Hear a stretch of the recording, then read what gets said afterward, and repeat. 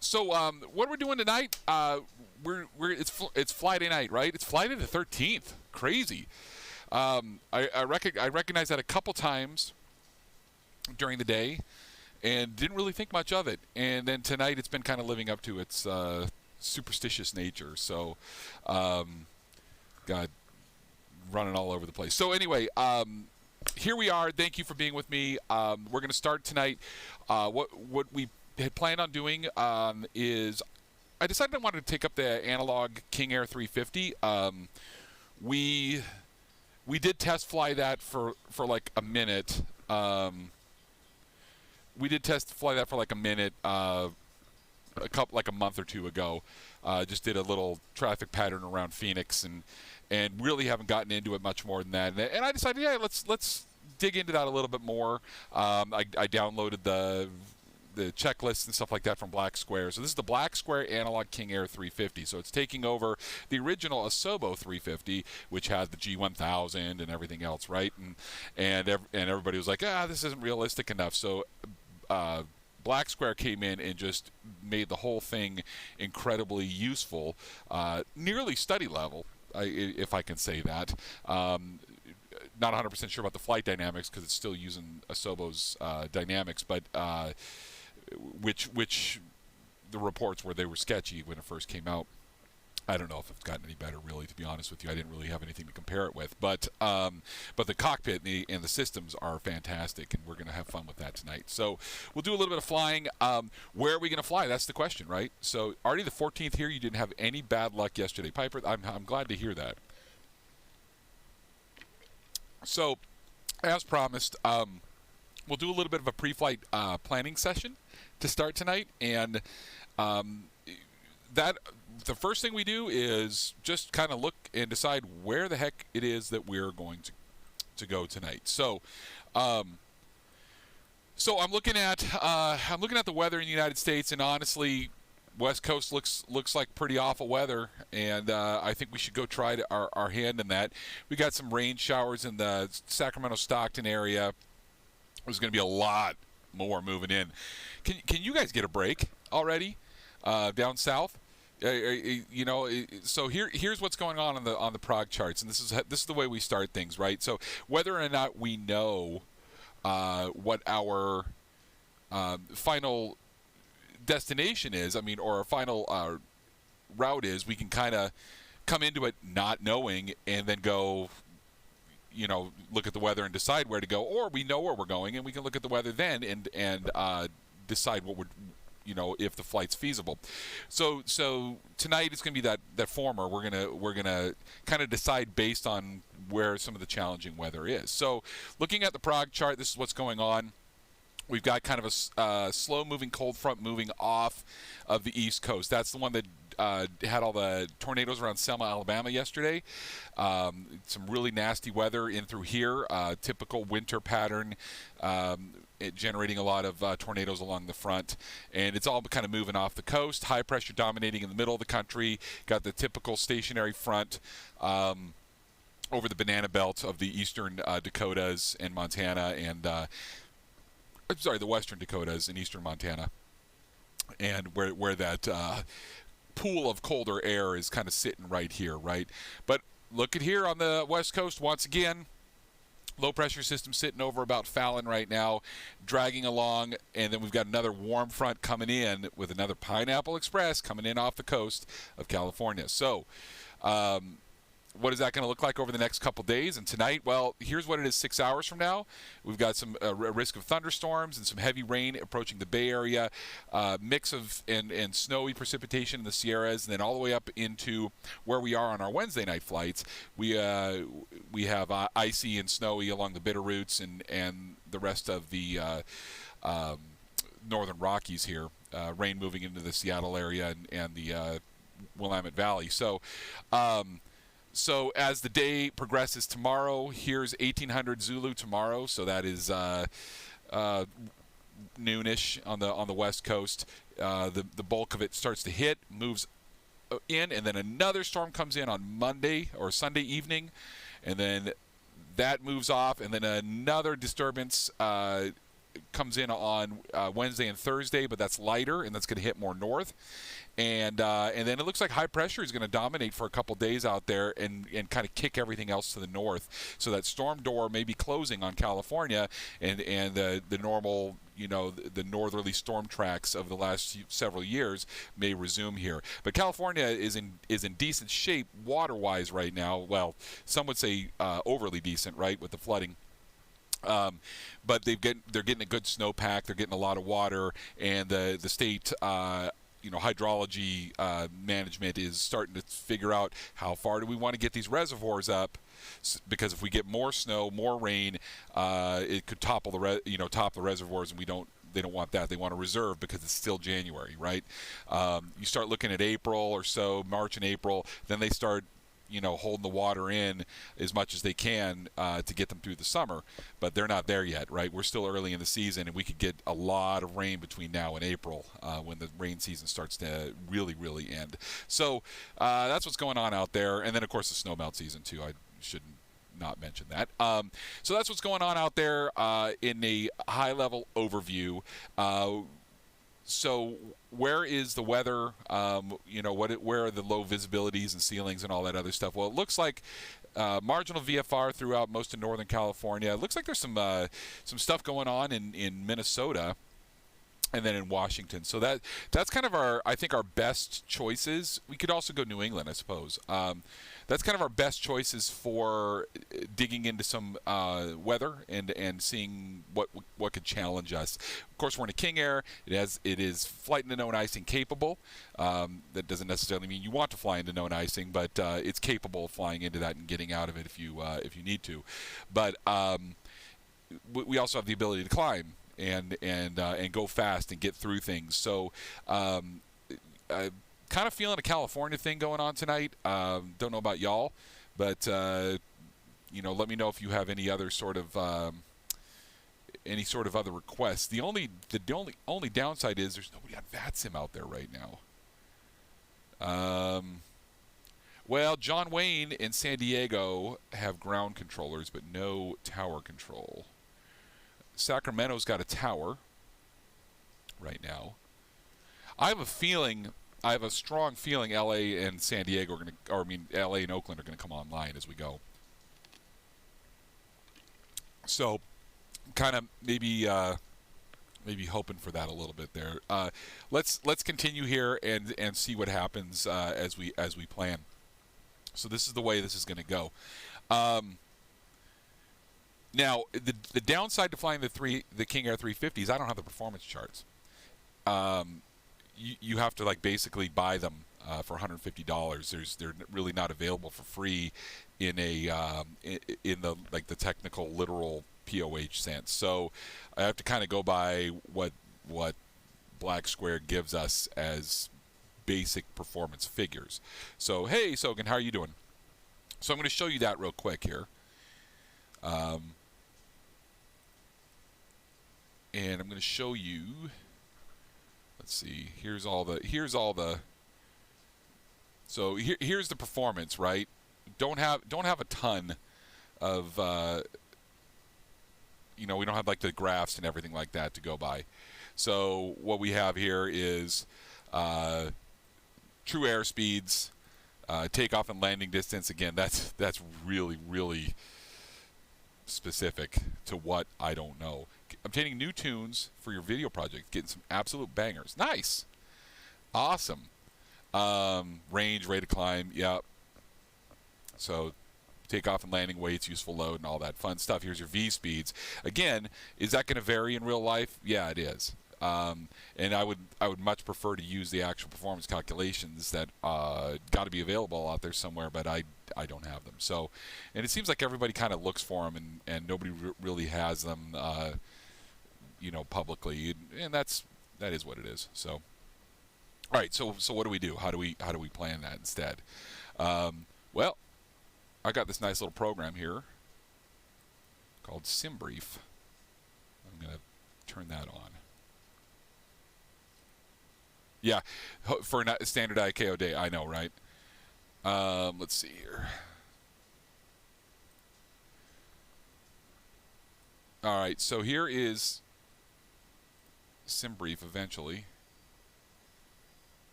Let's drag that over here. Okay. So the way this is going to work is I'm going to just type this in.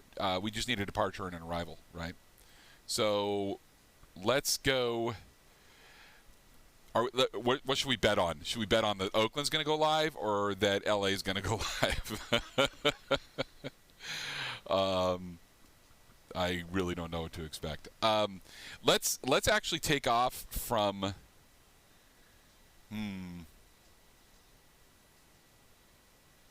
Let's take off from like Oregon and fly into Northern California, where the weather's awful. So let's plan on going.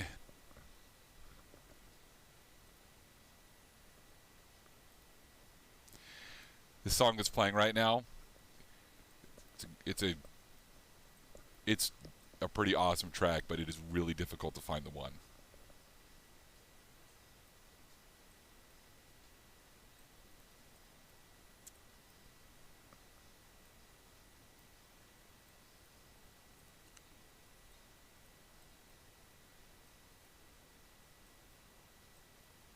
Let's go from, let's see, Roseburg's a little short. Should we go Eugene? Eugene? Let's plan Eugene, and we'll go down to,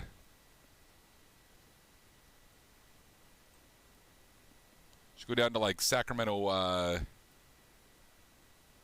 we can go international, we can go Mayfair, we can go into San Francisco too. That would be kind of cool. That would follow, let's see, Eugene to San Francisco, or should we do one of the small airports in there, like San Jose? Ooh, San Jose would be fun. We haven't done San Jose in a long time, and I've got the scenery for it. I've got the Orbic scenery. So should we do that?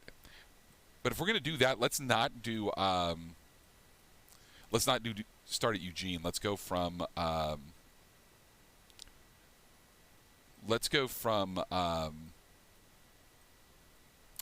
Redmond, KRDM. Okay, so this is how we're going to do this. Yeah, that's good. That'll be about an hour and a half or so. Whenever you get the Canadian Hornets getting lost in the chaos. Okay. Actually, you know what, Sogan, I'm not following that. Which Hornets? What? Okay, so we're going to put in here KRDM, and we're going to arrive at KSJC. All right, so you see what happened there? It gave me an alternate. It gave me an alternate of Sacramento. I can make that. I can change that if I want. I did not see that video. Today is the 14th of January. At it's currently 3:15 Zulu, so we're gonna set the departure time. Let's see here. It's gonna be closer to 45 if we're lucky, I think. So we've already got the King Air selected. There's only one climb profile. It's best rate. We're gonna do the max speed profile, not the max range. We don't need the extra range right now. We're not burning any real money. Descent profile, there's only one. Fuel factor, we're going to leave it 0. Everything else seems good. We don't have a cell cal or an ATC call sign that we're going to need. So the scheduled flight time, this is 2 hours and 15 minutes. That's fine. A little bit longer than I thought, but that's okay. Reserve fuel, we're going to go to 45. And we're going to do the standard layout for this here. Oh. 2 CF-18s fly to LA for a training mission. Hours of boredom were lent to absolute chaos due to traffic and uncooperating radio. I'll have to check that out, man. I'll definitely have to check that out. Okay, so looking at the current weather in Redmond, if you can see this here. I don't know if it. Oh yeah, it'll pop up. It's a little small. I apologize for that, but there's nothing I can do. So it looks like the wind is 180 at 11. Visibility is 10, scattered at 8,000, broken at 10,000, temperature 8, dew point 2, altimeter 2975. And here's the TAF, is the winds are going to be increasing, 14 gusting 2-2, better than 6 miles visibility, showers in the vicinity, overcast at 7,000. And then at 0300, it shifts to 170 at 11. Still showers in the vicinity, overcast at 5,000. So it's doing a little bit better than the forecast right now. But that time period from the 14th at 0300 just went active 18 minutes ago. So I expect that to be getting worse. Basically, that's what that is. Usually telling us that it's not gonna be good for long, especially if it stays like that for a long time, which it is going to. So that is our departure. The TAF at our arrival, here's San Jose. I don't need the current METAR is kind of irrelevant. 2 hours from now, it's going to be something different, so I don't really need to worry about that, except just to get maybe just a general idea of the dew point, temperature dew point spread, and the wind, and the altimeter, just kind of taking a look at what the conditions may be in 2 hours. But what I really need to know here is, so the forecast is going to be 17010, so the winds are out of the south. 6 miles, not P6SM, right? This is just 6SM.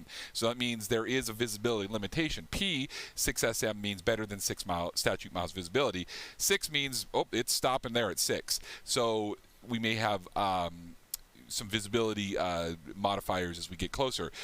Well, there it is right there, light rain showers. Okay, broken at 3,000, that's our ceiling, overcast at 5,000. From 0200, the wind is shifting to the south east, better than 6, and showers in the vicinity, overcast 5,000. And then it says tempo, so temporarily between 0900 and 1300.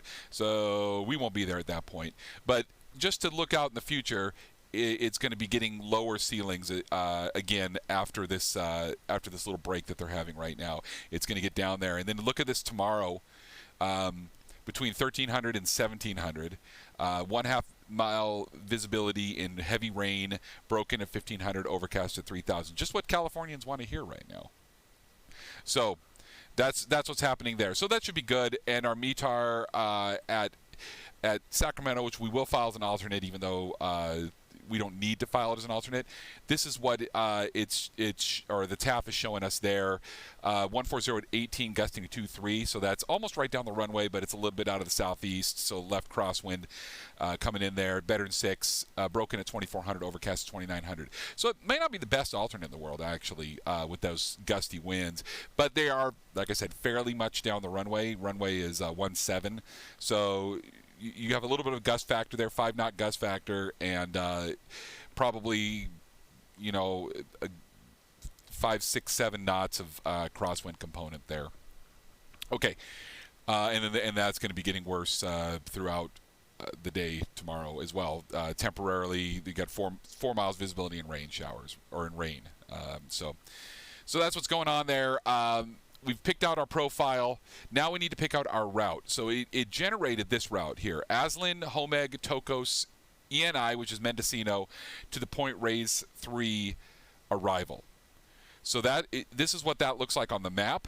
So you can see it takes us over the coast range and then brings us in. The Point Reyes 3, by the way, arrival is the same arrival that they use as San Francisco. It just breaks us off to San Jose. And if they have a north flow, it's going to be interesting. And that's what I'm hoping Oakland Center gets online, because north flows in the Bay Area are whack. So you normally have, coming into San Jose and San Francisco, I'll show you here. Here's the Bay Area, right? Actually, it'll be easier for me to show you on the chart. So normally you've got everybody's coming into the 2-8s, right? Runway 28 left and right into San Francisco. So you've got this flow coming in here. Actually, they come in kind of like this, and then they turn slightly, and then they descend over these bridges here. Let's turn it to the TAC chart. It's easier to see. So you got the Dumbarton Bridge and the San Mateo Bridge, right? And that's where the outer marker used to be. It used to be called Bridge, was the waypoint with the outer marker. Locator outer marker was BRIJJ, was the old 5-letter identifier, and it was on a little bit of a jut out right here next to the San Mateo Bridge, and that's where the outer marker used to be. And nowadays, everything is, there's no outer marker really anymore. So they come in like this, and they make that slight turn. And then if you're coming in from the north or the northwest, northeast, they bring you around almost on a downwind like this. So the Point Reyes arrival, here's Point Reyes way up here, and they bring you in and kind of around on a long right, left downwind, and then vector you to the ILS or the RNAV coming in this way. There's also charted visual procedures as well, CVPs. So let's take a look at the chart here. Oh shoot, I don't have it up. I just showed you all that, and you didn't even see it. I apologize. So what I was showing you is they come in like this for San Francisco, and into here. So here's where the old outer marker was, right here, next to the San Mateo Bridge. So they come in like this, and if you're coming in from the north, you come in from Point Reyes, they bring you down, and then around and vector you to that final ILS here, right? So let's see what it looks like, the chart looks like for San Jose, because I haven't flown this to San Jose. Do you know the way to San Jose? So the Point Reyes 3 arrival, we can either enter at Mendocino or Sacramento, right? So there's your northeast and your north, right? Northwest. So one of those two entry points on the arrival. Point Reyes is the those are transitions. Point Reyes is where the actual arrival starts if you're not on a transition. So you could go direct Point Reyes. But anyway, come in this way to Stins, which is Stinson Beach, and then Hadley, and then over, and then you see all the airports that this serves. Reed Hillview, which is San Jose's feeder, like little GA airport that they're trying to close. San Jose International, Moffett, which is a former naval station. Palo Alto, San Carlos, little tiny GA airports, and then San Francisco International. The route description is, here are the two transitions, but from over the Point Reyes VORDME on the 144 to Hadley, so that's there. Then via the Woodside 256 to the Woodside VORDME, and then expect radar vectors as final approach course. So pretty much what I just said, right? So what does the approach into San Jose look like? Now, my guess is if we come in on the Point Reyes 3, that they're going to break us off earlier than this to get into San Jose, but I don't really know what their flows are like. So to get an idea what the flows look like, take a look at the ILS. So this one doesn't have an initial approach fix. It just has an intermediate fix. It's a vector. Radar required, says right there. So they would just vector us to that final, and then we'd end up going in to San Jose this way. So north flow, like we said, the normal flow is this coming in from the southwest like this to all these airports, right? Oakland here, coming in like this, underneath San Francisco. San Francisco arrivals come in up top, do this. San Jose comes in this valley here, but a departure from San Jose has to actually do a turn inside its own butt and then cross back over the airport basically on the departure. And people bust this all the time. It's really easy departure to bust. Let me show you that real quick here. Is that the one I'm thinking of here, or is it the? No, it's not the Sunol. I think it's the. Oh, the loop, right? You got the loop is one of them, but you take off and you basically turn back around. I guess they don't have the one that you fly directly back over the VOR anymore. They must have gotten rid of it. Which is those are arrivals, but that's interesting. It doesn't completely surprise me because of the difficulty in that.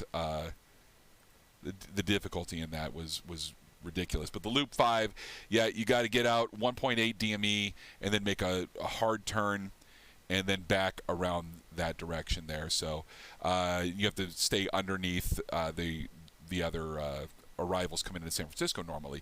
Now the north flow, you're coming in this way. San Francisco, it might be when they have a north flow, they're coming in on 19, so they come in this way, and then Oakland comes in this way under them. It is a mess. This airspace is one of the most absolute mess airspaces. So I'm curious to see what they're going to do tonight if VATSIM comes online. Oh, it looks like LA just went on active. Oh, I really hope Oakland does too. Okay. So yeah, so that's one of our options. So we could take what SimBrief gave us, or we could totally change it up, right? What are the other options there? And this is the part that I told you we're going to take a couple minutes to decide, just to kind of look at things and see why it's giving us what it's giving us. So the Briney 2 is an RNAV. I actually feel like that one would be more realistic because of the runway that they're going to be using. We might actually do the Briney 2. The Bricks is an RNAV arrival only. I'm not going to do the RNAV only. I think that would be boring. Let's see, the Razor 5, that's coming in from the east. The Risty coming in from northeast. Roby, let's see, that's coming in from the southeast. Silicon is coming in from the southeast. That's the RNAV. So I think we might actually do the Briney 2. And I'm looking here to make sure that this is not restricted to certain types of aircraft. 11,000 to 250 knots, we can do that. That's turbojet, but that's just for planning. It says expect. So we can come in from Red Bluff and then come down that way. But I think that'll give us a little bit more. No, that's really not much of a difference, is it? So what's the difference here? Why are we getting? What's the difference between the Briney 2 and the Point Reyes 3? Farther out. This one starts at Red Bluff, and it's a little bit higher. So maybe the Point Reyes is the right one to do. It's lower. Yeah, we can get either runway from this way. They both end at Woodside, so we'll stick with the Point Reyes. Okay. So looking again here. Well, this is an airport in the mountains, but we could also do that, Piper. If we can get off the ground in enough time here shortly, then if I can abbreviate this, then maybe we can do that actually. All right. So looking at our airways here. You've got to remember a lot of the airways are going bye-bye. Not a ton in the way of airways to Mendocino from Redmond. So we're going to be going direct. This RDM to Aslan to Homeg to Tocos and then to Mendocino. The other way we could do this, and maybe we will, is I think that's Klamath Falls. So maybe we'll go, this one takes us by Crater Lake, so I think I'm going to do that. Oh, here's me being indecisive. No, let's go Klamath Falls. So let's check this one out here. So LMT.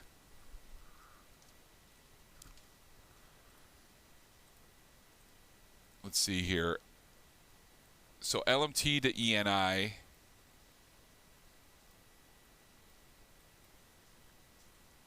That's actually not bad right there.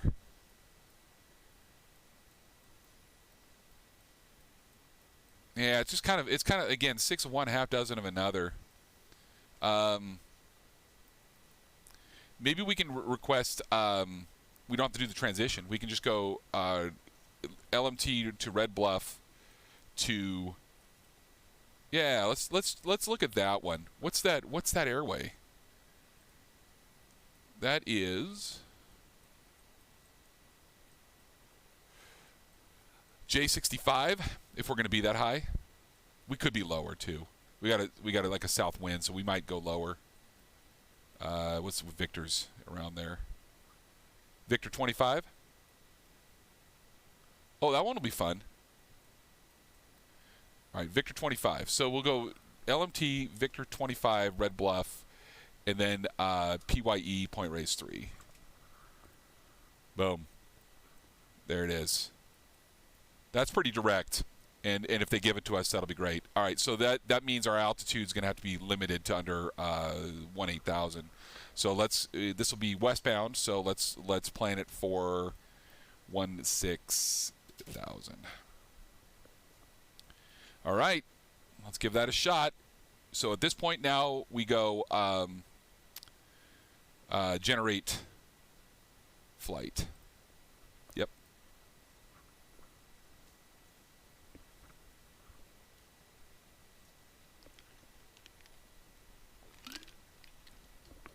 Okay. So it's telling us no airline, no flight. B350 is our aircraft type, originating at Redmond, destination San Jose, alternate Sacramento. Cruise altitude is flight level 160. Departing at 3:45. We better get out there. This is not going to depart at 3:45 at this rate. We'll have to put some passengers in here too, because I don't think I put any passengers in. Let's say we got 8 passengers. So we're going to regenerate. I forgot to put passengers on.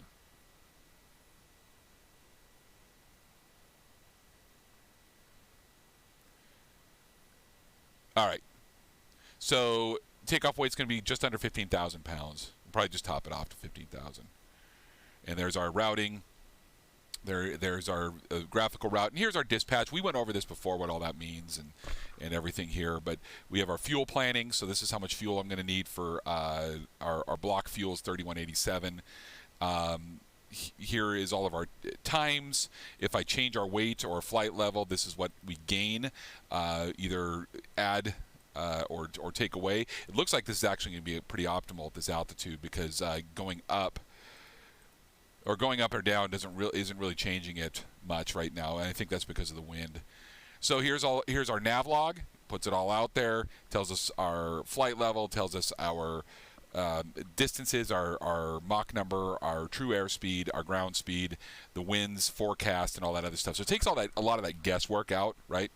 But here are the winds that we would normally download as pilots, right? So we would go, they send off radiosondes, balloons with instrument packages a couple times a day from various sites. Red Bluff is one of them. Sacramento's another one.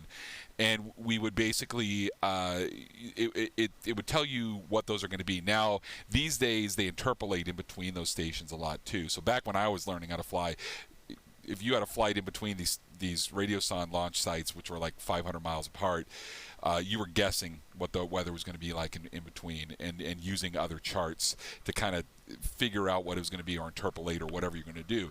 Nowadays, they have that all kind of figured out by waypoint. So here at Klamath Falls, LMT, at flight level 120, 140, so these are flight levels here, and this is telling them the wind is going to be 219 at 033, right? If I go up to flight level 200, it's 222 at 036, so it's a little bit more of a headwind, and it's a couple knots faster, right? Back in my day, exactly, Sogan. Here are the temperatures too. So minus 11 at 12,000 feet. We'll be at minus 19 at 16,000. You go up higher and it's minus 27. That's all Celsius, of course. We get down to Point Reyes, and at 16,000 feet, it's going to be about the same wind, 37 knots. So it's going to be up there. Here's all the dispatch breaches. Here's all the NOTAMs. Now, this is the part that failed the other day in the FAA world, right? This is the part that went down. So you have, first of all, this is the weather still. We have airmets, no airmets posted right now. Of course, that's meteorological hazards to airmen. SIGMETs right now, there is a convective SIGMET 1 whiskey valid until 4:55 from 50 southwest of FMG, that's Mustang or Reno, to 20 north of Modesto, to Sacramento to 50. So it's a polygon that they're drawing there, right over the eastern Sacramento area. Area of thunderstorms moving from 240 at 225 knots. So it's not a particularly fast thunderstorm, and they're not very high thunderstorms. Tops are only flight level 230, but that's fairly normal this time of year for thunderstorms in the upper latitudes to be lower topped, right? These are not the Midwestern summer where the tropopause is up at 55, 60,000 feet, and not the equatorial storms where it's always up there, or the tropical ones where it's always high. We're talking about it. We're at 30, 6, 7, 8 degrees of north latitude, and it's winter, so the troposphere is pretty low, or the tropopause and the bottom of the stratosphere is pretty low, so the storms don't get very high topped. But there's obviously enough friction and ice going on in them, probably some small hail, that it's causing lightning and things like that. That's why they're calling it a thunderstorm. So here's the weather that we already looked at. All the METARs and the TAFs, we already pulled those, so we're good there. Here's the NOTAMs. This is the stuff that failed the FAA the other day, right? So this is literally the same kind of printout that you would generate if you were going flying in the real world right now. And first of all, you have the 5G NOTAM, radio altimeter, unreliable, auto land, HUD to touchdown, enhanced flight vision systems to touchdown, et cetera, not authorized except for aircraft using approved alternate methods of compliance due to 5G Charlie band interference plus airworthiness directives from December of 2021. So that's the one, and it really sucks when they read that out on the ATIS. It's super annoying when they read that out on the ATIS, and they often do. So it's like, oh God, I don't want to wait for that to go through. But here's everything. Your braking condition. FICON is wet at San Jose. Taxiways, aprons, UAS airspace, radio altimeter. Here, that's another one there. Small arms firing area, 1 nautical mile radius of the San Jose 210 to 1,000 feet AGL. It's 11.5 miles. I'm not worried about that. That's we're going to be over that. So again, runway. Here's our changes to our instrument procedures, right? So here is your takeoff minimums, Amendment 6 Charlie, runway 2. So they're basically, it says add takeoff obstacle note, temporary crane 1.5 nautical miles from departure into the runway, 6 feet right of the center line, 300. I mean, literally, it's giving you where this is, and it's probably a building that's being constructed. Usually is when it's a crane, right? Another temporary crane, 12 right. Guess what? 12 left and 12 right are exactly parallel right next to each other, so it's kind of a redundant NOTAM. This is the problem with the NOTAM system, is it's very, like, it's 319 feet AGL, 1.5 nautical miles out. So it is, you know, that is actually kind of in the approach path a little bit, 596 feet right at center line. If you're putting around down low, you might need to know that, but if you're coming in on an instrument approach, that's kind of irrelevant. And then here's the rest of them too. Approach procedures. So because of some of that crane and all that other stuff in there, we're going to change our minimums, our LNAV minimums, our circling minimums. They're increasing because of that crane being kind of in that clear area that for the approach procedure. So it's a temporary change, but this is the stuff that you have to go over every single flight, especially if you're flying instruments, right? All due to temporary cranes. All due to temporary cranes. And then this one here, it's saying that no special authorization Cat 1-2 ILS because of the 5G issue. Here's some more stuff for Sacramento for the alternate airport. Let's see, the wind cone for, all right, so the wind cone, big deal, right? A 52-foot antenna lighted, great, okay. Again, and here's all the stuff on the way, along the way. So if we have to shoot an approach into Marysville, now that is pertinent. Marysville, ILS runway 114 glide path out of service. ILS localizer out of service. So don't go flying into Marysville and expect an ILS approach right now if that's your alternate. So that's more pertinent than a temporary crane that's 3 miles from the airport, right? Unless you're flying a agricultural aircraft. So all that same stuff there. Cost index, yeah, that's just boilerplate. So here's the weather charts. So the area of isolated embedded cumulonimbus tops up to 40,000 feet. Good luck. I don't see it. Here's the winds aloft. So kind of got a headwind going on. And there's a vertical profile. So it's going to show us going over the mountains. Look at all that. Yay. So we're going to start this way. We're flying right to left here. and then in, and I'm sure we'll be lower than that by the time we get out there. So, okay, that's it. Any questions? So again, that's the problem is that there's no way really to ignore them. It's a lot of CYA. It's a lot of, we have to tell you this because if you do hit something and we didn't tell you, there's going to be hell to pay, right? But the reality of it is, a lot of note, and I don't want to get you, any of you, in the habit of skipping NOTAMs, but you start to identify really quickly that, yeah, this one's not going to be pertinent to us. Yeah, because you could literally have 100 NOTAMs on a flight, and you've got to read through all that stuff, and there's really no good way to filter that out at a glance. You have to just get good at reading them. So it is a little bit of an archaic system, and of course, it sounds like it's also susceptible to little Bobby tables. So, yeah, we'll see if that happens again. Anyway, let's go flying. I've got the sim already warmed up. I've got Bill Lawrence playing, and I don't know what's going to come up next. You probably can't hear. I turned it down pretty far. I think I'll play his Swift album next. And of course, that won't be on the VOD. All right, so going out, we decided from KRDM, right? Redmond Roberts. Oh, you guys are already there. You guys are fast.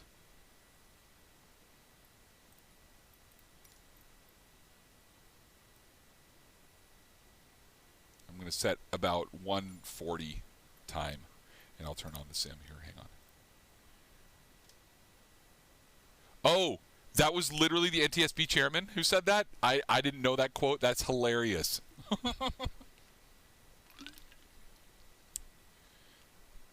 To redirect criticism from Southwest. I'm not, not a conspiracy theory type, but it was extraordinarily inconvenient. Okay, we got a King Air. Oh, I love this cockpit. I'll tell you what, this is one of my favorite cockpits in the world, an analog King Air. All these gauges and switches and dials and all that stuff. Let's see what this one does. Should I push it? Okay. No, I guess not. I guess I shouldn't. So what I'm going to do is I've got the black square checklist up on another screen for myself. I am not going to put it up on the screen because I'll forget to take it off, and you guys will see it for 20 minutes and yell at me to take it off, but I'll forget. So I'm going to read it as I go, and we can identify some stuff. But just real quickly, just taking a glance around the cockpit. Let me turn track IR off for a second here. Just going from left to right, we got our fuel panel here, our main bus breakers and our essential stuff over here, circuit breakers. Of course, we have on the panel, we've got our typical six-pack. It's a little bit arranged a little bit differently. Airspeed, attitude indicator, which also has navigation built into it as well. We've got an air altitude, vertical speed, and then our HSI down here, right? Then over here is an RMI. This is a dual needle RMI, so I can select either of these needles to be the yellow needle can be VOR1 or ADF. Hold on here. Let me make sure. Let me go on to. We're gonna put this one on. This is good. This is a good album.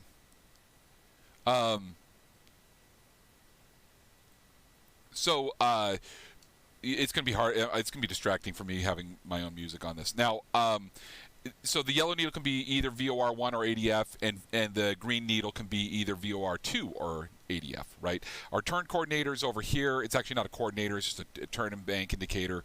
With the turn coordinator adds roll capability, and this one does not have that, right? So what else do we have here? All of our engine gauges, they're all duplicated, so we have left and right. Turbine temperature, torque, prop RPM, N2 RPM, so our gas turbine RPM, fuel flow indicators, oil temp and pressure. On the rest of the pilot's panel here, this is all of your electrical, just kind of the main engine connection, inverters and generators, right? Ignitions, anti-ice, and master override, ignition overrides here, auto feather and all that other stuff, and then your master power and battery here. All your lights are here, and then there's actually a couple more over on this side too. But these are your kind of your beacon strobe and all that other stuff kind of stay on. These here are the ones that you turn on and off during the flight, landing, taxi, and everything else. Down here is your ice protection. So you've got windshield, prop ice, pitot heat, stall warn, brake de-ice, fuel vent de-ice, and then your surface de-ice, which is your boots, right? So we look out the wing and we see the big the black pneumatic boots on the leading edge of the wing. That's how we're going to get rid of ice on the wings. And there's, of course, it's on the tailplane as well. Landing gear selector.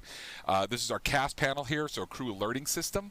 And then you go over to the right. I'm going to come back around. You go to the right here. This is your cabin electrical, so your turn on the coffee maker and all that other fun stuff. Your environmental control system here, so your heating and air conditioning, and some more cockpit adjustments for that as well. Over here is your oxygen, pneumatic pressure, and everything else on the other side of the co-pilot. And then, of course, the co-pilot has his or her own panel as well. They've got a DME. They've got all the six-pack that we have over here. But the one thing that they do have in addition is a separate radar altimeter gauge over here, right? So VOR 2 gauge for both sides. And then coming back up to the middle of the panel, we've got our comm panel here. So this is all of our interphone and everything else. We do have our master caution lights up here, and master warning and master caution masters in the middle. Fire extinguishers on this here, so fire alerting and extinguishing. And then we get down to our altitude alerter.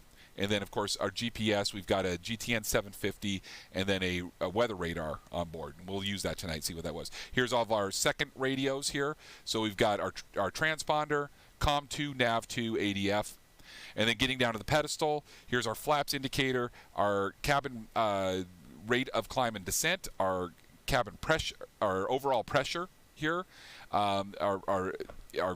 it's our cabin altitude and the pressure ratio between the inside and the outside. So that's extremely important, right? Cabin altitude, big needle, and the little needle is your pressure ratio. And then, of course, we got power levers, prop levers, condition levers. This is turbine engines, pitch trim, rudder trim, aileron trim, flap lever here. And then down here we get onto our we have this is our oxygen master right here. We pull that on, our system comes up alive. We have a COM3 unit and a second ADF unit here. Autopilot's all here. And then this is our cabin altitude controller. And then we've got some other controls here that we need to be aware of, our rudder boost and electric trim. The cockpit or the panel lights are all up here. So here's all your engine instruments and panel lights and everything like that. You've got your windshield wipers. It says do not operate on dry glass because it makes it sound like all right, anyway, that was for free, by the way. And then, of course, we have hey, Mojave, how's it going? It is so you have stored oxygen. That's what that's what the green is. That's O2 gas, right? Whereas you don't have an oxygen generator in an aircraft, really. What you have is bleed air from the engines, but it's air. It's the mix of nitrogen and oxygen and all the other gases that are in air. They're just compressed by the engine, and then they are put into a sealed cabin with an outflow valve, and that's how it maintains its cabin pressure, and the partial pressure of oxygen is enough to breathe at higher altitudes, even though your cabin's going to climb. But the oxygen itself, that green knob, that's oxygen gas that's bottled. You pull that up, and that makes it available for anybody who needs it. So we have an oxygen mask. I don't even actually know where that should be here. Actually, it should be a quick donning mask because we can get up to some altitudes where. Here it is, right here. So this would be This would be your oxygen mask stowed up here, and you have to be able to reach that, pull it on single-handedly. When you pull it down, it has a part that inflates, a basket. It activates the valve, the basket inflates, and you can put it over your head single-handedly within 5 seconds of a catastrophic loss of pressure, right? That's how you get certified. And then all of your electric monitoring is up here. Okay, everybody good? Everybody good? You're used to OBOGs, and that is an oxygen generator, and fighter jets obviously have that, right? Because they fly at altitudes that are very high, in cockpits that aren't made as much for. They're not. I don't know. Are they as reliable as? Well, they need the oxygen anyway for supplemental. They go up to 50,000 feet or whatever. So you're using more oxygen. You have to be on a mask at those altitudes. You have to. It's and on demand. I mean on full. I can't remember the name of it. Pressure demand, diluter demand, and pressure. So it's going to be under pressure up there, and so they need to keep on regenerating the oxygen. Whereas this aircraft, you only need it for an emergency, and you're just going to get down. You're never going to get high enough in a King Air where you need that much oxygen to be able to sustain you at that flight at those altitudes. Makes sense. Okay, but it's a little bit different because you're not compressing air. You're pulling from a O2 gas from a bottle, and the engine is not. You have to have a generation system, which I think has to have a catalyst and all this other stuff to actually generate O2 gas, and that's what a fighter has. But it works similarly. Okay, so let's get started here. I hope that you guys don't mind me talking about all this stuff and wasting time. But you know me, I love this stuff. And it is fun for me to remind myself of it because it's not always on the top of my mind, these advanced systems and stuff like that. Okay, before engine start. Pre-flight inspection is complete. Emergency lights are not necessary. Air stair door is locked. Emergency exits are unlocked. Cabin loading is complete, and seat belts and harnesses are secure. Parking brake is set. That's here. Control locks are removed. Yep, they look like they're removed to me. And standby and cross-feed pumps are off. That's over here. So standby, cross-feed pump is off. That should be, yep, in the middle there, off. And aux transfer pumps are auto. Remember, I do not know this plane like the back of my hand, so I'm have to kind of remind myself here. I'm not an expert in this plane. Pilot circuit breaker is all in, so we check there. If it's out, it's going to look red like that. We run our hands over it, feel it, look at it. Battery bus is going to be normal, and that's that knob there. Gang bar is down. That's these. External power is off. Avionics master off. Auto ignition and AC inverters are off. Good. Okay. Auto ignition's up here. AC inverters are here. The bus sense. I'm sorry, you can't see my mouse. That's that. There's your gang bar, auto ignition, and inverters. Okay. Bus sense is normal. That's in the middle there. Bus ties is normal in the middle there. Engine anti-ice is required. We're not going to use any to take off here. Anti-ice actuators are going to be on main, so we look at that, and we don't need our backup on that, so they're right there. So anti-ice is off, actuators are off. Starters are off, that's here. Auto feather is going to be off. Yep, it's in the middle. Exterior lights off and ice protection off. So basically we're checking the switches off. Prop sync is off. Where's prop sync again? That is right here. And then power levers are ground idle. So we should probably, let's see, where's ground idle? Right there. Okay. It's ground idle. And where was I? Prop levers are full forward. They are. Condition levers are cut off. They are. Flaps are up. Friction locks are set. Trims are centered. Check. And oxygen manual dropout is pushed. That's down. Passenger oxygen is ready. Pull. So we actually have to kind of, hold on here. It's not easy to see. It's on this side. So I'm going to pull that. All right. Passenger oxygen is pulled. Cabin pressure mode is pressure, and we've got that. Rudder boost is on, and electric trim is on. Okay, cabin master off, cabin lights is required. That's all over here. Cabin accessories is desired. No smoking and fasten seat belts on. That's right there. Put that one up top, of course. Vent blower is going to be low. Yeah, that's fine. Let's see here. Cabin temperature as desired, temperature mode off. That's all set already. Bleed air valves environmental off. So that's going to be in the middle like that. So that'll give us bleed air, but it won't go to the environmental system, so we can use it for starting and cross starting and all that other stuff. Aft blower is required. We're going to leave it off right now. It's nice and cool here in San Jose. Not hot, not cold. Electric heaters off. Oxygen pressure is 1550 to 1850. That's over here. Right there. It's in the green arc. That's good enough for me. Alternate static air is normal. That's over here. And co-pilot breakers are all in. So we're working from left to right. All the breakers are in. Yep, looks good to me. And the lighting master as required. We don't need any just yet. All right. So windshield wipers off. Yep, check.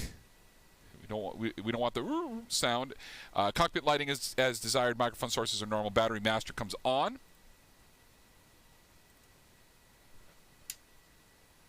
And we'll let that come on for a second here. And then battery volts, we're going to be 23 volts minimum. So to be able to start, we need 23 volts. So we switch over to battery. Why is this?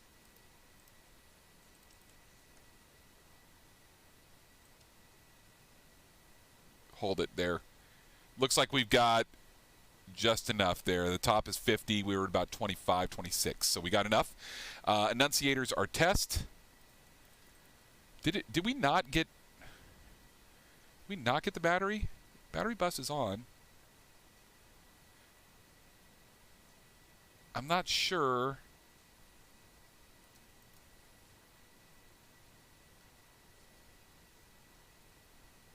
I'm kind of confused as to why we're not getting any actual power here. Do I have to do something else? Did I mess something up already? Is the battery dead? No, it showed it was good. I didn't pop any breakers. I guess I need external power. Okay. Whatever. All right, there we go. All right, master caution and everything. Test all the enunciators, make sure everything lights up. Good. Okay. Enunciator brightness, yeah, that's fine for now. It's going to be day to night. We'll check them later. Fuel quantities. Oh, yeah, let's actually put more fuel on. How are we doing on the chat? Am I not ignoring anybody? Okay. Hold on here. I gotta look at my dispatch. What do we say for fuel? 3187.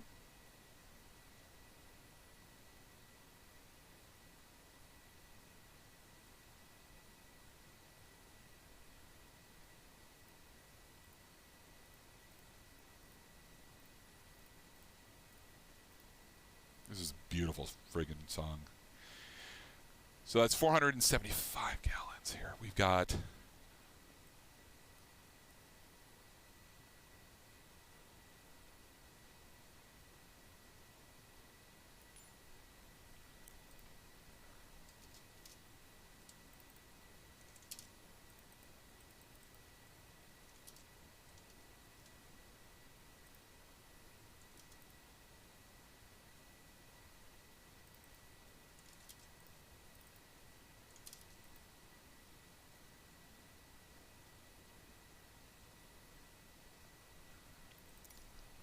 all right, now that looks good with the fuel and everything.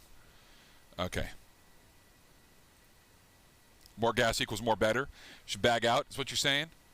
Okay. Done.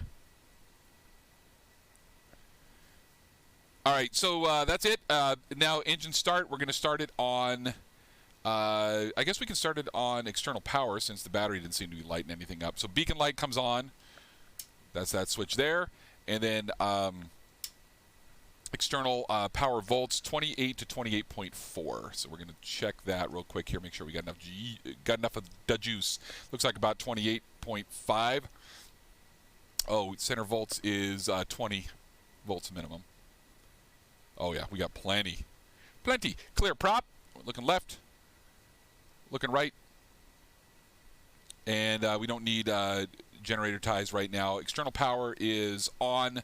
Left starter is going to be start. So we're going to watch for engine up to 12% NG, and we're going to keep that ITT less than 1090. So here comes our engine start. So you see right there, 10, 12, bring the up to low idle. Watching that ITT. It's going to spike. And it got out to about 1040. 1090 is the start maximum, and about 830 is your cruise, which is the red line there. Okay. We've got a good left engine start.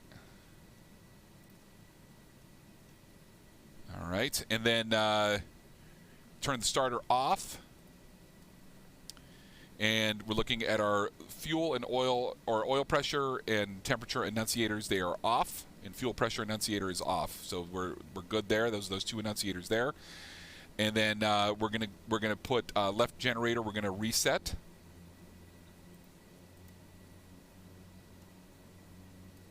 And then back to on, and then the generator light comes off. Let's see, left DC generator light off. That's there. That's off. And then left generator voltage, 28 volts is what we're looking for. Good. We're at 29. Perfect. External power, we can go off. And nothing turned off. That's good. Ground power unit is disconnected. That's outside. Left generator load is 10 to 50%. So we're looking at the load, and we're a little bit over right now, actually. Don't like that at all. Battery amps are positive. Slightly. Yikes. And then we're going to clear the right prop. Clear. And we're going to hit the right starter. And watch that ITT come up at 12%. We're going to go ahead and put it to low idle. Watching that ITT spike. Perfect. And it's going to come on back down. Good deal. And we're going to do the same thing for this guy. We're going to hit the reset button. Come on.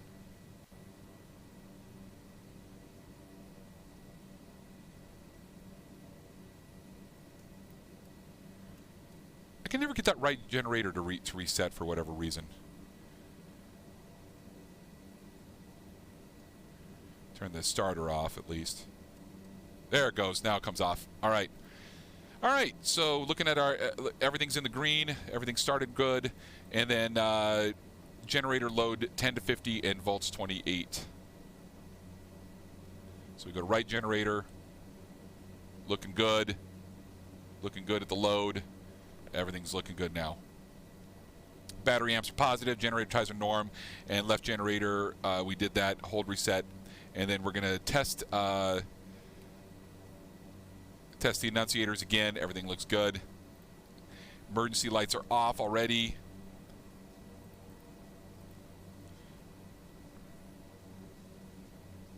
All right, so we're going to I'm going to skip some of the fire tests and stuff like that. That's all here. Well, I can show you.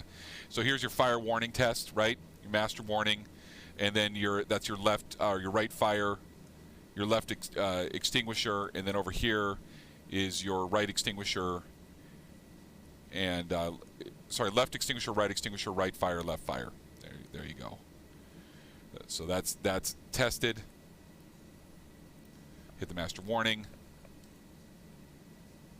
and our AC inverters need to come on here.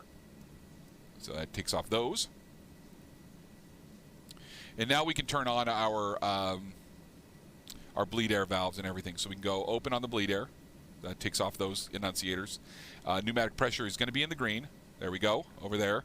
And temperature mode is auto. I can't really see. Can you? Temperature mode is on auto. Want that. I'm going to turn on the coffee maker, cabin master, and cabin lights are going to be dimmed. Aft blower is going to come on, and then we'll turn the electric heater. Well, how warm is it in here? I can't even see it. Can you guys see it? Huh. For some reason, that little temperature doohickey isn't on. It says cabin temperature low, so I am going to turn the heater on for right now. And we'll bring up the temperature controller. Okay. All right, everything else looking okay to us? I think so. Let's see here. Auto feather, everything else is good. Our beacon's on. We can turn our nav lights on now. We'll need them later. All right, cabin accessories, got gyro suctions in the green. I saw that over there. AC inverters are on. Did that already. And then bus enunciators are extinguished. AC frequency is 400. So a little bit, like I said, there's always a little bit of a thing with all of this. There's your AC cycles right there, 400, good. Weather radar is on off, standby. It's actually on the menu page. But let's put it on standby. There we go. All right, avionics master is already on. Remote compass is slaved and aligned. Looking good there at 200 degrees, slaved and aligned. Flight instruments are set, and then we'll go through that whole thing here in a second. Flight controls free and correct. Ooh. Why can't I? Ooh, it doesn't want to turn right. That's weird. All right, looking correct to me. Enunciators consider just the auto feather and everything else. We don't need any of that other stuff. Instrument flags consider not necessary. We'll turn the oxygen on there, and exterior lights is required. We already did that. So we're ready for brake release as soon as we get our flight plan put in our GPS. So you guys ready to rock? You guys ready to do this? Okay. Now, if I remember correctly, the touch spots are real weird on this until you... Hold on here. You have to, like, set up... You have to do this. And then go back. And then it's like, really weird. There's still conflicts with the internal sim and the GTN right now. It's all kind of messed up. It looks like it's messed. It's messed up because it looks like it's messed up.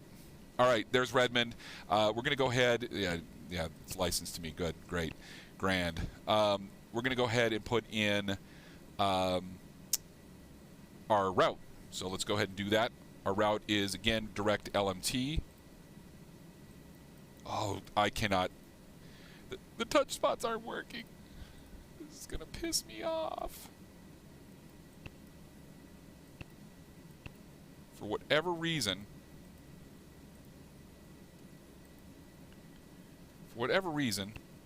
it's being stupid. Okay, so then from there, it's gonna be airway. Oh my gosh, really? So I have to keep the GNS on to be able to do this. Victor 25, I guess we'll leave the GNS on. Just shunt the radar down there. Okay, sorry. And then the exit's going to be Red Bluff. So we go down. RBL. And then, yep, load. And then we'll go direct PYE, Point Reyes. And I'm going to leave it there for now. I'm not going to put in the arrival because it may get changed. So I'm not going to get ahead of myself. So that's going to be what we're going to do.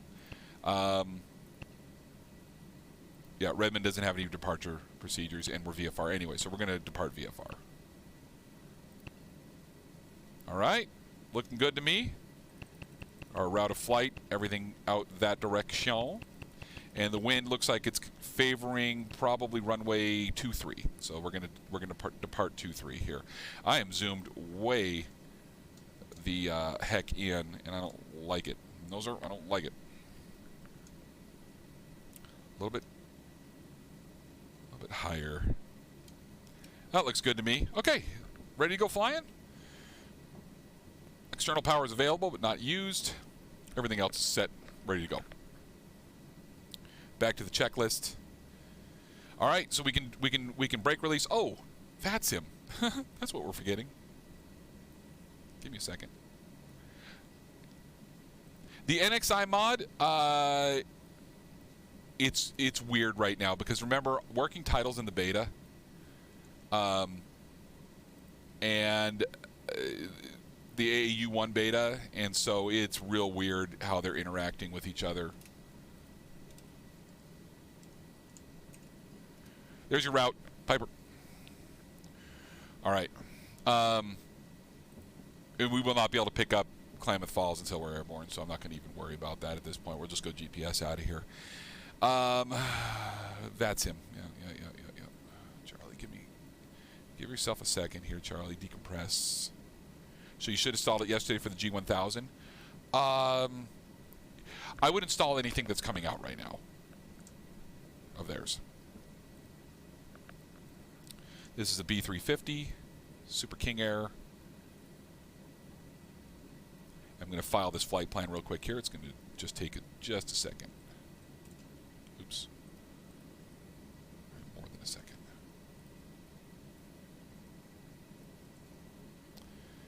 We are Slant Golf. We are IFR. KRDM to KSJC. Alternate is Sacramento. SMF. Departure time. We'll call it 4:20.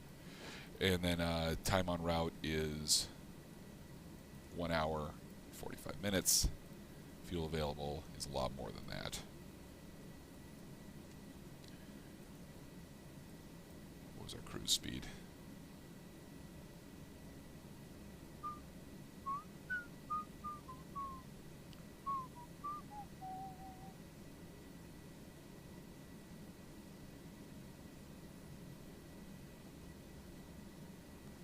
Why can't I...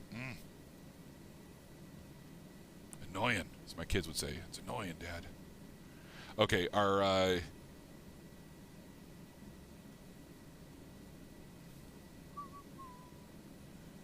let's see here.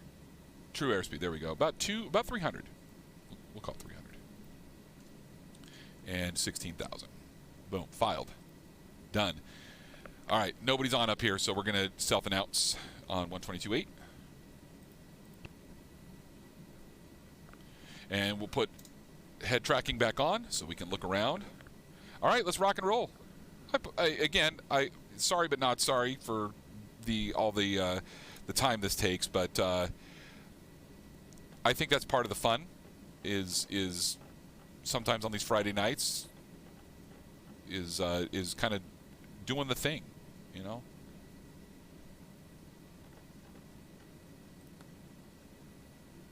I don't like that. I don't like the green. There we go. Oh, that's beautiful. That's a good-looking airplane. That's a good-looking airplane. Okay. All right. Let's go ahead and we'll check left, check right, release the parking brake, and give it a little bit of power here. Check the brakes. Brakes good.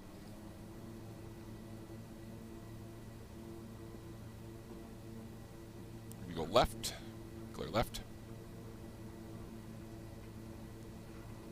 Hey, Chunky.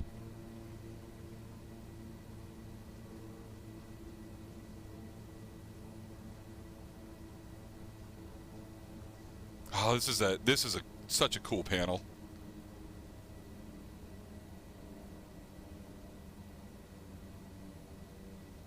And again, any King Air pilots out there, if you see I'm doing something wrong, feel free to correct me. Again, this is not my bread and butter aircraft. I'm still learning it. As you can tell, my flows are a little slow. We're going to call our initial altitude 10,000. So we would say something to the effect of Redmond clearance, King Air 604 Charlie Foxtrot on the northeast ramp, IFR to San Jose. And they would say something like 604 Charlie Foxtrot cleared to the San Jose International Airport. Radar vectors to Klamath Falls as filed. Climb and maintain 10,000. Expect 17,000. 16,000. 10 minutes after departure. Departure frequency is da da da da da. And squawk is, I think it's 2,000 for IFR ops. So I'm going to go IFR ops 2,000. that's without a ATC. And then I'd read that all back, and they'd say read back correct, and I would call for taxi. I would say King Air 604 Charlie Foxtrot ready for taxi IFR to San Jose with information India or whatever it is, and they would give me a taxi instruction, and which we've assumed that they already do, and we're on our way.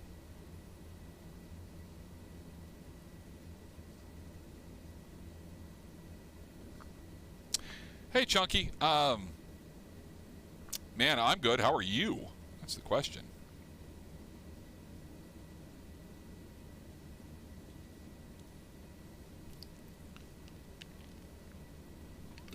Flight attendants prepare for departure.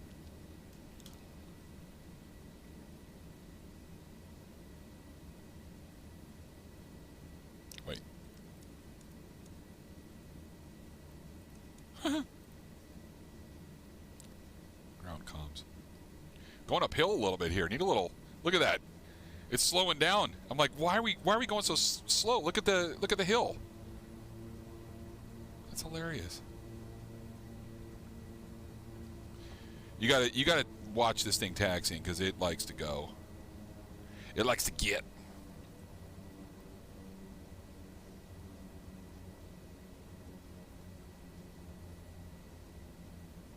We're gonna pretend this is not our first flight of the day. We're gonna go without the full run up.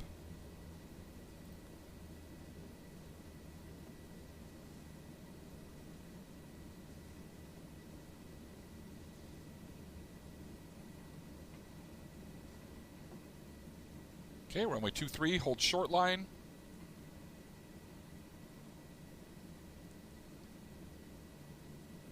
All right, we're short of 23. We're going to go, let's see here. I want to make sure that I want to make sure I'm not skipping anything on the run up. So nose wheel centered, parking brake set, electric trim actuate. So we'd watch the trim, make sure it goes. Yep. Pitch trim wheel, takeoff position. Yep. Electric trim, cycle, yaw damper engage, rudder boost. Okay, so that's all down here. We got that. We need to set some things down here. I'm not doing anti-ice right now. We're at idle. Auto ignition is going to be armed for takeoff. Turn that off for a second here.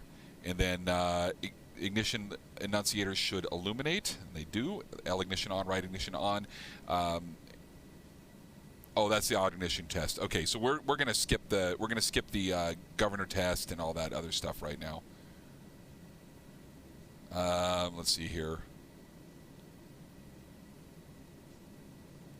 Yeah, that's a lot of extra stuff that we're not going to do right now. So we're going to turn the electric heater off for takeoff, and then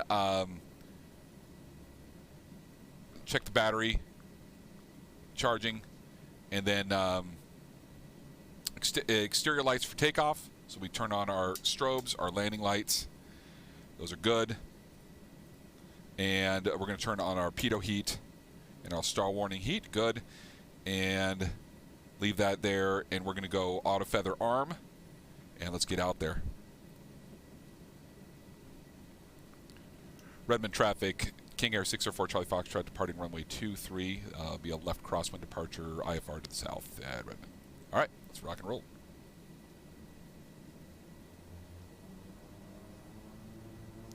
Turn the rec lights on too. All right, CAS is clear. We'll go full on the condition levers. High idle. It's hard. This thing, yeah, it wants to kind of go all over the place. Got a strong left crosswind here. The airplane already wants to weather vane, even though I'm only going 1 knot. Takeoff power. I've got almost full right rudder in right now. Okay, now I can back off of it just a little bit. It's ridiculous. 60, 70, 80. There's V1 there. And rotate.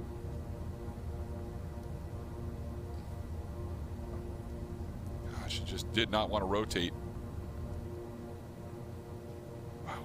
V2. Positive rate, gear up. So as soon as I started rotating, all of a sudden everything kind of lost my crosswind correction. That was crazy. It's like it floated. directly right.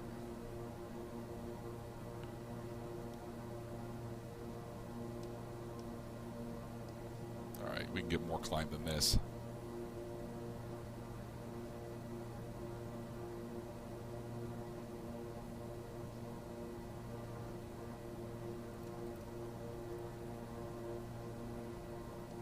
Redmond traffic, King Air 604 Charlie Foxtrot, left crosswind, departing the area to the south, Redmond.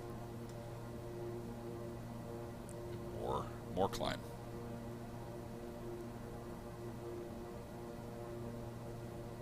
And we can go ahead and bring back the power just a little bit here.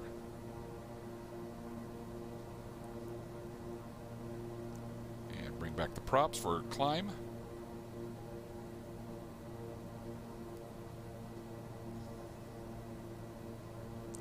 Landing lights and taxi lights come off. So why does everything like do that? Why does everything flicker?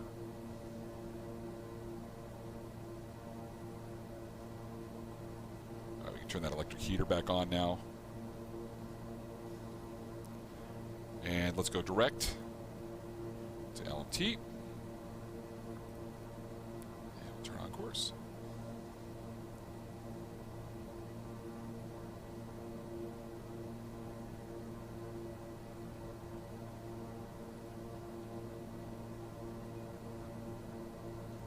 You know, I'm hoping that eventually here they get their butts in gear with the ground handling. I think honestly that is like the one, if there's one thing that makes me not want to fly the sim sometimes, it's the ground handling.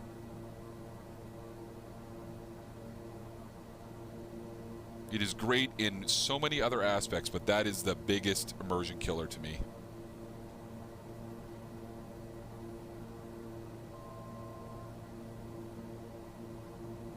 We got 800 feet to go.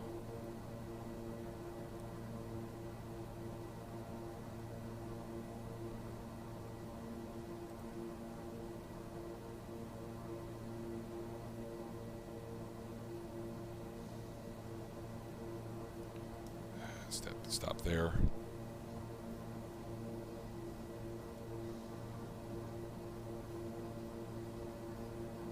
Looking down.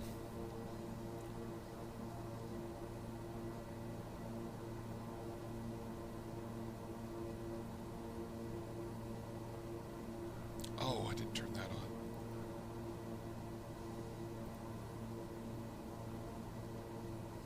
All right, we got a pretty strong right crosswind here, so we're going to take a little bit more of a correction. There we go.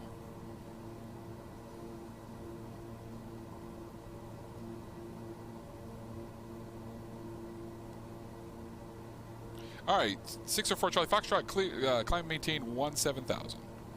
Maintain 17,000, 604 Charlie Foxtrot. So we'll go ahead and continue. Push the throttles back up. This airplane's fast. And I am not finding a nice freeze heading here, am I?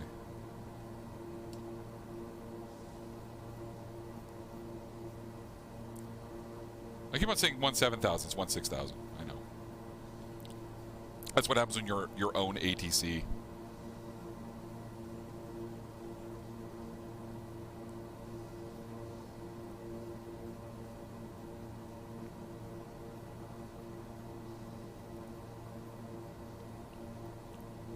Checking on with you.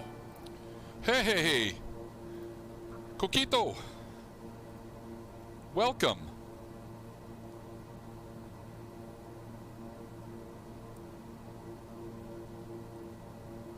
Thank you for the follow.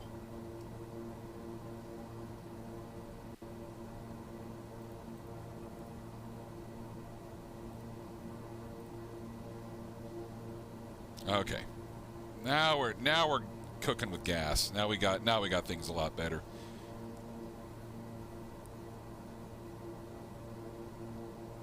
I'm going to set a couple things up here. First, let's turn the auto feather off. Acknowledge.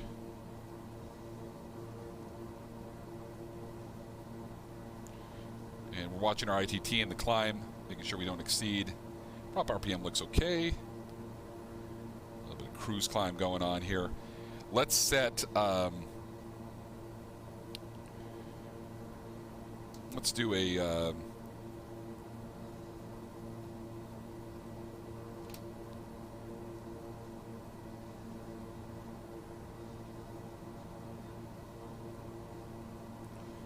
nav.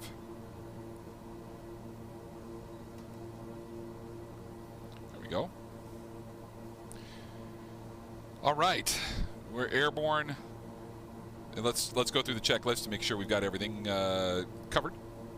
So 10,000 feet we've passed. We can turn the smoking and fasten seatbelt signs off. Exterior lights, we've ditched the taxi and the landing lights. We can turn the rec lights off as well. And we are monitoring our cabin pressure.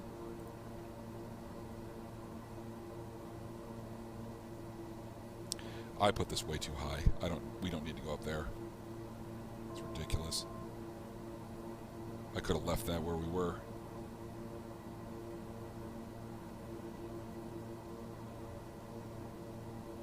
That's what I was messing with. I shouldn't have been messing with it.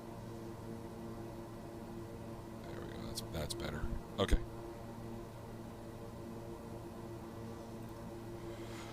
$300 feet to go. Make sure the autopilot does its thing and levels us off there. Looks like, oh, good. It's doing it. Just getting a little practice using autopilot, too. We don't always use autopilot here. I like to hand fly everything. You guys know me. But it is good to sometimes use it to get a feel on how it works and make sure that you're proficient in using it as well. Not everything is hand flown in the real world. Reduces workload a little bit. Don't forget to pull the circuit breaker to switch to heading mode. I know, right? Oh gosh, I'll tell you, man. Sometimes pure comedy, man. Yeah, our cabin's actually descending right now. It started higher than we're gonna end up because we're going downhill. I got no chill. Well, he's all over my stream now. So, okay, let's try to pick up Klamath Falls, and I'll show you guys what I'm doing. For those of you who are not instrument, you know, not everybody speaks the same language.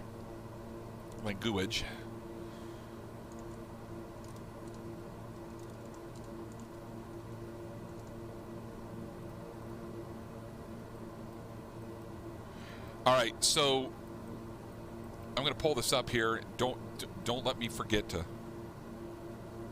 turn it off later.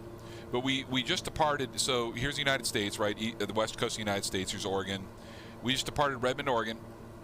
We're currently heading direct to Klamath Falls, right? We are not on an airway. We went GPS direct there. The frequency for Klamath Falls, as you can see, it is a high VORTAC. That's the symbol for VORTAC. 115.9 is the frequency, right? So we're going to put that in, 115.9. There's no way we would have picked it up from back there, by the way. Now, you can see that our RMI has picked it up. So we are picking up the VOR right now.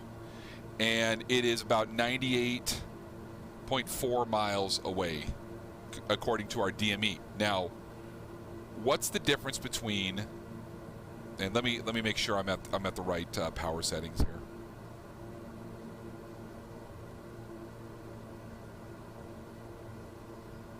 We're ITT limited mostly here. Torque's looking good. We can pull back the props a little bit more.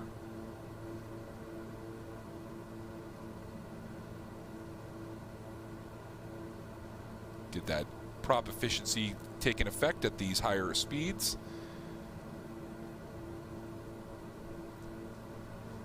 Such good music. I don't know if you can hear it.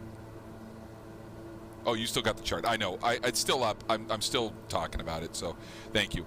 I was just tuning everything. Okay, so we're coming in to Klamath Falls, and you can see here there is a Morse code that L da did M that da and T is da. So we're going to tune that here. So let's go ahead and tune nav 1. I can hear it barely. Bop, bop. There's LMT. All right. So we've identified. Now, when you have a GPS set and it turns green like this and it says LMT, that's actually technically an identification. You don't have to audio identify it necessarily anymore, but I still like to do that. It's my habit. It was ingrained in me from when I was a young pilot pup. No, I'm just kind of skipping back and forth there, Sogan. We'll come back to the chart in a minute. Okay, so everything is set right now. So you can see here in here, the RMI needle is pointing to the station. Now, this needle here is centered as well. So this is an HSI, horizontal situation indicator, right? So it's a combined directional gyro and VOR gauge, right? Kind of like this VOR gauge down here. That's VOR 2. Let's sync the props up, by the way, while we're doing this. This is VOR 1. This is VOR 2.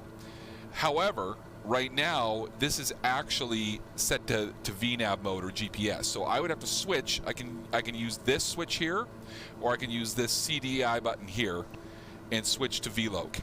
And now you can see that it's just a little bit off, right, from the direct GPS route. Now, the reason for that, I'm going to go back.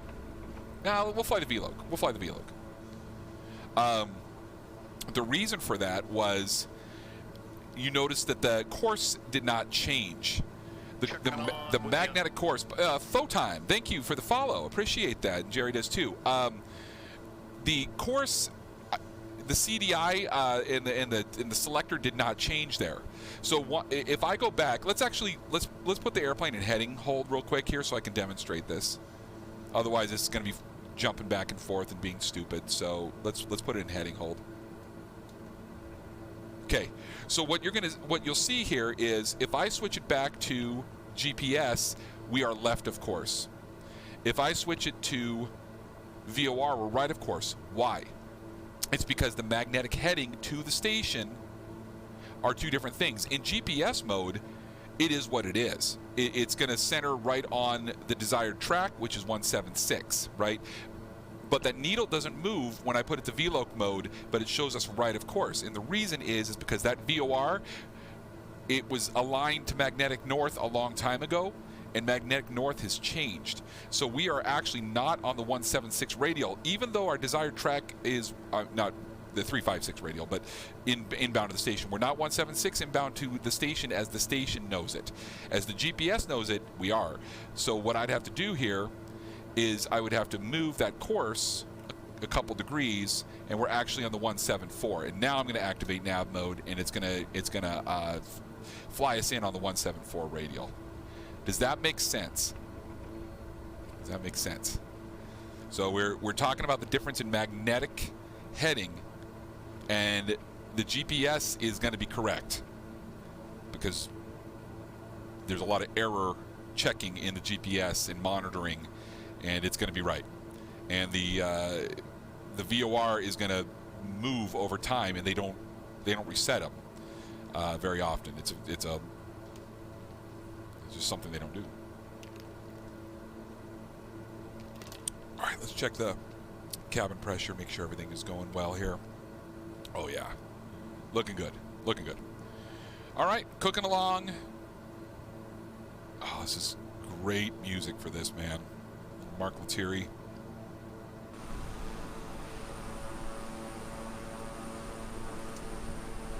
I got a couple of you guys all here with me.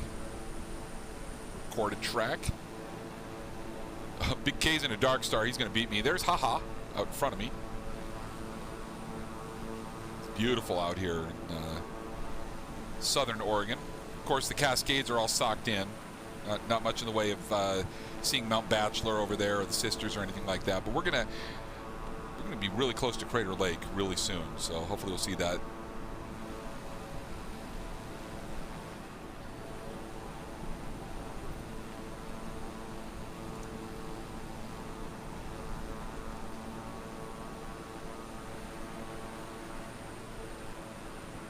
Take a couple pictures here while we're at it.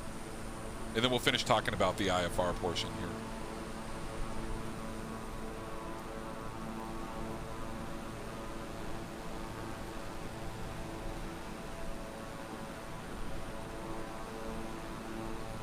It's a fun plane to fly.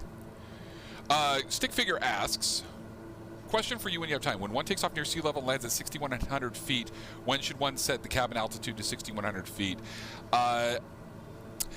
That's a good question. I would say right after departure, because you're going to be going up to whatever your cruise altitude is. Oh, I'm sorry. Yeah, this isn't a computer. This isn't a pressure computer. This is just a it's just a simple. You have your aircraft altitude and the cabin altitude. So I wouldn't set it to 6,100 feet until we're on approach, until we start our descent, and that'll allow it then to gradually decrease the cabin pressure as we go down. Right? You can set the rate for that. That's the answer to the question.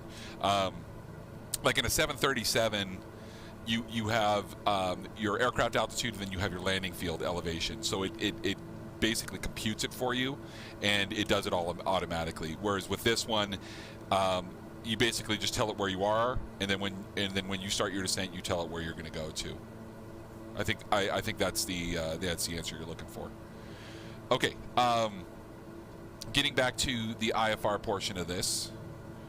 Go back to Skyback door. You can all see this here. All right, so we're direct to Klamath Falls, and then after Klamath Falls, we're going to follow an actual airway here, Victor 25, because we're below 18,000 feet. 18,000 feet starts the Juliet and Quebec routes, and we're still in the Victor and Tango routes down here. Victor routes are VOR to VOR, and Tango routes are GPS direct, right? Or GPS waypoints, I should say. So we've got Klamath Falls, and then we'll follow Victor 25. There is a computer-generated turn point here at KG. It's not an actual waypoint. It's just a computer-generated turn point. So basically, when you intercept, you fly outbound on... I'll show you this stuff here. Why not? So coming out of...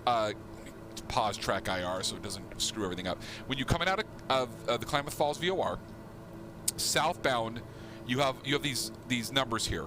This is your radial, so it'll be on the 164 radial magnetic, right? So that's what we'll tune that needle to. And you have these here, which are your MEAs and your obstruction clearance altitudes, right? Your MOCA. So 11,000. Actually, that's GPS, so we can go down to 8,500 with that asterisk there. But no, I'm sorry, that's not. That's just a MOCA. So we got 11,000 southbound, 8,500 northbound. Why is that? Because we got all these mountains down here.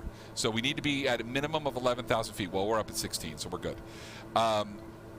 We continue flying. Murex is a waypoint. It's 17 miles to Murex. Oh, didn't mean to move that. And then it's 23 miles to KG on that same radial. Now, when we get to KG, we have to switch over to Red Bluff, and that is going to be on the 357 radial, which the reciprocal of that is 177. So we'll be tuning our needle to 177. By the time we get there, we'll identify it via both the intersection of the outbound radial from Klamath Falls and the inbound radial to Red Bluff, and the DME as well. We'll use that DME approximation of about 40 miles to pick that up, even though there isn't a DME number to correspond with that, but we're gonna get it anyway, and the GPS is gonna back us up. And then inbound, I keep on dragging that, I don't mean to. From KG on south, we have 11,000 and 9,600 is our obstruction clearance altitude. So 11,000 on Victor 25, and then after we get to Itmore, then we can go down to 5,000. Now, Itmore's got this X flag, and if you remember, that's a minimum crossing altitude, an MCA. On Victor 25, 7,000 crossing going north. So I need to be at that altitude prior to reaching Itmore, but only when I'm going northbound. So southbound, it doesn't matter. I can start descending once I get to the next segment. Now, these segments are denoted by these little black lines, right? So that means the information here is the next bit of information that we need. If I am going northbound out of Red Bluff, 4,000 is my first MEA, right? This is planning purposes only. ATC is going to give you whatever they give you. It says 5,000 from Homan to Itmore. So when do I have to start that climb? Well, because there's not a minimum crossing altitude, I can start that climb after I reach Homan. So I can be 4,000, get to Homan, I can go up to 5,000, or if I have GPS, I can be 4,000. But anyway, I'm going up. I'm sorry. Yeah, no, that's right. And then I can go on up, and then when I get to Itmore, though, I need to be at 7,000 by the time. I cannot climb after Itmore. I have to be there because of that X and that minimum crossing altitude, the MCA there. Okay. All right. That's a mouthful.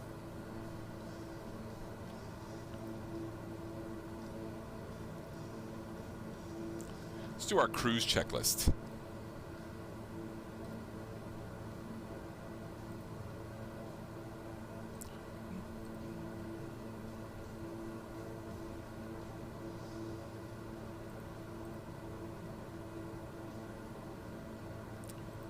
All right, looking at the cruise. So we're setting. Yep, we're good on the ITT. It's perfect. We've got the cruise power set. I actually don't really know what the cruise power is supposed to be because I don't have a full POH. So sorry, not sorry. Sit up right a little bit more there. Looking at the fuel. Looking at the taking another gander at the cabin. So the cabin has stopped climbing. That's good. We're at 16,000 feet. We can actually breathe at 16,000 feet. That's not that big of a deal. We're 42 miles away from Klamath Falls. We're on Green Needles, VLOC. You can see that verified there and there. Any questions? What's outside?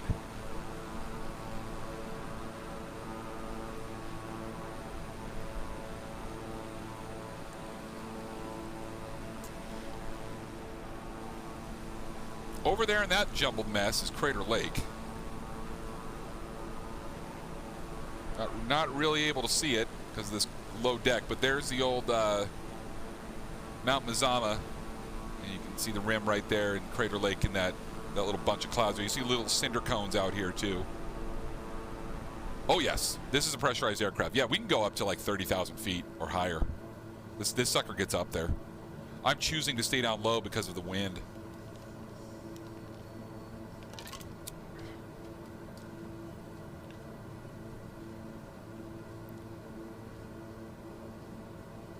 Yeah, 100% pressurized in this sucker. So that's what we've been talking about, Sogan. Here's your pressure controller down here, right? Here's my outflow valve. I can dump the pressure and open up the outflow valve full and cause problems for everybody, cause the oxygen masks to have a ball. But anyway, that's my controller there. That's all I have, really. So the only controls I really have to set that is if you look at the outer part of the knob here, I'll zoom in so you can see it. So the outer part here is the cabin altitude I'm going to set it for. So the cabin can go all the way down to 1,000 feet below sea level to 15,000 feet above sea level. That's the cabin pressure, right? The aircraft altitude is set with this inner index here. I can actually go a little bit lower. And notice it rotates with it. So if I set the aircraft altitude to 16,000 feet, the cabin altitude's 500 feet corresponding, right? I can also set the rate of climb and everything, but I actually have a VSI here that indicates my cabin pressure. So I'm descending the cabin right now at 500 feet per minute. And if you look at this gauge, I don't know how I'm going to get there. It's behind all these beautiful throttles, and I feel like if I do the wrong thing here, look at my trim, it's just going nuts. Why is it doing all that? like jumping around. This is my cabin altimeter. So right now it's showing me at about 100 or 1,000 feet cabin altitude, and the little the little one is the differential pressure. So I can't go above about 6,500 feet, or I'm sorry, 6.5 psi differential. If I go beyond that, it's going to start popping seals, and it's just not. It's not going to do that anyway because it's set to. It's tasked to that same cabin altitude, right? So it's going to maintain that altitude right there. And if I climb the aircraft at all, it's going to try to that's when that'll go up and it'll start giving me alarms. So I would need to change the cabin altitude to allow it to climb up to whatever, right? So if we go up to 30,000 feet, cabin outside pressure will probably be somewhere around 6,500, 7,000 cabin altitude to maintain that optimum pressure. And I could make the cabin altitude go a little higher right now. Like 1,000 feet is actually really, really low. So I could go a little bit easier and just kind of, I could just do this. And then you'll see the cabin start climbing a little bit. And that differential pressure will go down and the cabin altimeter will go up.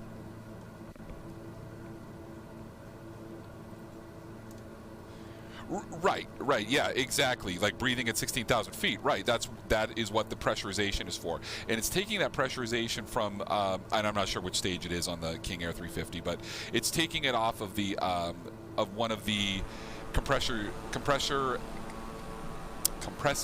stages of the engines, right? So that's where that bleed air is coming from, and that is all over here. These bleed air valves, right?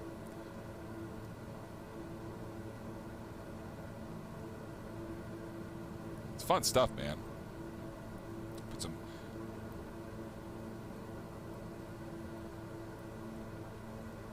Oh yes, definitely turboprop. Absolutely.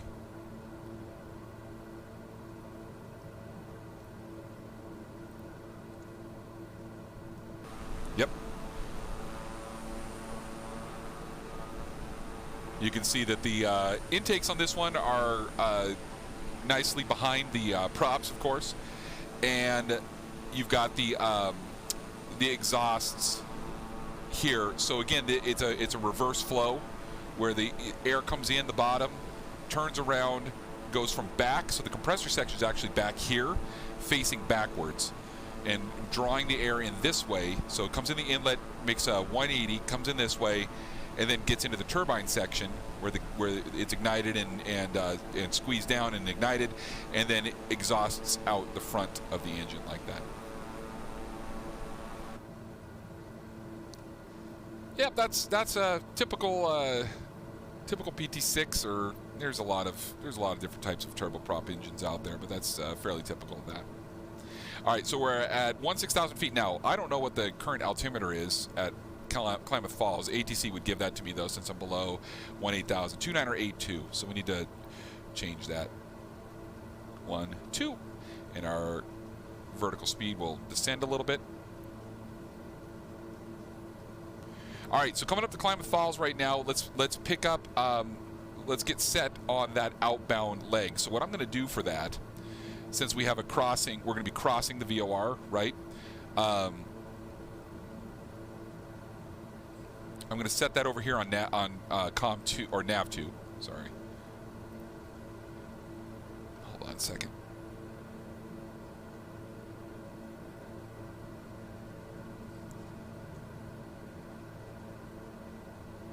Oh, that's not good. Okay. Sorry. We're gonna grab the outbound radial here from Sky Vector,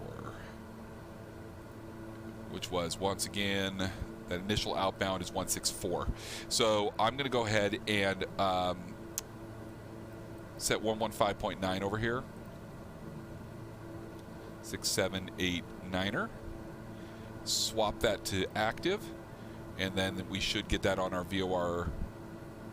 Okay, did I have 9 in there, or did I have 8? I can't even see. Oh, it's 8. There we go. There's 9. So there's that coming active there, and I'm going to go ahead and slew the needle over to 1, easy for me to say, 164 outbound. There we go. There's 164 outbound on VOR 2, and then once we pass the station, I'll swing it. I'll swing the main one also. And then I can also, I've got 3 DMEs here, so you can see him selecting those.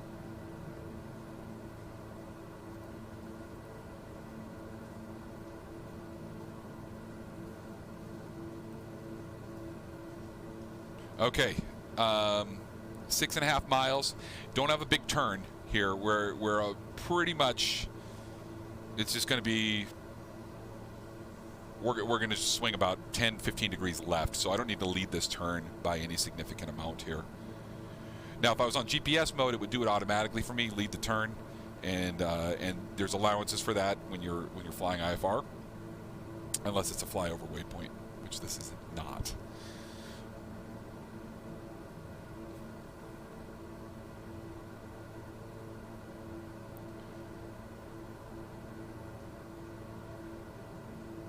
Now you'll notice the difference here between my GPS distance to the VOR is 2.9, but this is 3.5, this DME. And the difference in that is the slant range, because this one's an actual radio signal coming from the ground. And so if I'm at 16,000 feet, Klamath Falls is around 4,000 feet, I'm 12,000 feet above it, that's 2 nautical miles. So the difference here, you'll start to see this.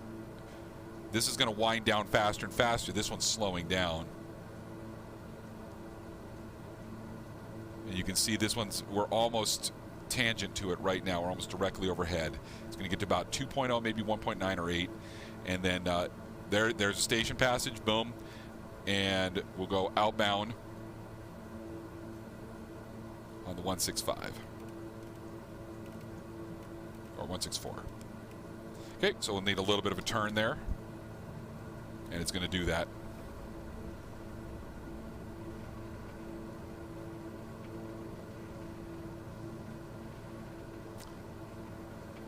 So it should take up an intercept heading right now, but this is going to be very, look at it, how lively that is. And the wind, and that's partially because the wind's coming from our right and it's blowing us into the course, even though we're parallel to it. So I'm not too worried about that. It's going to take a second, and it's going to come in, and then the flight director and everything's going to lead us right back on the outbound course, and we're good to go. So the next waypoint over here is 14 miles. That's GPS. This one's telling me 3.7. Why the difference? Because I'm outbound, right? This is telling me from that radio station on the ground back there, I am 4.1 nautical miles from that radio station. That's it, and that's how that works. And you can see here that the needle swung. So this RMI acts like an ADF gauge. I mean, it technically is an ADF gauge, but it works for both NDBs and VORs. So you can see it's pointing towards the VOR, which is off behind us about, 8 degrees to the right. So why do I not want to put that directly behind us? Because if I put that directly behind us, if I pointed that directly at our tail, and we're flying, we're flying south, right? So here's the station, here's our plane. If I put it directly at the tail, what's going to happen? The wind. It's going to blow us off course like this. So I actually have to fly this way a little bit, which means the pointer is going to be off to my right just a little bit backwards. So I'm flying this direction, or the nose is pointed this direction, even though my course is, I'm crabbed. So I'm not flying like this. I'm flying for exaggeration, I'm flying like this, right? So, but just a couple degrees. And so that needs to be pointed off like that. And that's how you navigate NDB. And that was the trick back in the days, to figure out how many degrees off I needed to put that head or tail of the NDB pointer to figure out how to hold a course, right? So NDB tracking is no different than VOR tracking when you have a RMI gauge. The only nice thing about the RMI is it gives you your heading as well, so you don't have to do all the math and figure out relative bearing plus magnetic heading equals magnetic bearing, or all the, did I say that right? Relative bearing plus magnetic heading equals magnetic bearing. Yeah, okay. So right now I'm on a 170 heading, and that relative is 6 degrees off to our right. I don't think, I must be looking at that in parallax, because 5 degrees off to our right. Okay, so that's 5 degrees off to our right. So what's my relative bearing? I'm actually, if I'm thinking of it outbound, it's 5 degrees to our left, outbound, right? So that's our relative bearing. So our magnetic bearing away from the station right now is 165, which means reciprocal of that is 345 to the station. That would give us our magnetic bearing to the station right now. I don't think these gauges are extremely, like, round, though. Because if you look at this, the tail is pointed at, like, 162, and the head is pointed at 345. So either we've got a real weird parallax thing going on. Maybe that's all it is. What does it look like from the... No, it's not that much parallax. It does jump a couple degrees, though.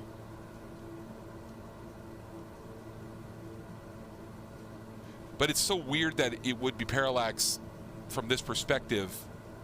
It's like the needle's bent. See, I wouldn't trust that. That's the kind of, those are the little ticky-tack things that are like, nope.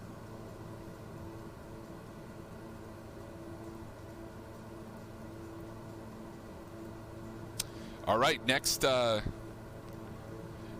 Yeah, you're definitely right, Sogan. We talked about that. Not only that, we talked about some of the scaling things that are off too, like trees. We talked about it in Heidi's stream the other day. Like, trees are larger than they appear in the sim. Hey, Vaughn. It could be the fisheye lens effect, but if I put it in the middle of the screen, it's still doing it. You see how it's still doing it. Like, that tail should be 2 or 3 degrees to the right there. So I never know, guys. I can never figure out exactly those little ishy things that. And is 2 degrees going to make a huge difference when you're ADF and you're trying to track with wind? Oh man, sometimes if you're within 30 degrees, you're lucky. No, I'm just kidding. Yes, it makes a difference, but ADF is so full of vagaries and interferences and all this other stuff that it's not all that accurate anyway.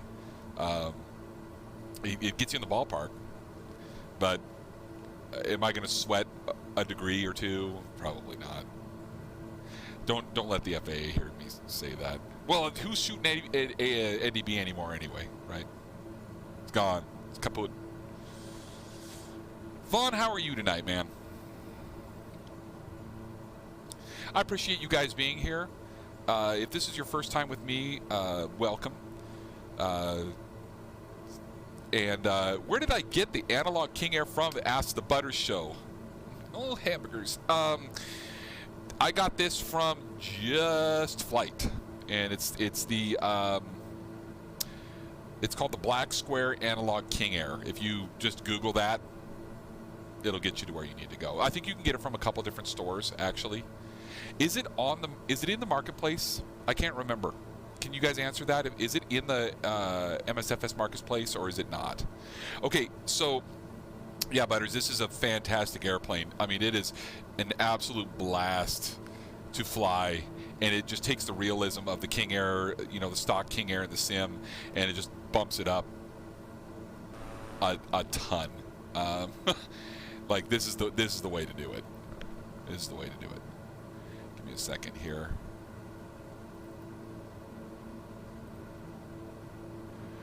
Stick Figure says I don't think it's in the marketplace. That doesn't surprise me. Well worth it though. Fisheye correction is enabled by default. Yeah, I know. I think I actually have it on, too. I need to turn that down. Okay, I'm going to turn my DMEs up here because we're about to tune Red Bluff in, right? We're 31 miles away. We got like 8 miles to go until we're at our turn point. So we need to get Red Bluff in there. Let's get it. Let's get it done. So I'm going to look back at my map here. I'll pull it up for you guys. And you can see I'm right about where this weather is right here. Actually, I should turn the weather radar on too. I'm almost at KG here. And remember, my radial that I'm intercepting is the 357 or reciprocal of that 177. So I'm going to tune Red Bluff in number 2 here, and that's 115.7.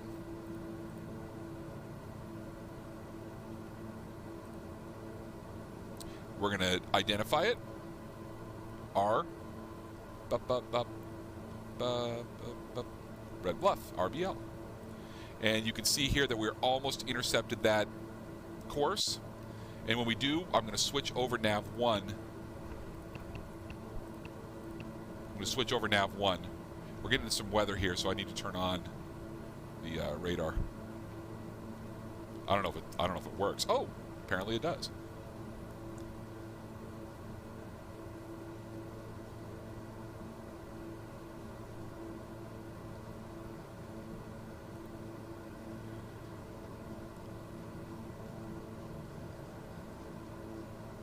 So I've tuned that in. Here's my nav 2. There's Red Bluff. We're almost on course with that. We're still outbound on from Klamath Falls. I'm going to switch this to VOR. So you can see now I've switched that green needle from ADF to VOR. So that's showing me Red Bluff right there. And we're going to have a little bit of a turn. I'm going to go to heading mode. And make a little bit of a, just a couple degrees right here. We'll switch to heading mode, and then I will switch to nav. A little bit of a right turn. You can see that coming. Probably maybe a little bit more than that. And then I'm going to go switch my nav 1 to Red Bluff, and I'm going to change my CDI to the inbound course of 177. Oh, it just went too fast. It accelerated on me. Oh, did it again. Boom, just like that, back to nav mode. And that is a course change. 84 miles to Red Bluff. We're going back to Cali. Got some reds on the radar there. Everything in the sim is way overstated in terms of intensity. I've done a lot of experimentation with the weather generation system.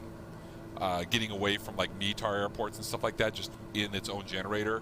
And light rain is almost universally depicted as heavy rain. So they just need to kind of fine-tune that, I think. Do I have ice on the windscreen? Here's what I found. No. You didn't find anything. Okay. So, yeah, that's the way that works.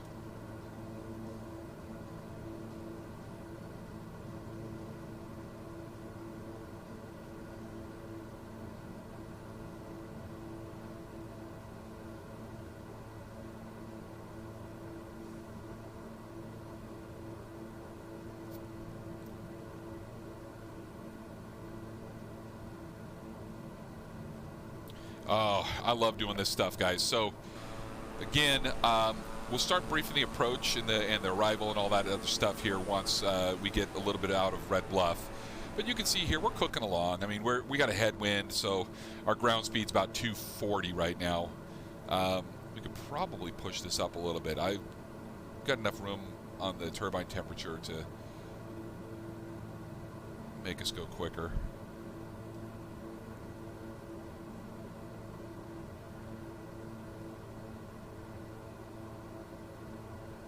Get us anything.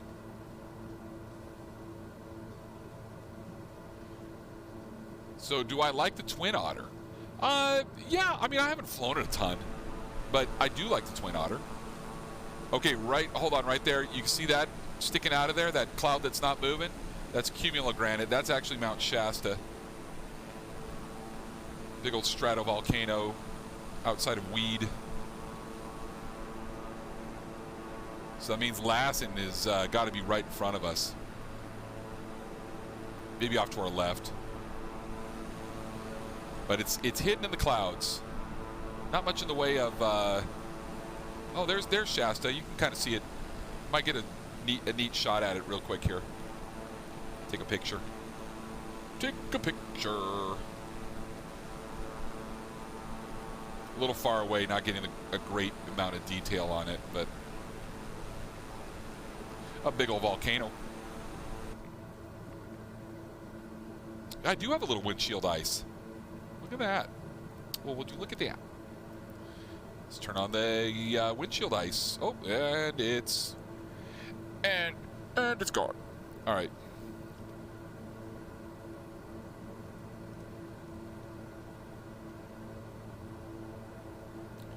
Make sure I don't have any wing ice.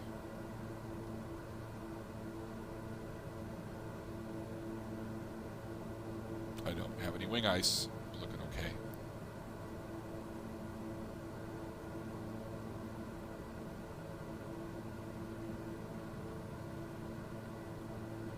Beautiful, beautiful day to fly. Looks like the weather's off to our right. I can increase the range on that.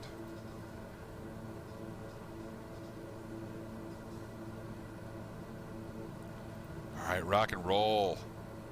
Going into Red Bluff, so we can start talking about a descent in a little bit here. Well, I like to stay up here at 16 for a while because that's where these cloud tops are, right around there. And I don't need to be subjecting ourselves to more ice than we need to at this point. Plus, we got that convective signet still to the south of us here over the Sacramento area, and I want to make sure we're clear of those.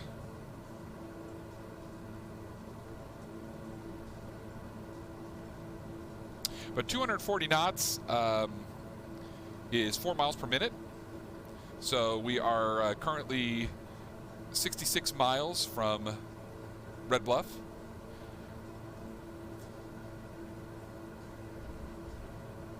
So that's about 16 minutes or so, 16 and a half minutes.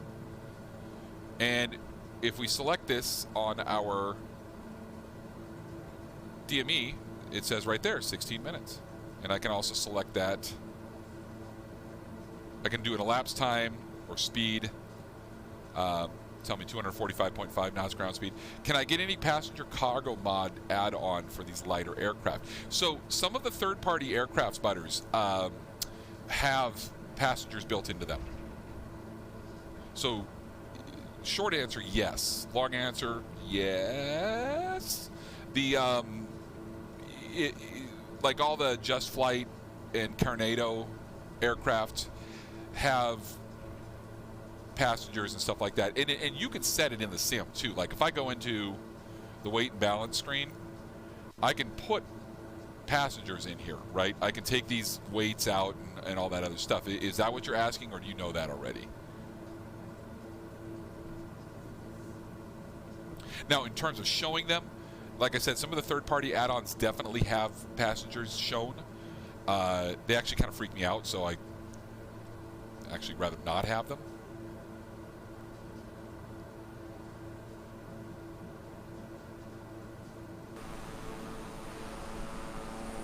Beautiful. Ooh, are we going to steal a look at Mount Lassen? Mount Lassen's got to be up. There it is. Mount Lassen's over in here.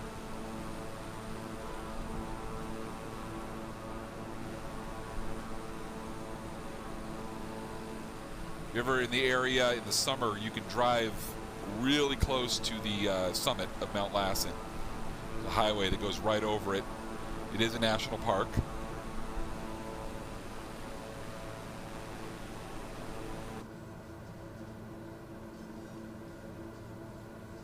More of a visuals that you're after. Gotcha. Yeah, some of them are really good. Like the Kodiak. I want to say the Milviz stuff has a lot of options that you can put people and things in places. Some of the bush planes, like the Vilga and stuff like that, have they've got like a ice chest and a camping chair. They have a whole camp out thing. They have a guitar. You can actually strum a guitar. It gives you a chord thing, and you can play chords on a guitar after you've parked. So it's really cool. Hey, Mr. Shiz, how are you? Hello from Denmark. Hello from the U.S. How are you this morning? Was about 6 o'clock in the morning there for you? Or is it 5? Or is it 7?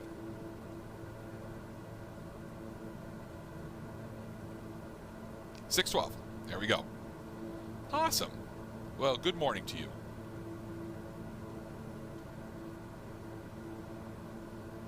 It is late in the evening here, doing our late in the evening Friday stuff.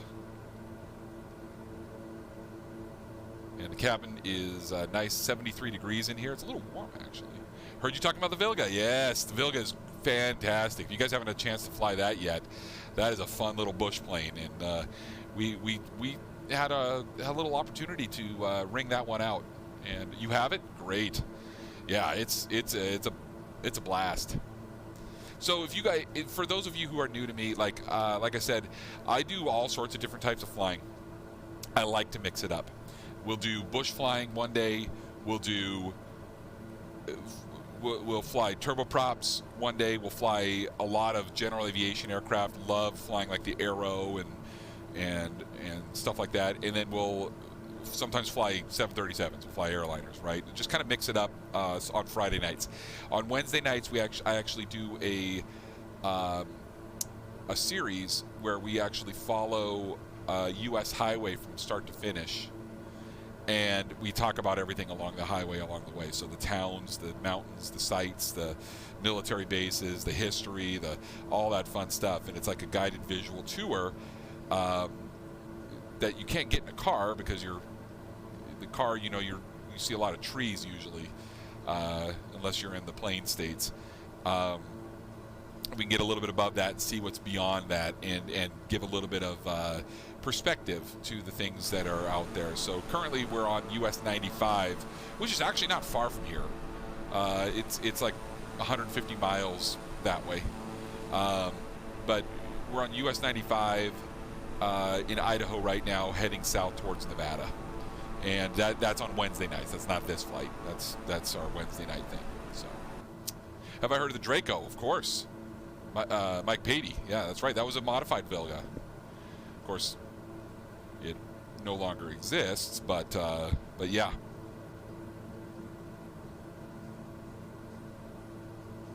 I'd love to see them make one of those for the sim.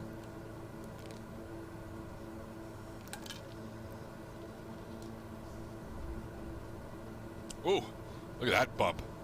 We said some turbulence. All right, so you're looking for one? I don't know if anybody's made one yet, because I think if they did, everybody would be flying them right now. What'd you think? All right, so Mount Lassen is over here. Another volcano in Northern California. We got two big ones. Lassen, and then of course Shasta back over here. And if you ever get a chance to fly in Northern California, Chester Airport over here is on Lake Almanor, and it's just a beautiful location. Of course, it all burned a year ago, and everything in that area is all the trees are gone. It used to be it was a timber town back in the day, and yeah, all those trees are long gone now. Even around the airport, though, everything around the airport burned. Really, really, really sad. Okay, 37.7 miles, 242 knots ground speed, and that's our elapsed time, of course. 9 minutes to go. TTG is 9.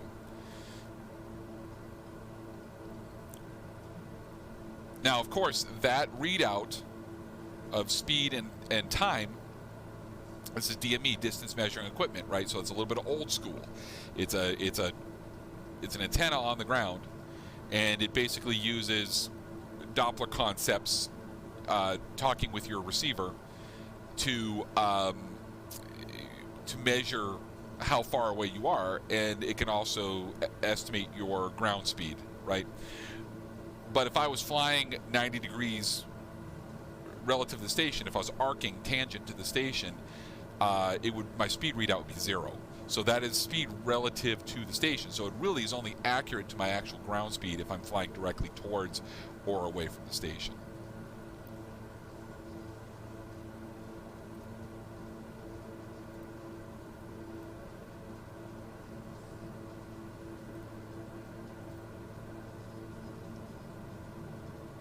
And the radar is looking better in front of us.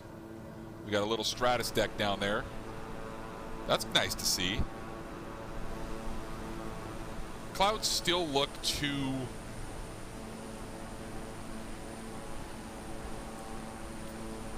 I don't know. There's still too much contrast, I think, in the shadows of some of these clouds. There's just not that much gray on the sunny side of a cloud. Is that fair to say? I think those grays need to be leveled a little bit. Unless you're talking like a thunderstorm. And then, what the? Who would that? How did you just pass me doing like 600 knots? Did you just slew? You're slewing. Like, what the?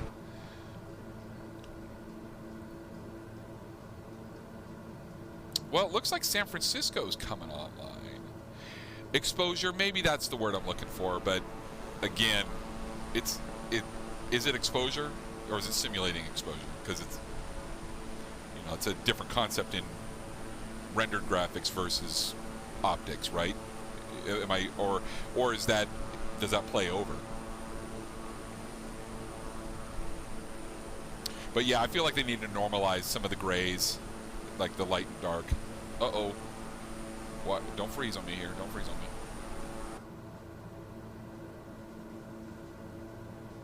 That's pretty in front of us.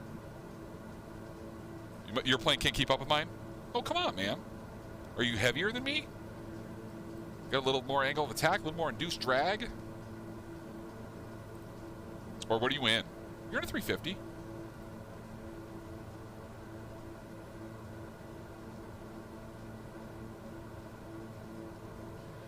You got Reading in front of us here, and then Red Bluff will be right after that.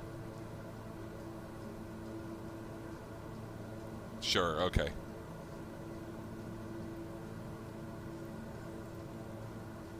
All right, Reading's actually off to our right. Reading's over there.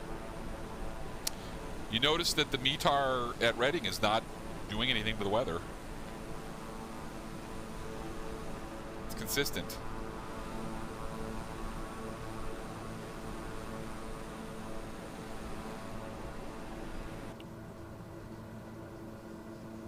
All right, after Red Bluff, we're going to need to go direct. So we'll be GPS after that. So we'll switch to Magenta and go that way. But if we're looking at this right now, we're looking at the flight plan. So Homan, Red Bluff, and then direct Point Reyes is our next. And then once we start approaching Point Reyes, we'll need to switch to the arrival. And we'll need to start planning the arrival.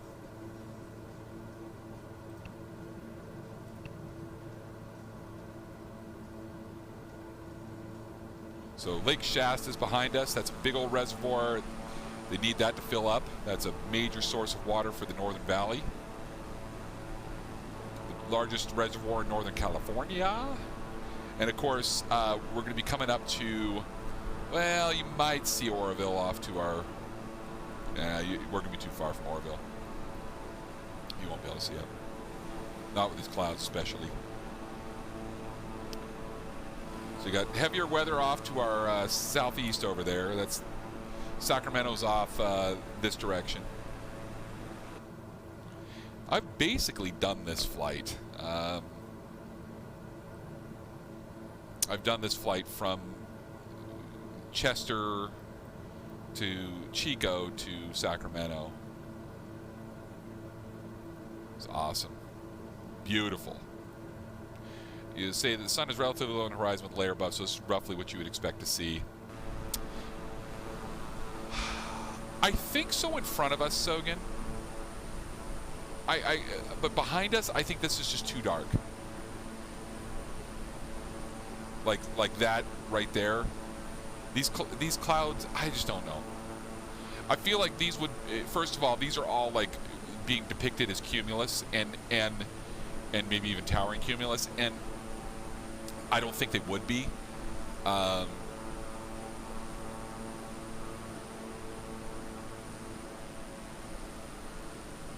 mean, they could be.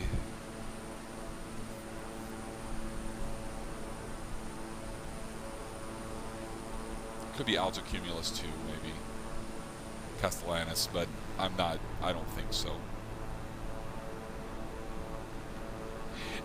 You're exactly right. It's circumstantial, so it's really tough to know exactly what this would look like. I just think that they could normalize that contrast a little bit, and I think it would look a lot more realistic. The only time I'd expect to see that dark of a shadow is on a true cumulus cloud or a cumulonimbus. I think they'd be a lot more diffuse, to be honest with you. That looks pretty decent there. I'm just talking about the ones kind of back there that didn't really look so much, but that looks okay.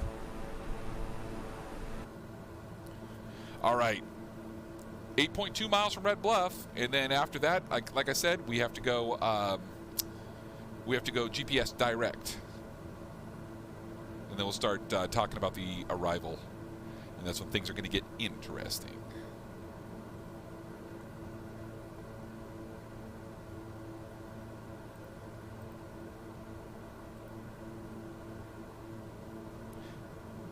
And then once we land, Piper, I might have time. If you're still up, well, you're just, have you gotten to bed yet?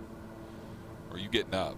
Because I might be able to do a quick, tough approach into a mountain airport after that. San Jose is not easy. San Jose is in the mountains, and sort of. I mean, it's in a valley. It's surrounded. You got Mount Hamilton, like 4,400 feet.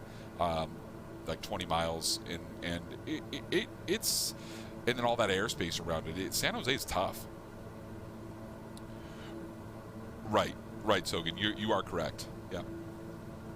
And you know way more about that stuff than I do. I'm a rank amateur when it comes to optics and photography. I took a night class with my wife many years ago. And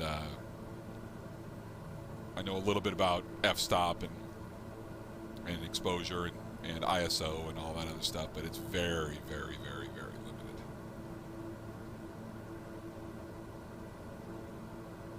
I don't even break the DSLR out anymore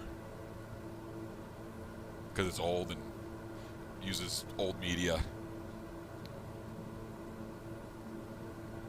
All right, switching to GPS, back to nav mode. So now we are GPS direct because we are no longer on an airway. I could navigate outbound from Red Bluff on a radial. I'd have to plot that radial and measure it and make sure that it's the right one. But at this point, technically, because we filed direct to Point Reyes, we should be GPS direct. It's a lazy Saturday. 2:25 in the afternoon there. Some people are shipping the math and stuff and personally practical effects. Yeah, I agree. I agree with that too. Just found out that Friends Gravel is the dev. Oh, Got Friends is the dev, but it's on hold since Mike is a busy man. Okay. That doesn't surprise me. I feel like a lot of the developers right now are slowing down. Does anybody else feel that? I mean, I know we just got through the holiday season, and that, of course, is an automatic slowdown, respite and everything like that. But I feel like the announcements for new aircraft and stuff like that are really kind of on hold right now. Like, you're hearing some, and of course, Milviz, Blackbird, just announced that they dropped their ATR, and that's due to some of the politics and business that happens with Asobo and all these third-party developers. If you can get first to market, it really hurts the second to market, and they're one of the first ones to really admit that they were hurt by that and hit by that, and that's why they're dropping their ATR project. And that's always sad to me. But I want to watch that in the future. I want to, I think some companies rush their product out to get ahead of somebody else, and they make all the money on it. And it really hurts the ones that take more time and put more effort into it. So, said no one told Eagle Dynamics because they're detailing new graphics API, engine pipelining, new planes, features in a full Earth. They're talking about DCS.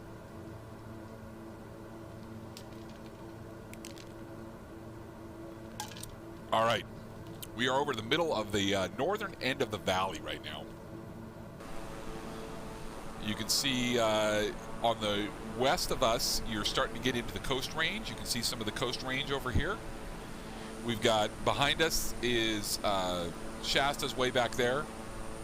Almost looks like a standing lenticular altocumulus back there over Mount Shasta, which actually happens a lot. The Sierras are over to our east. We're kind of flying a little bit away from the Sierras, hugging the east side of the valley. And let's talk about what happens when we get on the arrival into San Jose. So currently, as you can see right now, we just passed Red Bluff. We're now GPS direct. We're about right here. Okay. If I turn on the VFR chart, you can see there's Chico. I'm going to turn off the radar real quick so we can just kind of see where we are.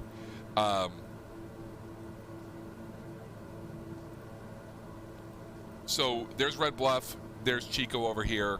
Coming down, there's Clear Lake, Santa Rosa, and then there's Point Reyes, and then we'll be coming in. Actually, we're not going to go direct to the airport from there. You ostensibly could, but we're going to fly actually down this way off the coast over to Woodside, which is a VOR right along Skyline Drive there, and then pick up the approach from there. I don't know if that's anybody's going to be on. There's a ground controller in San Francisco right now, and there's an ATIS up, but there's no center, there's no NorCal, there's no towers. So I don't know if anybody's going to jump on. It's kind of getting late, so I'm a little bummed. LA is open, but anyway. So that IFR chart, low, is showing we're off airway, and that's fine, right? We have plenty of altitude to do that. The Orokas in this sector are all 10,000 feet-ish, so we're well above that. So when we get to Point Reyes here, though, we're going to pick up the arrival. And so we have a couple of different arrivals from which to choose. We have the Briney 2, the Bricks 3, the Farallon 2, the Point Reyes 3, the Razor, the Risty, the Roby, and the Silicon 6. We're going to be using the Point Reyes 3. That's what we filed, right? So with the Point Reyes 3, we can do a transition if we wanted to. We could go Mendocino to Point Reyes or Sacramento to Point Reyes. There's also, what was the Briney? Red Bluff to Point Reyes, to Mendocino, but that takes us off course. We're actually doing this right now. We're cutting that corner. So I'm just going direct to Point Reyes from up here. And we're going to come down like this, and we'll hit Point Reyes, and then we'll take the 144 down to Hadley to Woodside, and then it's vectors to the final approach course. So we're going to have to either vector ourselves, or we're going to have to somehow navigate, all right? So let's see what that looks like, right? Let's look at some of these approaches. Now, the current METAR, current weather in San Jose is It's 0453 Zulu, so that's about 45 minutes ago, or 40 minutes ago. Wind is 150 at 3, so we'll probably be landing on runway 12, left or right. 10 miles visibility, few clouds at 1,300, so there are some clouds out there. Scattered at 2,900, broken at 14,000, so the ceiling's not up at 14,000. So we'll be actually VFR once we punch through. Recorded track, I'm going to hit you. They're sneaking up on you here. And then temperature's 14, dew point's 11, altimeter's 3000. I won't put that in for a little bit here yet. Actually, what are we close to right now that's got reporting? Red Bluff's 290901, and Santa Rosa is 290906. So let's go ahead and just put in 290902. We'll just stay there for now. And then the TAF is still looking like showers and all that other stuff. So let's put the radar back on. And there's some showers moving through the area, and then of course you've got bigger areas of rain appearing off the coast right now, and those are going to intensify as they hit the coast. So we do have some showers in the area. I do expect obstructions, impediments to vision, and stuff like that. So we will do an instrument approach. So what approaches do we have? Well, here's the approaches we have to the runway 12s. We have an RNAV GPS Yankee and an RNAV RMP Zulu. Can we fly the RMP Zulu in this aircraft? Answer is no, we cannot. This aircraft is not RMP approach capable. The GTN 750 is not RMP approach. So, and we don't have the certification and all that other stuff. So we will not be taking the RMP. So we have two choices. We have the ILS 12 right, or the RNAV Yankee 12 left or 12 right. Okay. That's basically it. So let's look at those real quick here. There's the RNAV, so that one goes to RTAC and SUNY and right in. So that's a vector, radar required, so they'd have to vector us. We could just pretend. 12 left is basically the same thing. And then the ILS, well, RTAC again. So really, they're all the same. We are going to be going to this point, RTAC here, and be putting on a real quick, I mean, it's only 7.4 miles from the runway, the end of the runway. So whatever we do, it's going to be quick. We have to be ready for it. So when we come off that approach at Woodside, or the arrival at Woodside, we're going to have to switch to approach and really start thinking about energy management, getting down, and all this other stuff. Now, we've got 87 miles to Point Reyes, so we still got a little bit here. But that's what's going to be happening. Now, I'm going to show you guys something here.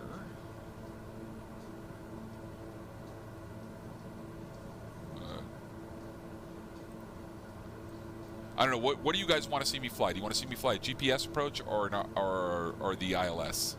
You guys vote. I really don't care. It's going to be 6 of one, half dozen of another for me. Looking at the minimums, ILS minimums are 200, and the GPS minimums are 250 for the LPV to 12 left, and 200 for the LPV to 12 right. We are good for LPV on either one of them. So it's basically the same minimums. So again, 6 of one, half dozen of another. I don't care. You guys let me know. Nobody's talking. I've bored you all to death. Okay. So the other thing we're going to do here is, yeah, nothing on the radar now. Cleared up out in front of us. The other thing we're going to do is,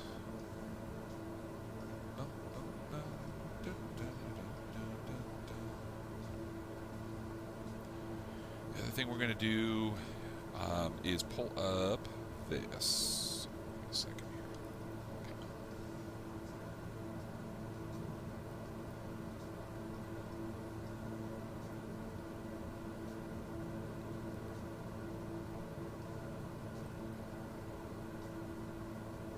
I'm going to show you guys another little cool thing here, because I hype this company quite a bit because they're awesome.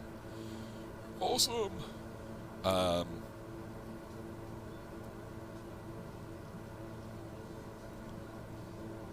Oh, hang on. apparently I have to restart that.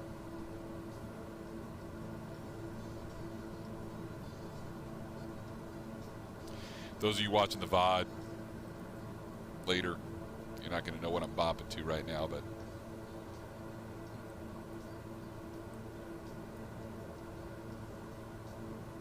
all right, I'm going to hype this a little bit here. Showing you Navigraph? Yes. So this is Navigraph. This is what I was showing you earlier, SkyVector, which is a free website, right? And it's got all the FAA charts, all the NOS charts. This is Navigraph, and they have their own VFR charts now, which are actually pretty darn good. And so we can zoom in here and see, like, get all the way down into like airport detail and stuff like that. Not every airport, but the other thing is that these are tied to Jeppesen charts, and this is a subscription, so I don't just have this, but here's like the Jeppesen chart for the VOR 3-4 at Willows, and it's actually geo referenced, so I can see my aircraft over here. We're in the mountains. We're not going into Willows right now, unless we want to go to Nancy's Airport Cafe and get a $100 breakfast omelet, which sounds really freaking good. If you're ever in the Northern California, you're flying around, you want a place to go to get a $100 hamburger or a $200 hamburger as it is now, go to Nancy's Airport Cafe in Willows.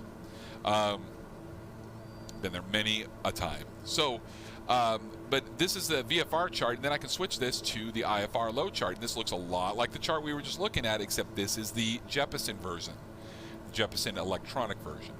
Whereas the ones that you saw for the NOS charts are paper copies that have been scanned in. They're raster and geo-referenced. They're big files that they can stitch together. This is an actual electronic representation, so it will rescale and things will disappear as we zoom in and out.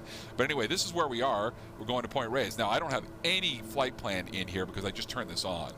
But I can basically say Charlie Foxtrot, Friday 1323, right? And I can go cruising altitude at 16,000, and I can go origin was KRDM, add to route, and then our destination. Oh, I'm not worried about an alternate right now. Destination is going to be KSJC, add to route.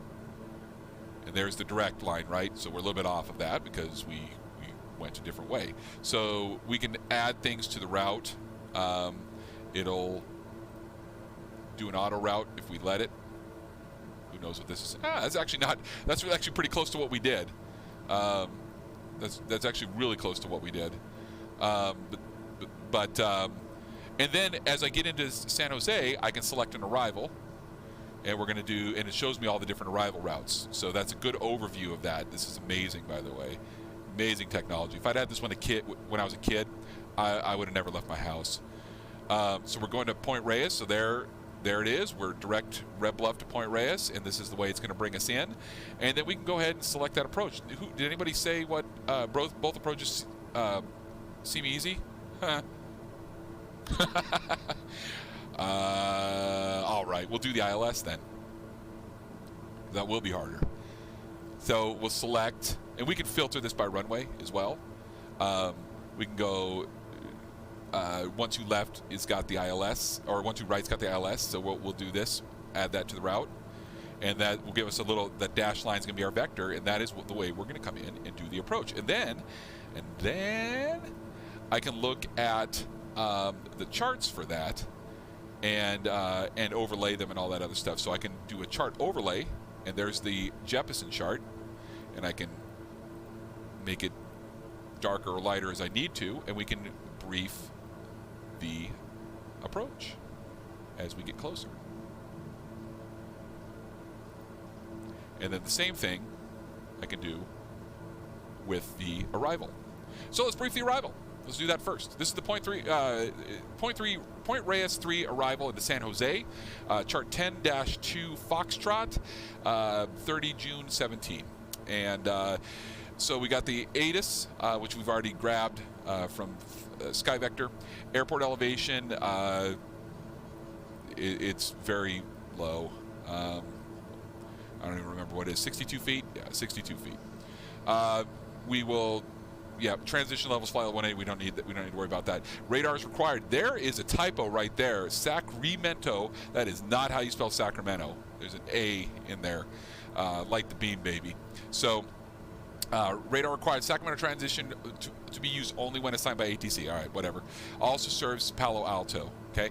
Point Reyes 3. The routing is from over the PYE VOR on the 144 to Hadley, then Woodside 256 to the Woodside VOR. Expect radar vectors final approach, because we know that.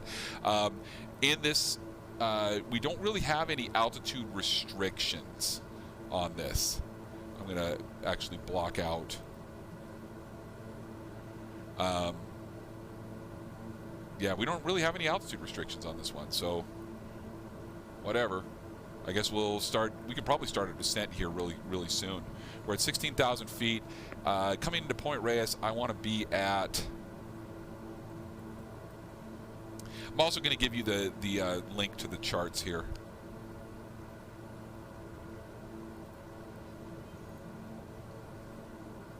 So for vertical planning, we really don't have any. I think we need to be at 5,000 minimum at Point Reyes, so I'm going to do that. But here is the link.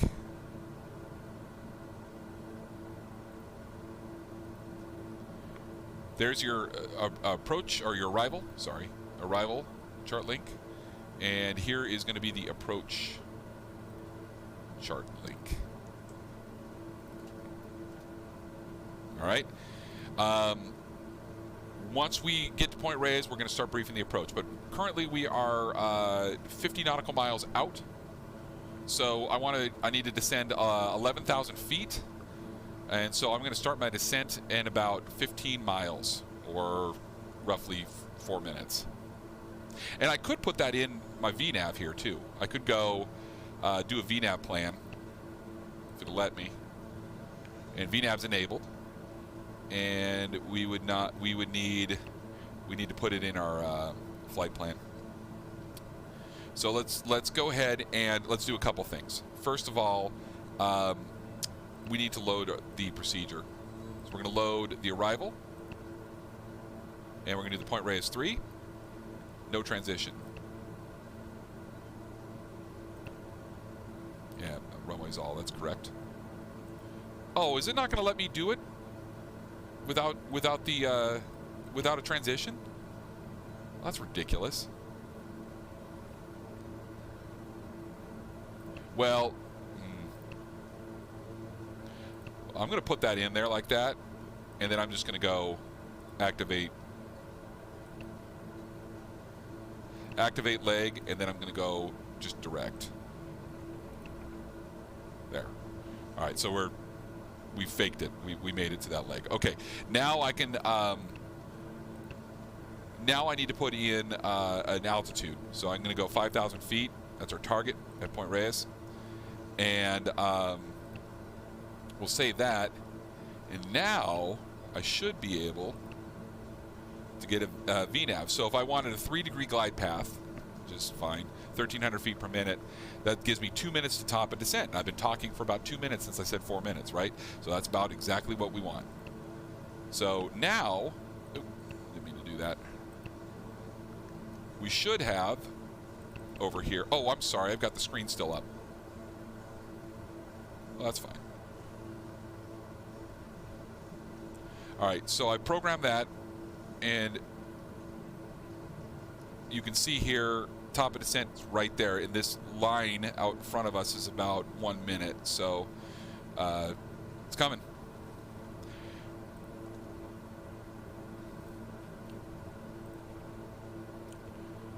Go down to 5,000 feet.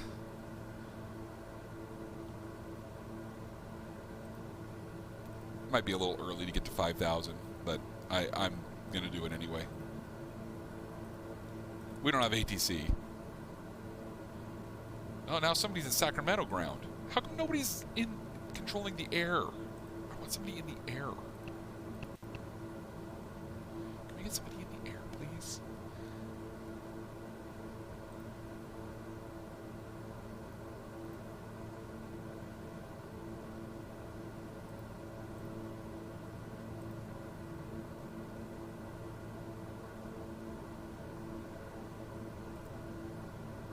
Good old Sacramento. Yeah, them's fighting words like that, man. All right.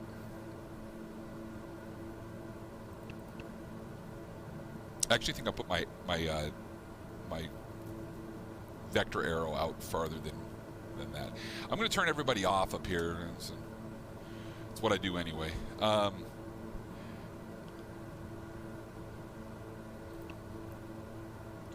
Let's see how accurate this this vertical speed is. I don't believe this aircraft has vertical VNAV. No, it does not. So we'll just have to set it on 1,300 feet per minute descent. So we're going to go ahead and set our altitude selector, 5,000.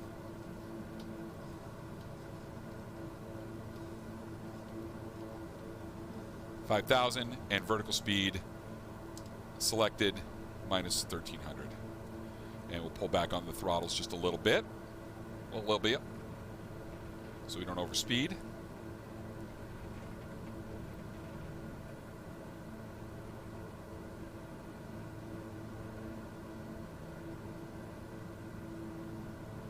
And let's pick up the ATIS at San Jose.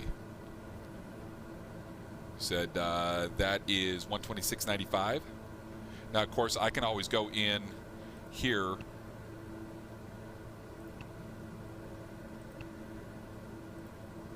Select this, waypoint info, frequencies, and pull it up just like that. And then I can swap it. San Jose Airport information Alpha 2300 Zulu. Wind 165 at 6. 165 at 6. Visibility, niner. Sky condition, clear. Temperature, 14. Dew point, 10. Altimeter, 29.908. ILS runway 12 right and visual runway 12 left in use. Landing and departing runway 12 right and runway 12 left. VFR aircraft say direction of flight. All aircraft read back hold short instructions. Advise controller on initial contact UM Alpha. All right.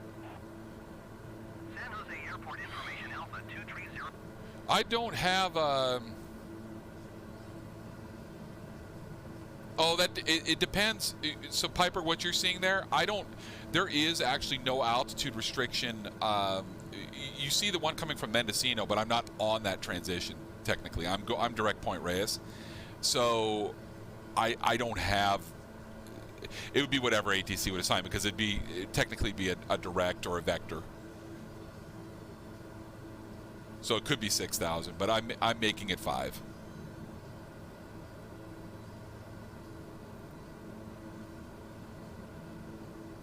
I see what you're saying, though. I mean, it could be.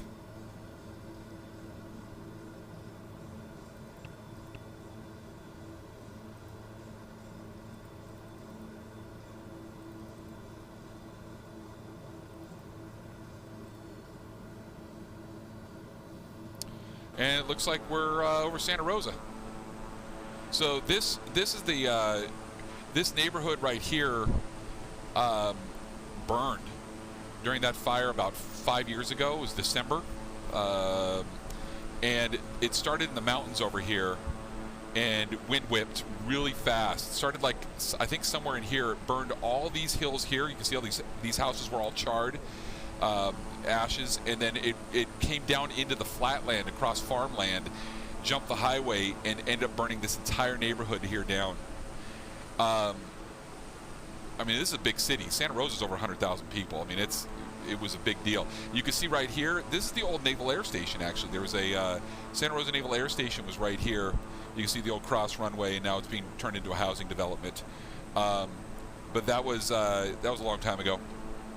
That was a Naval Air Station, and it was, when I was a kid, it was Santa Rosa Jet Center, so it was still an airport, but it has been since closed, of course.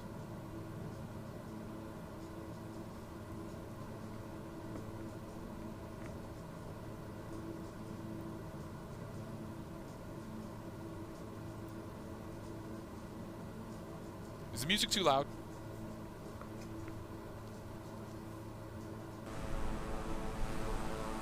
I don't hear what you guys hear, so. There's Point Reyes. You can see the rift there. That is the San Andreas Fault. This is good. All right. See Mount Tamalpais right there, and Mill Valley Air Force Station up there with the long-range search radar. That's what's painting us right now. And this area is out here is just gorgeous. If you ever get a chance to drive out here, it's like the Palouse actually, where we are up in, or where we were up in Idaho. And it's a coastal plain. So you got like Petaluma over there.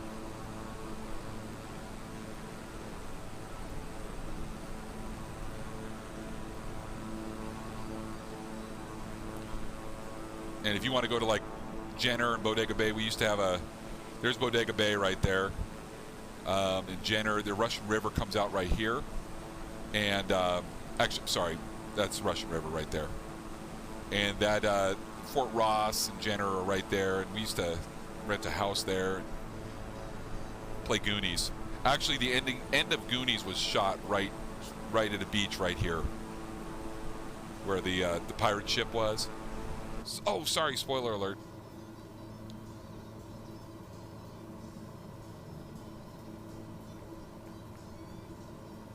All right, below 10,000 feet, we're going to turn our lights on. We need to set our cabin altitude. Basically down to sea level. Let the cabin come down. You can set the rate a little slow, too. It doesn't need to... There, 300 or 400 feet per minute ought to be good. We weren't very high anyway. We're only 1,000 feet, so it'll come down quick.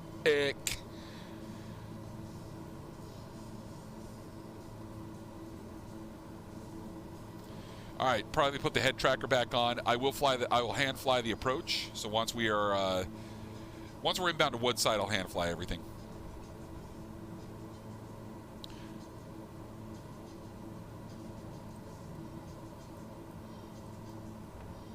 Anybody on at VATSIM?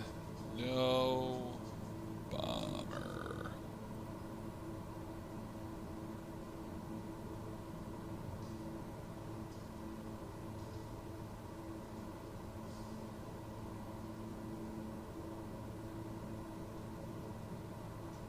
All right, let's do our, I'm looking at my descent checklist here, make sure I'm not missing anything. Set destination altitude, auto feathers should be armed. Exterior lights are on. Ice protection is set, altimeter set, and no smoking seatbelts.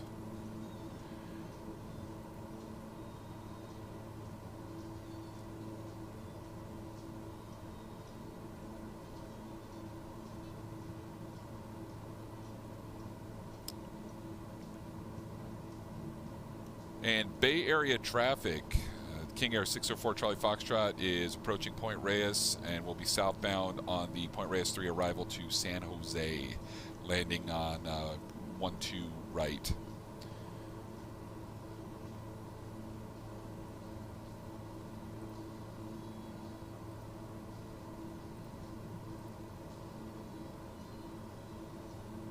Thousand feet to go. Just pushing 250 knots too. We're like just right at that. Hey, CJ, who dat?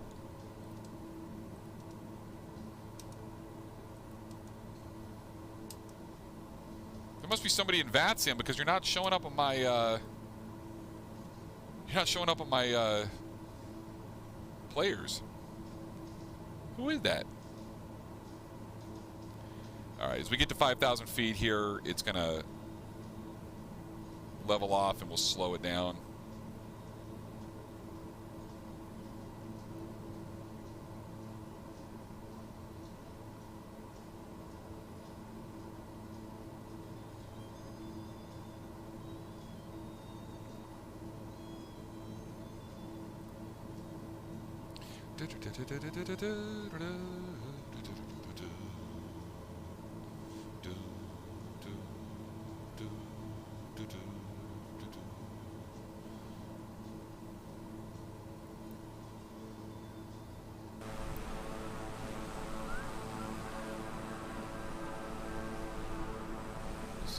good song. I love it.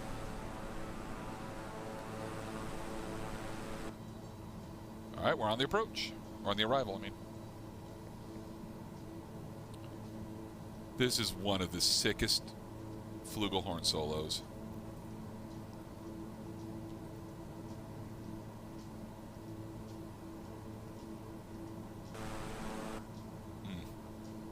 Seriously, goosebumps. It'll get there in a sec. I know that's not a fluke. Alright, let's maintain 220 knots. That'll be good.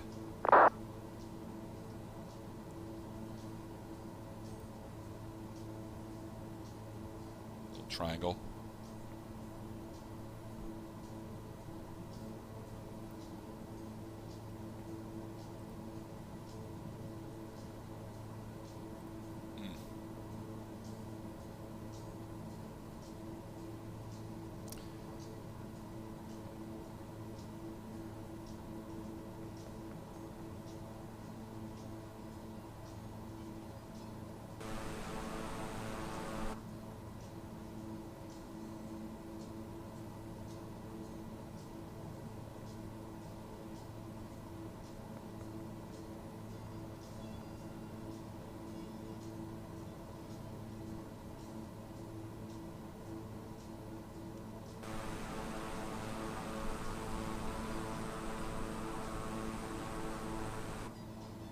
Got our life preservers.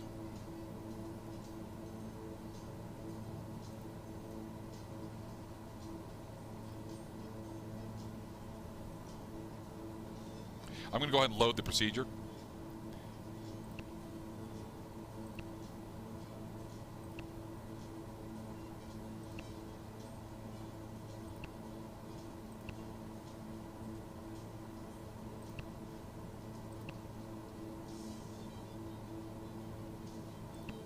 All right, procedures in there. We'll go to RTAC after Woodside. All right, 220 knots, 5,000 feet. We're looking good. We've got 3.8 nautical miles to Stins, which is for Stinson Beach, which is right there. It's one of my favorite places on Earth, right there. See Mount Tamalpais, San Francisco Bay. That is Mount Hamilton out there, and that is Mount Diablo back there. So those two are the taller mountains in the Bay Area. The three. You have the triangle from Diablo to Tamalpais to Hamilton, and basically that's the really high terrain in the Bay Area. But this does take us a little bit farther offshore than I would like to. But this is the arrival that a lot of airliners coming into San Francisco would be using. They'd be a little bit higher, but they bring them in on downwind like this. And some of them fly the Golden Gate arrival, and they come in this way, or the Hadley, and they come in this way, so a little bit tighter to the coast. We're a little bit far out here, but we're going to be turning pretty soon anyway. All right, I'll turn the music down.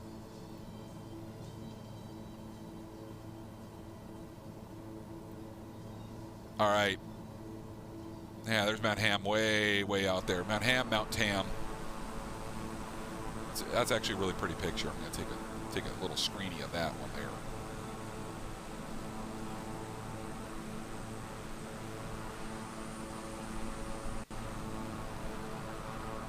So the Golden Gate is right in here.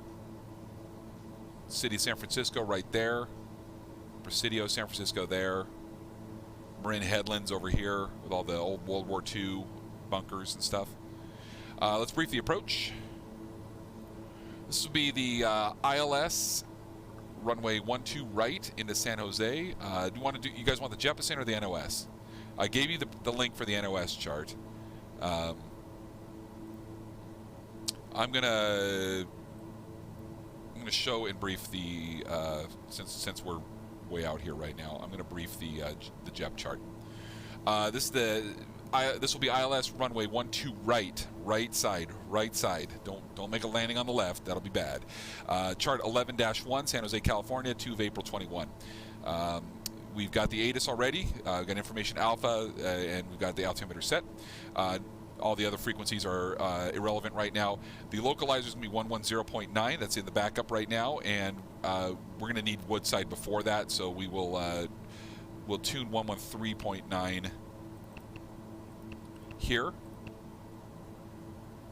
and then 110.9 here. Leave that in the background, and then over here I'm going to put in Woodside right now, which is again 113.9. So let's go ahead and get that all set up.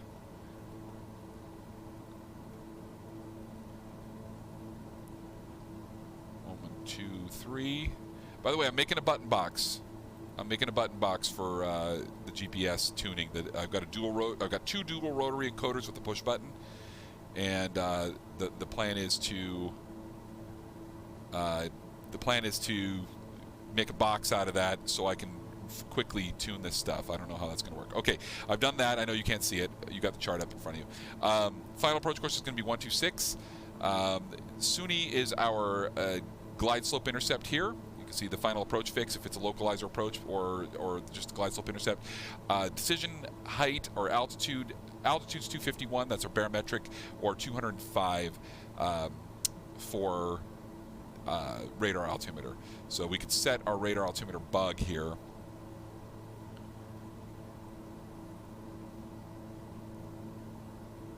Right there. And then airport elevations is 62, touchdown zone elevations 46, so it's a little bit lower than the airport elevation. Missed approach is going to be a climb to 500, then a climb to 4,000 on the 121 radial of San Jose VOR. So I'm going to get that set up in the bin for VOR2. So we'll have that all rocking and ready to go. To Gilroy at 26.7, that's basically straight out. So climb to 500, then a climb to 4,000. And the reason the 500 climb is for that's IFR clearance, or that's your normal clearance levels, 400 feet above airport elevation. So rounded up. So that's why we do that. Let's see all the transitions. We have a 5600 MSA, so if we get lost or non-commed or something like that, we'll be up to 5600. And then here is our profile view, or our plan view. We're going to come in from Woodside. It's a 053 radial to RTAC. That is not part of the approach. The approach starts at RTAC, and then we'll be in. So it's a quick approach, very, very fast. We're going to be looking at 1,800 feet to SUNY, and then in all the way to 251 feet on the Barrow, or 205 on the radar. And if we are approaching at 120 knots, which that'll be about where we are, 637 feet per minute on a 3-degree glide path. We got a Mouser approach light system with a PAPI on the right side. There's our landing instructions again. And we expect full runway approach lights, 251 feet. Now remember, there were NOTAMs. We would have to follow the increased minimums because of those stupid cranes, but we're not going to do that today because I'm not going to. So there we go. That's the approach. Any questions? If we did a sidestep landing, you could do a sidestep to 1-2 left because they're so close together, and the approach ends are exactly parallel with each other. You could technically be asked to sidestep, and in that case it becomes a localizer approach, like a localizer approach, basically with an MDA. So it becomes a non-precision approach, 600-foot MDA, and 1.5 miles visibility category Charlie, 2 at category Delta. Any questions with that? No? All right. But we're going to be on the right side. And I think going into Woodside here, I think we need to descend.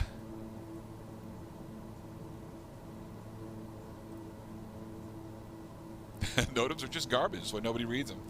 Oh, man. Love it.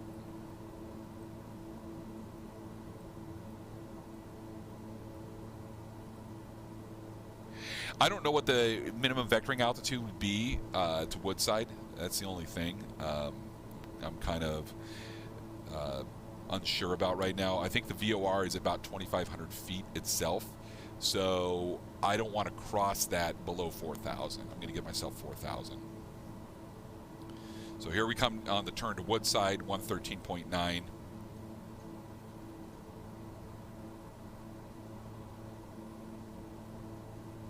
I'm going to switch over to green needles here and hand fly this. So we'll go stereo cockpit.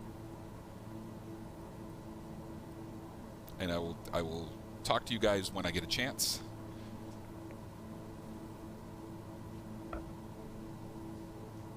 Let's do our final landing checklist or approach checklist. So lights are on, ice protection's good, cabin altitude, differential climb is good, fuel balance is check, and we'll go to approach flaps, and we'll hold off on that in a minute. Turn the prop sync off now, I don't need it. All right, down to 4,000.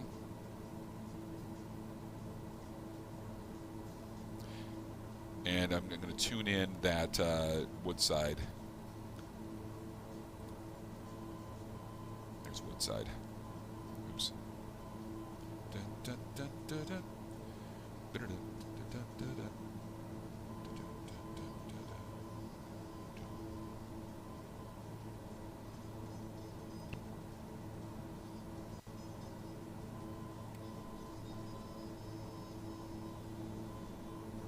Ooh.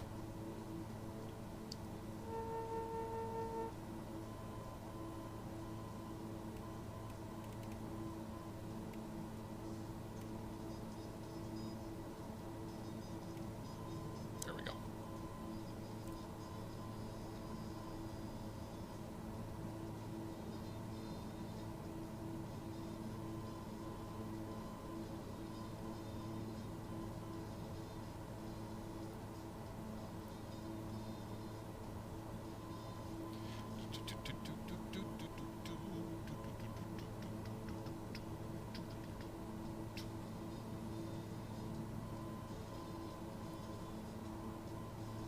Oh, I don't need to keep on identing that, do I? No. 500 feet to go. Little bit of a wind out here. It's got to be over 20 knot crosswind right now. We're getting hammered. I have the Orbix scenery for San Jose, so this will be my first time seeing it. Let's slow down. We are coming in hot.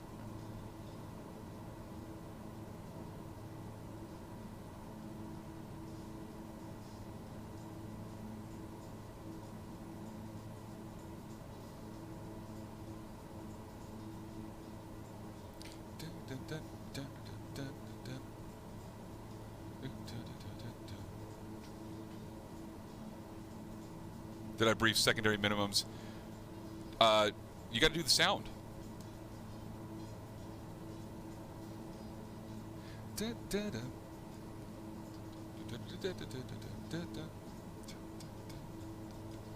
Oh, y'all don't know what I'm... On the VOD, you don't know what I'm singing to. Sorry. Little snarky puppy.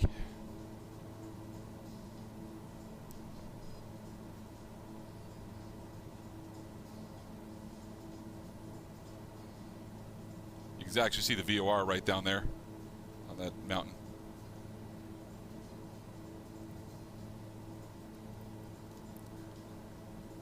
.2 miles. Oof. Little throttle here. Don't chase it. Don't chase it. Little turbulence coming over the top of that mountain there. All right, 053.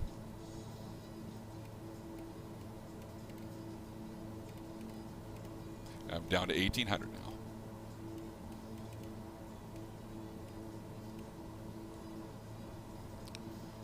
And San Jose traffic, King Air 604 Charlie Foxtrot out of 3,600 for 1,800. Woodside to the final approach course for ILS 12 right. San Jose be landing in about 4 minutes.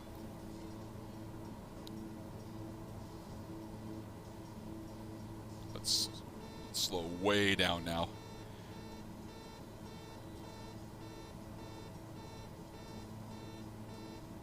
Oh yeah, we're getting way blown off course. Oh, there's the Stanford dish below us. Stanford University, we're going right over it. There's the dish right there, linear accelerator right below us, and the Campanile and everything else down out there in the. Woo. All right, 1,000 feet to go to 1,800. And let's go ahead and set that.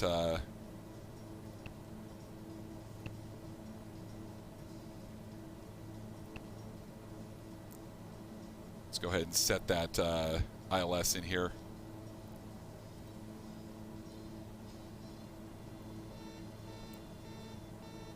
Yeah, I got my gear horn going on. I can't get slow enough.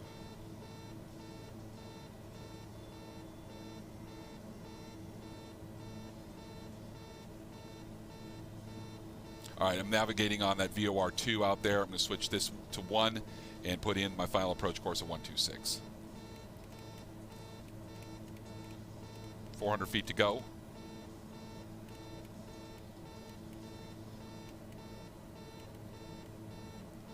A little bit right, and why can't I set that to 1,800? Oh, well.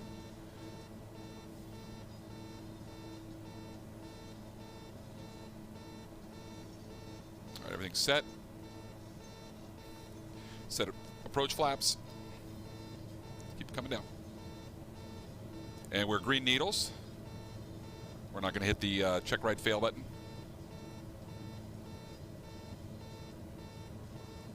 Now, that right there may look like San Jose International. That is not. That is Moffett. Don't mistake that. It looks a lot like San Jose International.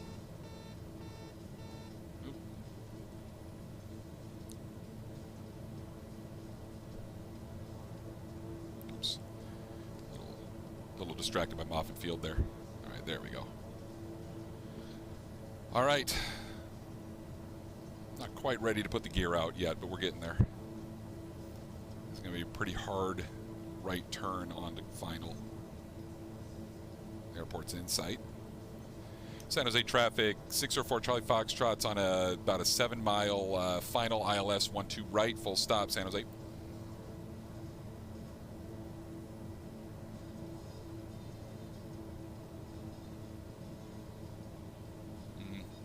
Maybe turned a little too sharp there. We're ballooning too. Still getting used to this aircraft. This is like the second time I've landed it. I'm gonna go to low idle actually. Helps me slow down. And there's the ILS. Well, the weather is better than I thought it was going to be. A little bit of an overshoot. Start heading down. Get down to 1,800 again. Perfect. Let's go ahead and hit the gear. That wind. A lot more wind than I was expecting.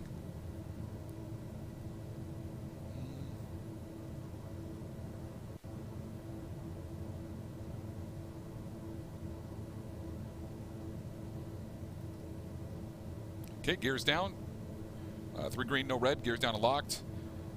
Approach flat or final flaps, and put the props up to full. Condition levers are set. Low idle. Duckmon told me that that's what they do. Helps you control your speed on final. All right, a little bit high, correcting. Trim, trim, trim.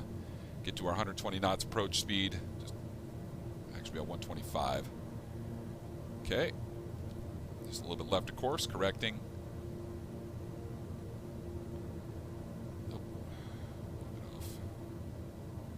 All right, on course, on speed.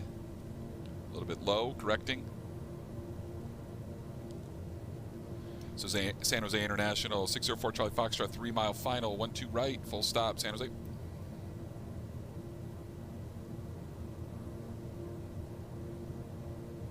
Ooh, that's a good way to float right there. I'm just bouncing around. I got turbulence. Hey, and who's playing there this weekend, huh? Yeah, that is Levi Stadium right there. Go Niners. Sorry, now I'm going to blow my ILS because I needed to look at the stadium.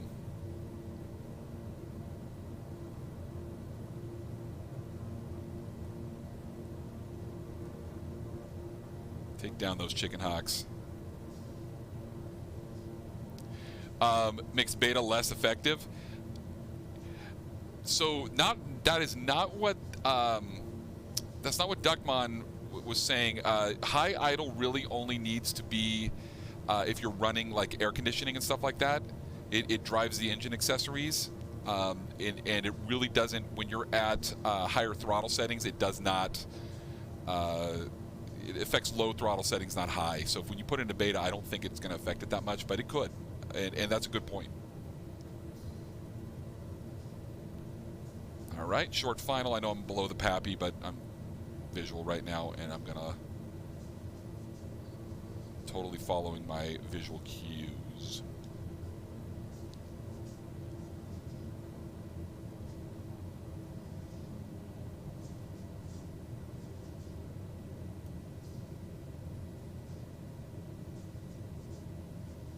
A little long. And I don't even really need to go into beta, to be honest. We got so much runway here. It's like 12,000. Oh, what? Except it's pulling me to the left.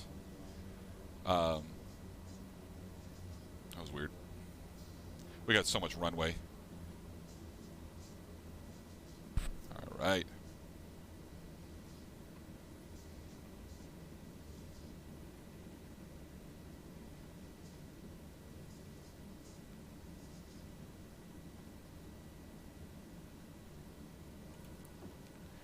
San Jose International, King Air 604 Charlie Foxtrot, clear of 12 right and crossing 12 left at Hotel San Jose. All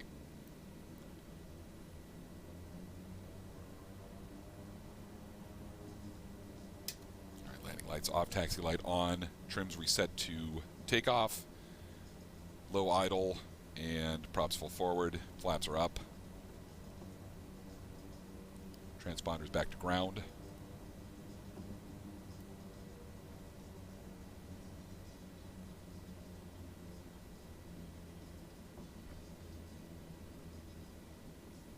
Of course, that's all terminal there. And a couple Southwest sitting there. I'm gonna go down, taxi in here. So welcome to San Jose. Actually, I think all the corporate stuff's on the other side of the field. I did what I normally do and go towards the terminal. yeah, that's dumb. I should have turned right.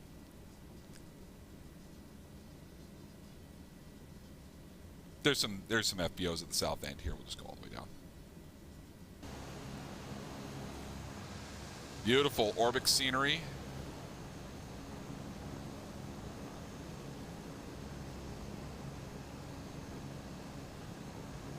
Well, it looks like San Jose. Piper, I got like nothing to do tomorrow. So like, I don't like. My wife's even like out of town, so I have like less to do than normal, and I might do one of your approaches that you wanted right now after I park. I don't know if I'll do this plane. You want to keep in this plane, or do we want to do something else?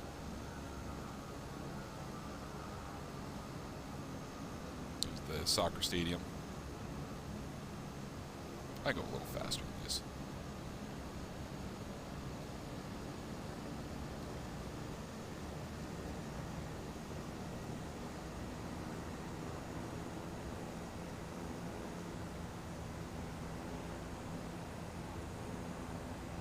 Look at all these friggin' gates.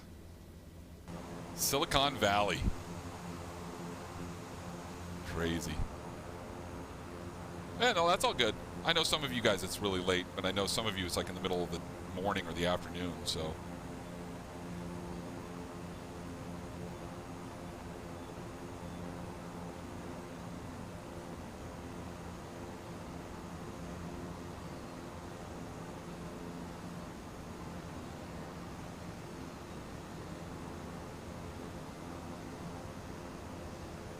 Yes, if you're leaving us, remember that Wednesday night we'll be back on US 95. We'll be in Homedale, Idaho, along the Snake River, and we will be back in the Kodiak and departing south into Nevada.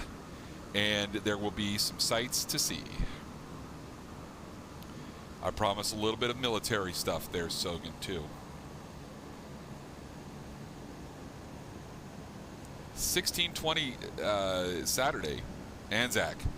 That's the Australia, New Zealand, right?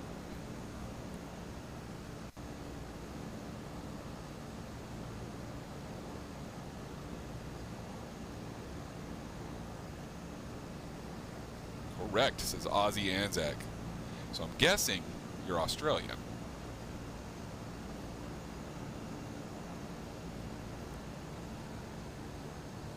All right, Sogan, you have a good one. Thanks for being here. Thanks for chatting, as always. Appreciate you guys' follows and your chats and your questions and flying along with me and all that other stuff. Top marks. Nice. All right, I'm going to park it right down here. We could have landed halfway down this runway and shortened our taxi time quite a bit.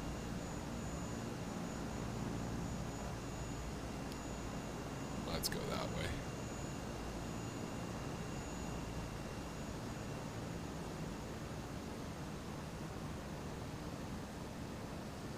Beautiful.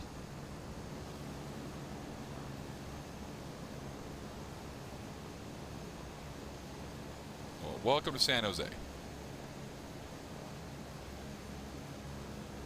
And we'll do a quick shutdown process here just because I want to try that. So I'm going to put the brakes on. Props are at idle. And let's read it here so you guys understand what I'm doing. So we did the landing. We did the after landing checklist. We are auto ignitions off, exterior lights as required. We did that. Ice protection off, flaps up, cabin altitude is 0, differential, and weather radar. Oh, we didn't turn the weather radar off. Yikes. Okay. So everything else is good here. And then shutdown and securing. We're going to set the parking brake. Did that. Auto feather is off. Exterior lights as required. We'll leave. We'll turn taxi light off and strobes, but we'll leave we'll leave the beacon on. And oxygen handles are going to be off. The other one's on too. I know that. Emergency lights on. That's fine. Avionics master is going to come off. I can't remember where the avionics is. It's been an hour since or 2 hours since I started doing this. It's up here. Avionics off. AC inverters off. And cabin master off. Cabin accessories off. And cabin lights as required. No smoking and fasten seatbelts is off. Oops. And vent blower is going to be on low. We can go to electric heat should come off. Low. And then temperature mode off. Bleed air valves environment off. Aft blower off.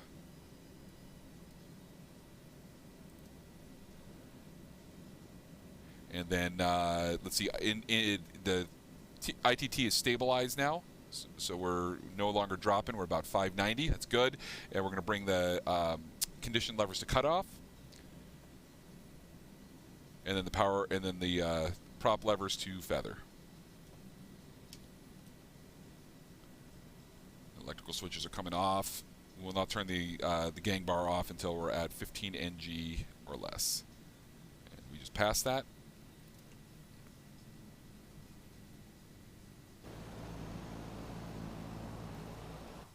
I don't know why. I've shut everything off. There we go. And they're feathered. Perfect. Well, that is what we want to see. You're floating. I've got the Orbic scenery, so that's why we have a little bit of an altitude differential. But beautiful. That was a lot of fun, guys. Thanks for that. I'll do a quick approach here. I'll find one for you, Piper. I got some good ones. Let's take a little bit of a shot.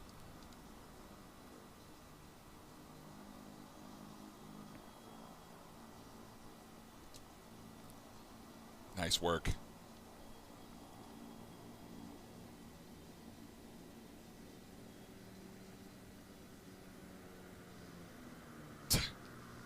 Who dat?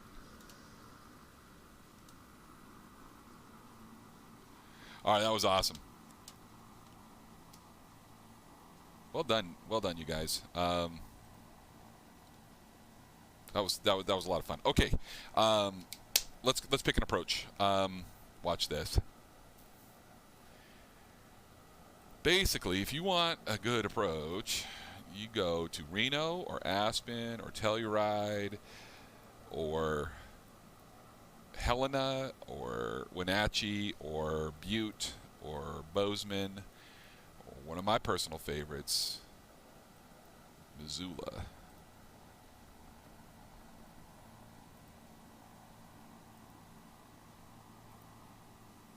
Let's see here. We have some options going into Missoula.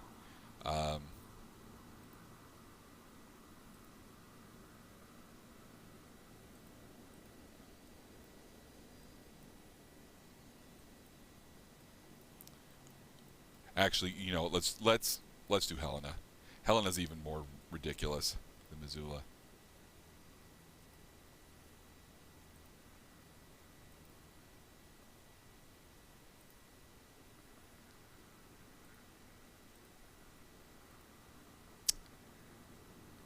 And a lot of these, you got to remember, are RNAV RMP approaches, and we don't have that capability, so it's kind of a little bit, it's a little bit moot. It's moot. It's moo, you know, a cow's opinion. It doesn't matter. It's moo.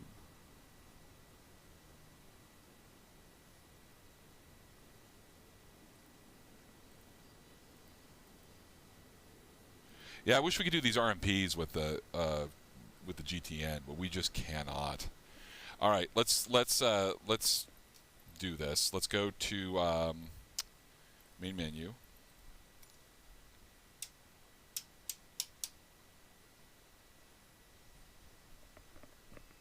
All right, let's see here while it thinks about it.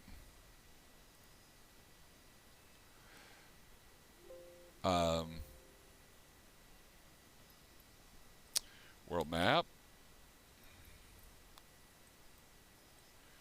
And let's go to...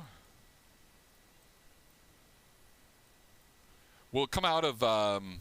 what would get us a good one into Helena? Would be a good one to depart from. Great Falls, maybe? Or Chateau? Chateau would probably be more aligned with the... Well, let's see which way they're landing there, first of all, right now. They got snow showers and...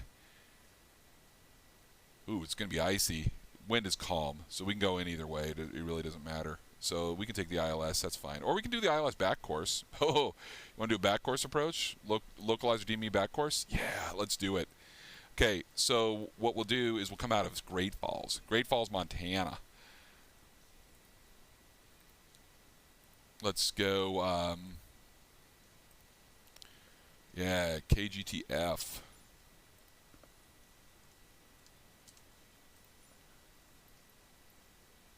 And should we start on the runway, right? Let's not do the cold and dark. Let's just get going. Let's get right into this. Do you want to do the King Air? I mean, as long as I've got it configured correctly for on the runway here, I think that's doable.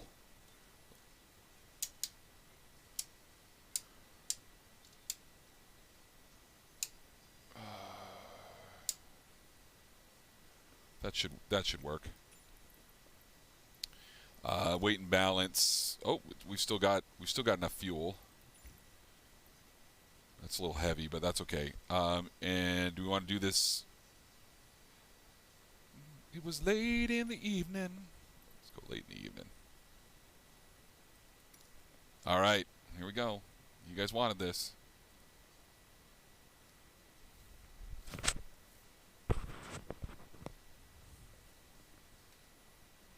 All right, I'll give you the, and we'll do this all analog, no GPS. let me give you the chart. Great Falls Tower Beechcraft, November 604 Charlie Foxtrot, ready at runway 21 departing straight out. Beechcraft November 60 for Charlie Foxtrot, altimeter 29.72, wind 188 at 17. All right. Departing straight out approved. Cleared for takeoff. Departing straight out approved. Don't tell me what I'm approved for. Checking on with you. Hey, Bossman Gaming 6-9er. Thank you for the follow. Checking on with you. Let me switch modes here. We'll get off the GTN. We're gonna go pure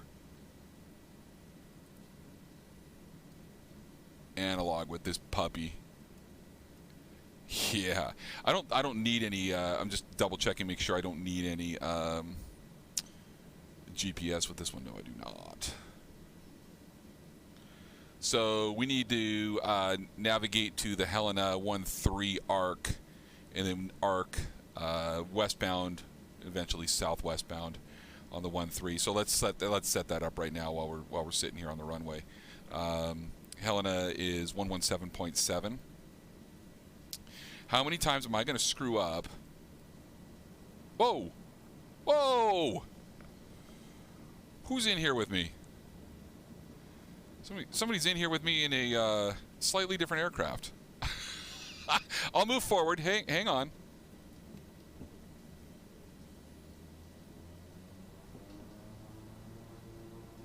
There. This runway's long, so we're good. Okay. Sorry. 117.7. And, oh, I'm going to do this a billion times if I do it once. Come on. Oh, for goodness sakes. Can I get in here close enough to...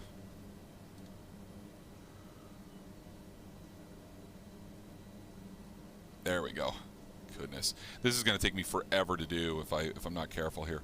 Okay. And then we need... so that's Helena, and then the localizer is 111 or 110.1. So we'll put that in there now, and I'm going to put also both of these in nav 2. We'll brief the approach once we get up in the air. That's fine. I don't really need to worry about that right now. 111.1. 110.1, sorry. Okay, there we go. COM 1 is going to be set for VATSIM. Let's get VATSIM running again. Connect. I don't think anybody's out here controlling. No. Oh! What? This is Salt Lake Center, right? This is Minneapolis Center.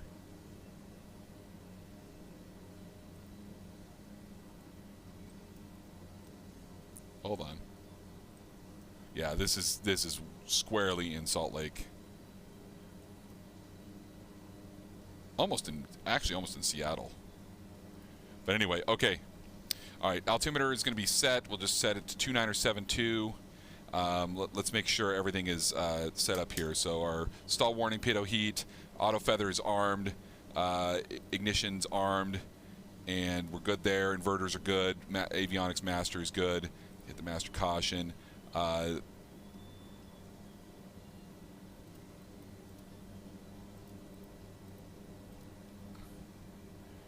what else do I need here?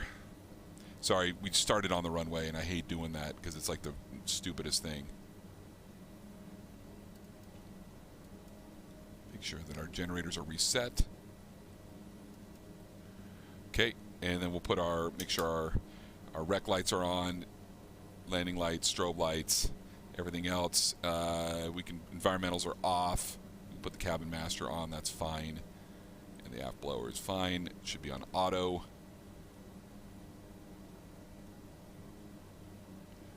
All right, we are ready for takeoff. Oh, it's too far out. And I need different lighting schema. That's just too much.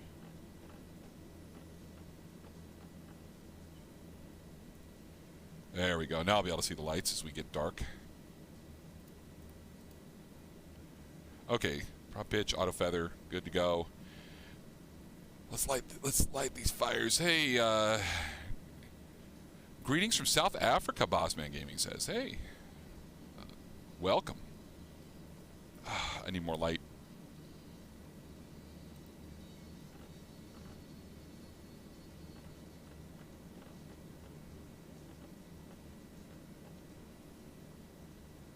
There we go. That's better. Going into that setting sun, I'm not going to be able to see anything.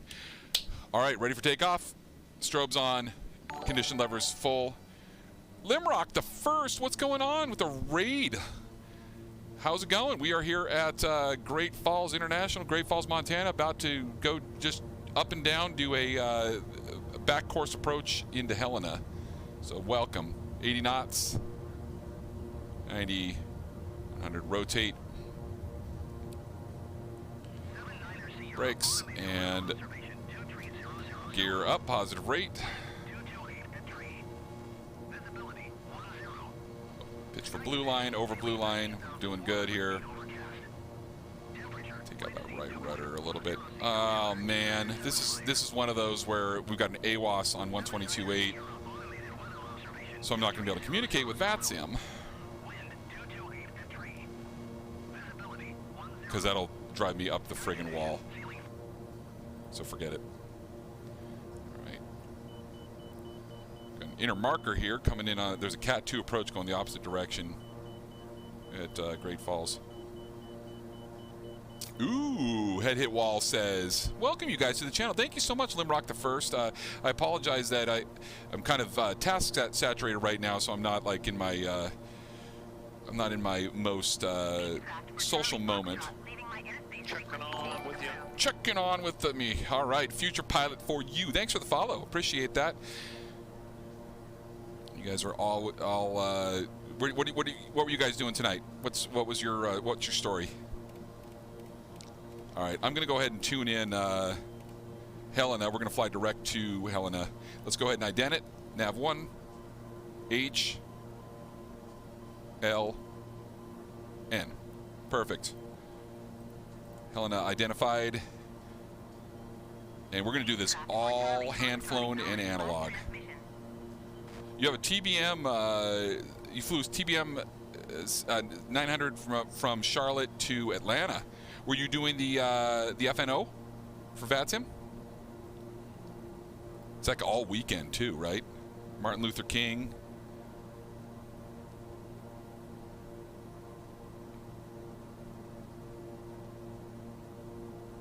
All right, and we're going to need at least 9,000 on the arc.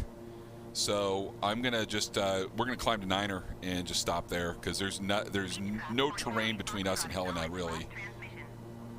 No, listen, I don't want to talk to you. I want to be on 122.8, but there's a stupid AWAS out there reporting on 122.8, so.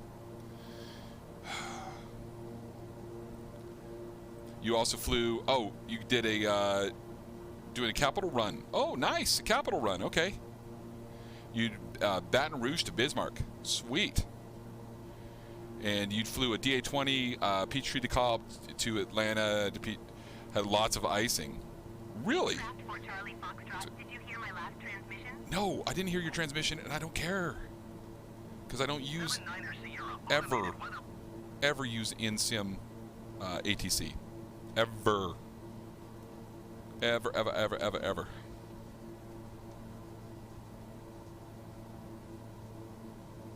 Keep the prop RPM right about there. Got quite a bit of a crosswind right now, that's for sure. Let's find that freeze heading. 48 miles.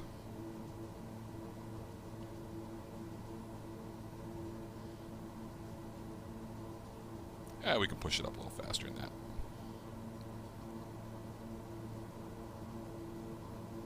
Hey, hey. Is there really no snow here right now? I've got real world weather on, so.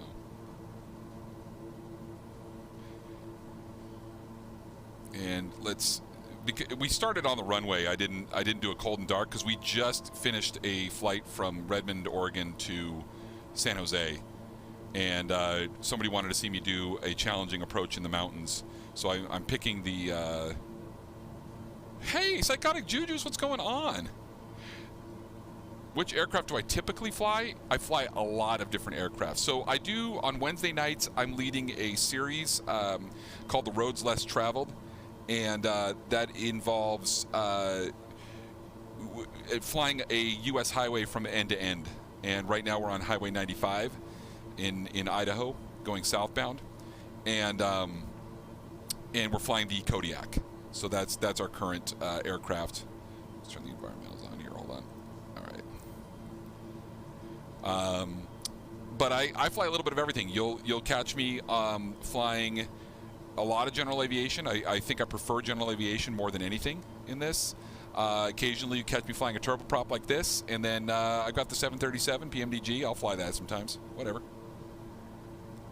Just kind of mix it up. Jujus, how are you doing, man? Saw you a couple weeks ago. I'm going to go ahead and set my VOR2. So I'm going to hand fly this sucker 40 miles out from Helena. So this is what we're going to do. I'm going to give you guys the approach. We're going to do the briefing, and this is going to be it's going to be ridiculous, man. So here we go.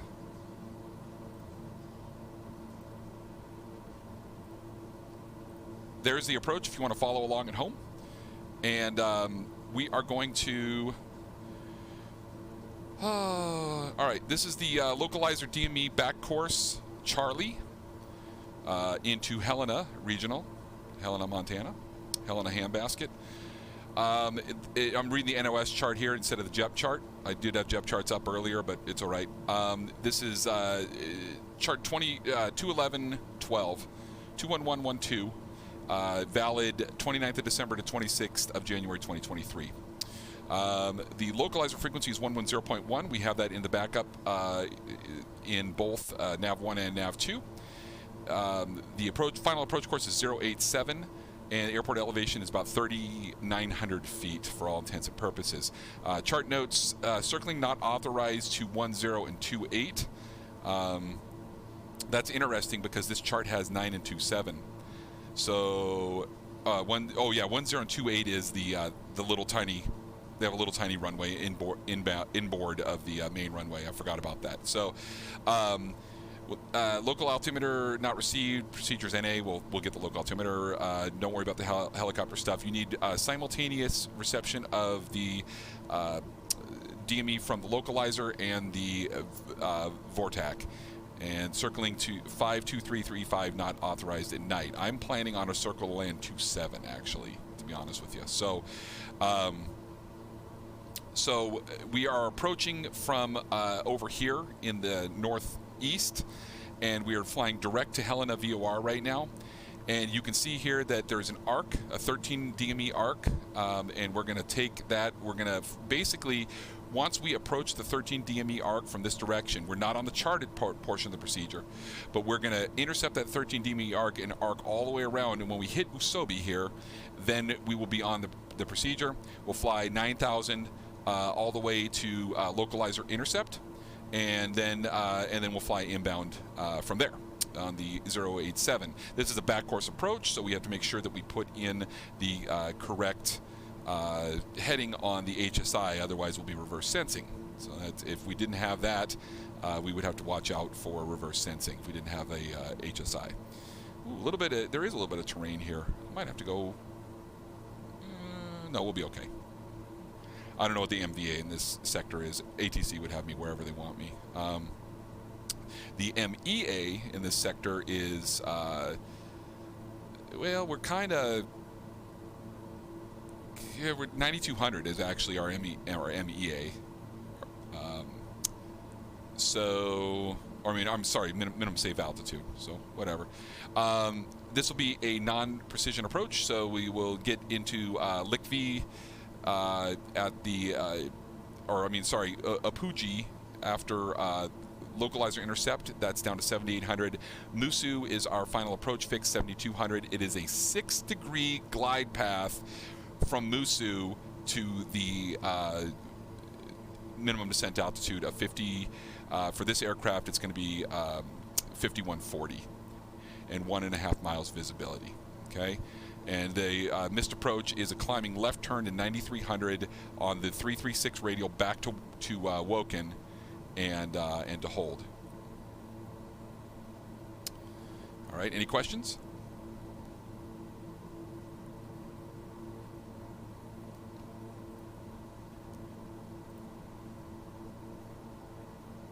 You guys follow along?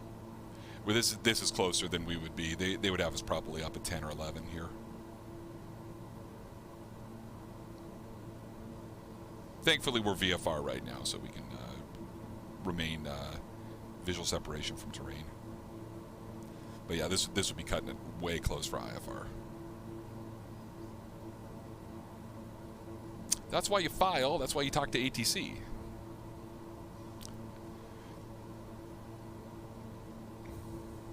All right, 21. Remember, we'll be arcing westbound. We'll make a right turn at the 13 DME. Yeah, baby. Yeah, baby.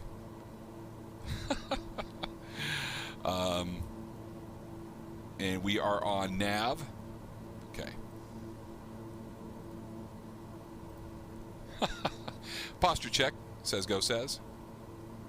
Yeah, I'm hitting an updraft right now off the windward side of these mountains. Getting my butt kicked.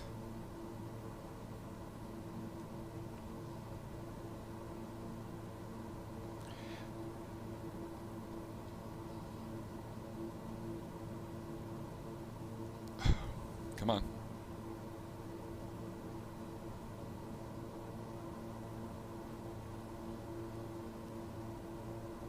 There we go.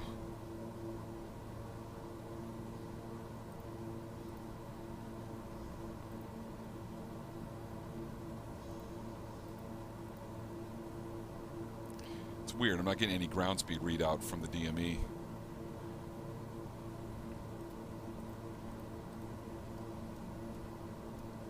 Screw something up? Shouldn't. All right, here comes our turn onto the arc. Well, this will be interesting. I don't have a ground speed readout, so I'm going to have to do this all turn and twist.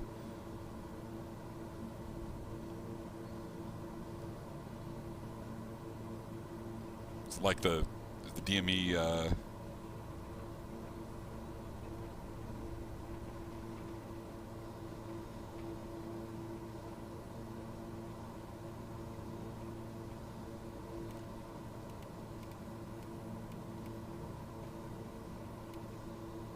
Oh, blowing it. Need a tight turn there.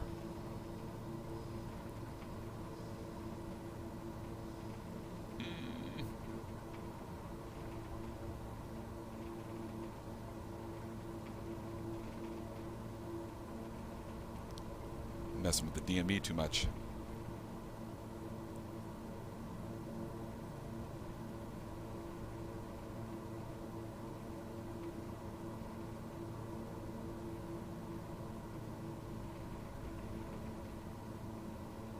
Why am I not getting a ground speed readout? Like, what's going on with that?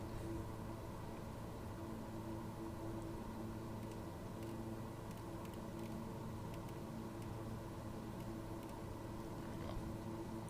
All right, now we're regaining.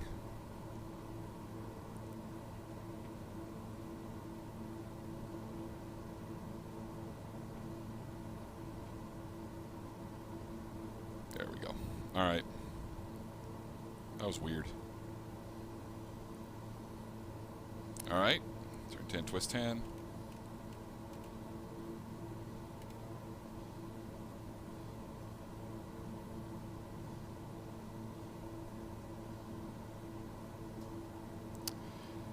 The sell button? Yeah. No, I did that over here. But it never came up with a ground speed readout. It's like borked right now. It's weird. And I don't have it on hold or anything like that, so I don't know why it's doing that. Both nav 1 and nav 2. little bit more inboard here.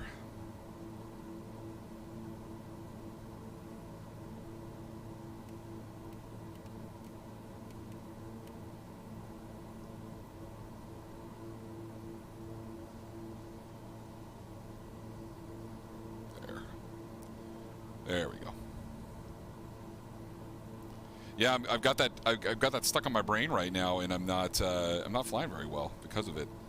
That's I'm fixating. Don't want to do that. Okay, here's another 10.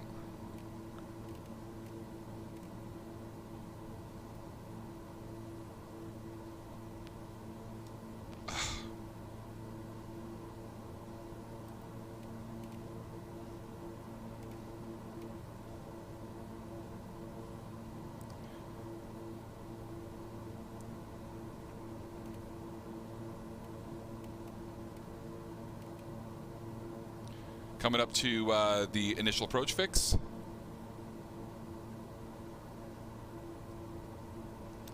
Little inside here.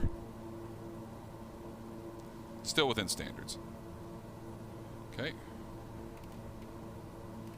And I'm going to go all the way to 120 on this one. And I'm just going to let it kind of tangent out.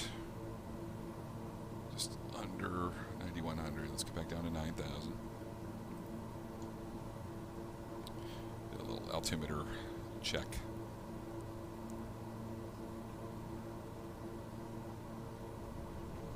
I've got a strong west wind here. That is pushing me through.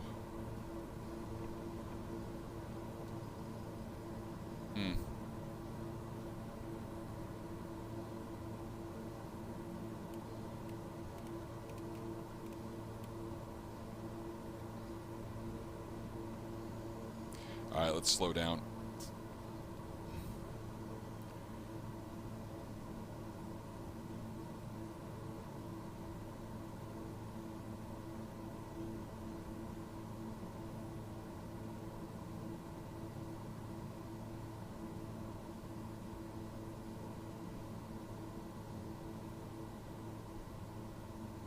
Slow her down.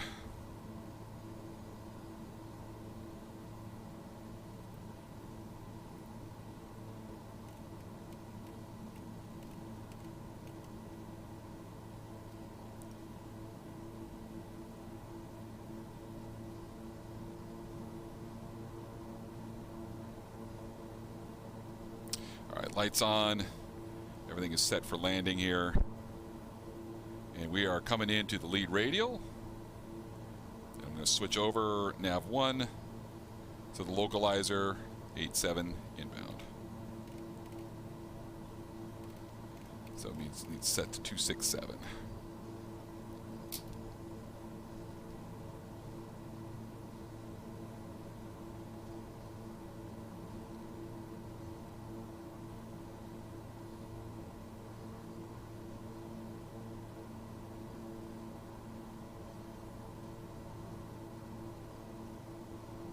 No DME on the localizer, remember. I'm taking my DME from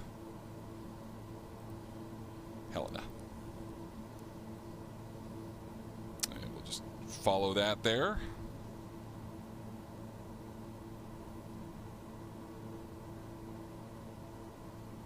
And there's a localizer active. Oh, it's coming in quick. Ooh. Hopefully ATC would have told me I was 2 miles from the fix or whatever it was. That was quick. That was way quick. And now I'm inbound, so I can go down to 7,800. Wow, that localizer came in quick. I must have one heck of a wind up here. My ground speed's got to be just booking. So remember, very steep approach. We're going to approach flaps. 9.4, 9.2. Yeah, we're pretty much right on it now. 7,800 to Upuj, and then Musu is 7,200. That is the 7 DME. Helena traffic, 604 Charlie Foxtrot is a 7 miles to the west, inbound on the localizer back course, and we will be circle to land, left traffic for 27 at Helena. Inside that, we can go down to SACP, is 5140. Remember how steep this is here.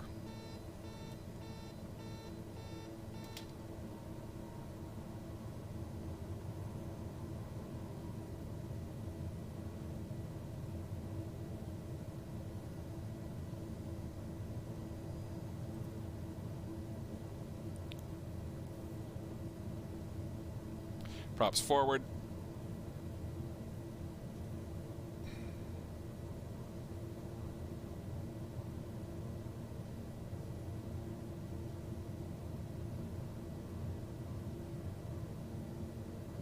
Yeah, this wasn't IFR, unfortunately. I've got it on real world weather.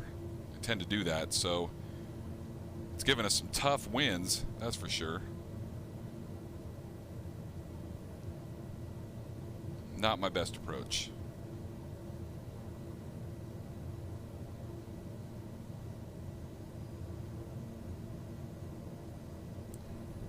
Okay, and we see airport in sight, and we're going to go ahead and break off and follow that downwind. We're in position to land, we can continue, and all that fun stuff.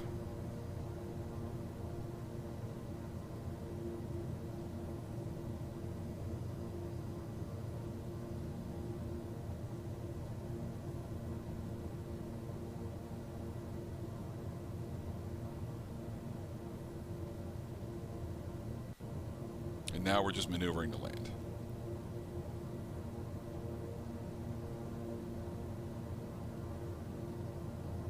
That is not the Helena control tower.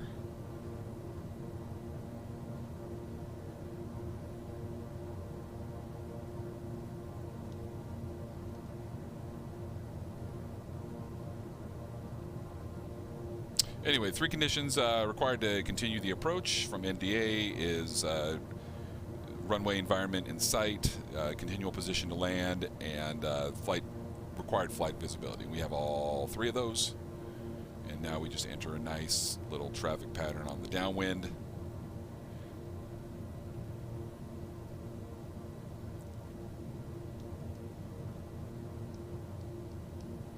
And Helena traffic, 604 Charlie Foxtrot is a beam. The numbers left downwind 27, and we're making the left base to final. Full stop, Helena.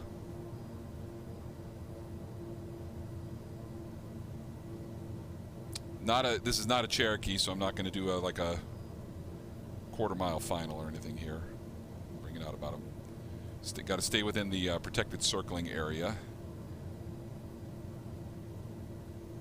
And we are within that.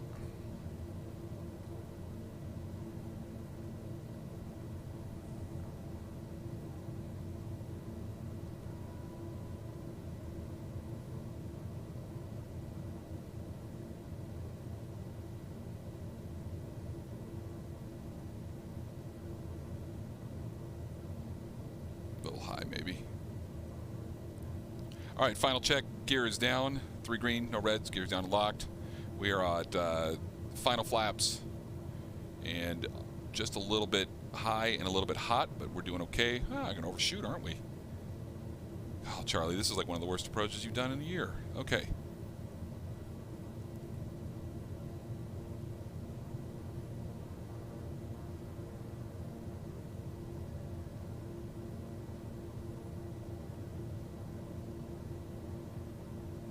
What happened to the rabbit? There was a rabbit, disappeared. All right, we're stabilized, clear to land.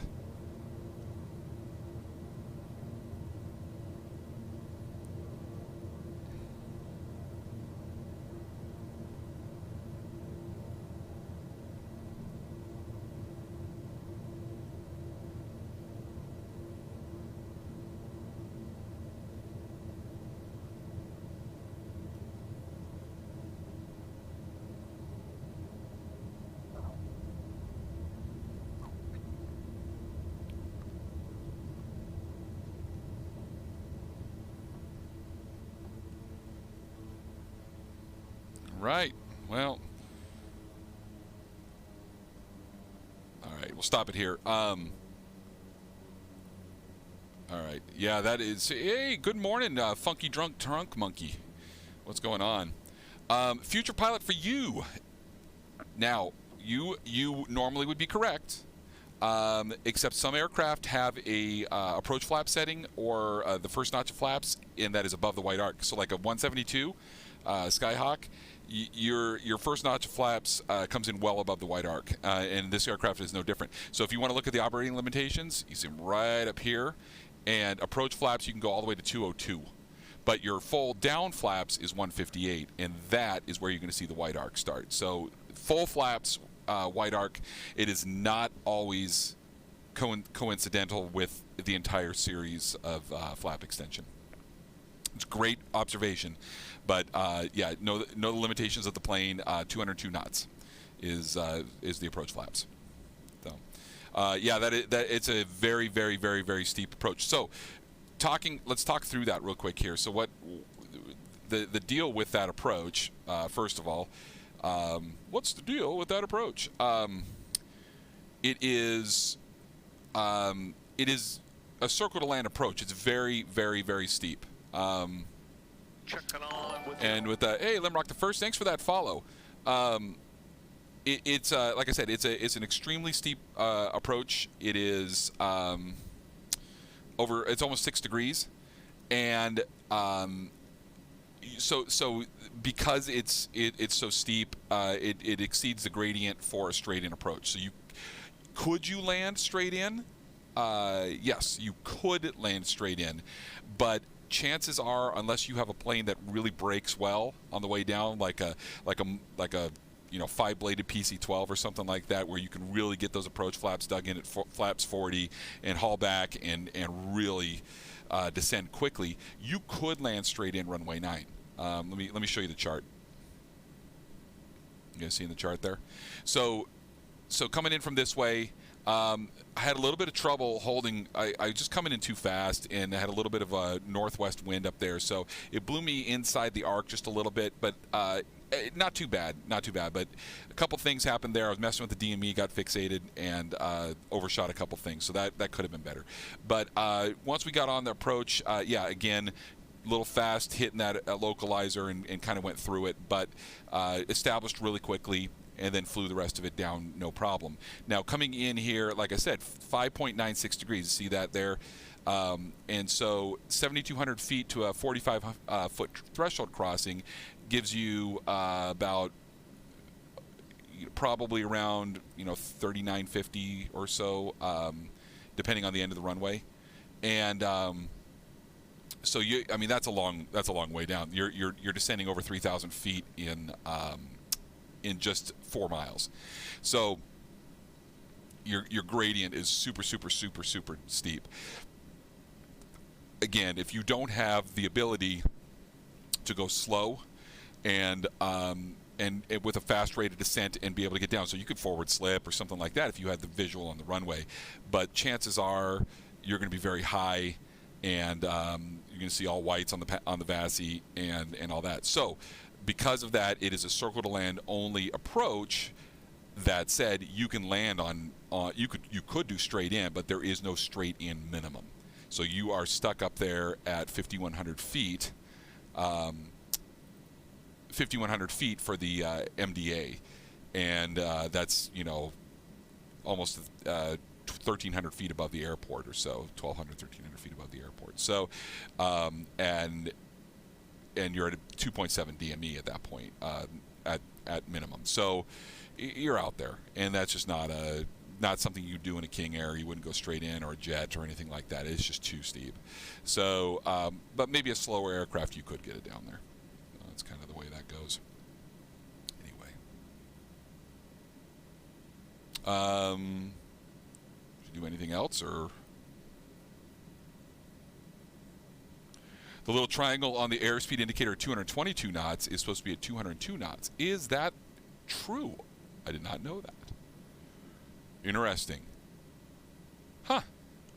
So that's a little screwy, huh? Huh. I didn't know that. Makes sense, though. It makes sense. Okay, good to know. But yeah, that was we were well within limitations. When I dropped the flaps, we were like 180 or something like that, so that wasn't too bad at all. And then I did not drop the full flaps until we were down about 150, 145, 150 or something like that. So, yeah, it's a fun airplane to fly. This is like I said, my second night flying it. Black Square did a fantastic job with this thing. And look at that panel. It just looks fun. It is. Hey, Limrock, thanks for the raid. I appreciate it so much. And thanks for the follow and everything like that. Hope you have a good evening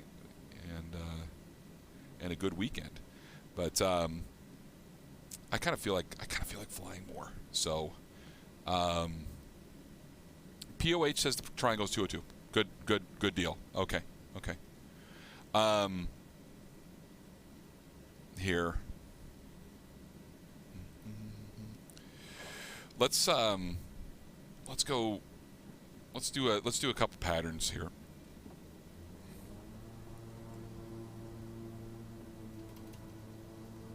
We got enough remaining runway. Get off the brakes. All right, takeoff power set. Airspeed's alive. I've got left rudder in because of the must have a right crosswind. 80 knots. Rotate. All right, positive rate, gear up. Pitch for blue line, exceed blue line. Nose down, go to 140, flaps come up. And we can pull the torque back just a little bit now. Not that much. And bring the props back a little bit too. This is your favorite plane in the sim for the last few weeks. Yeah, this is great. I love it. Like I said, this is my. We took it around the pattern over in Phoenix a couple weeks ago, or a couple months ago actually, right when it first came out, and I didn't have time to dig into it. So this is like the first full night that I've flown it, and I'm loving it. I mean, it is absolutely fantastic. It's responsive. The systems are modeled extremely well. I'll go say hi to John Dutton over there as the Montana State Capitol.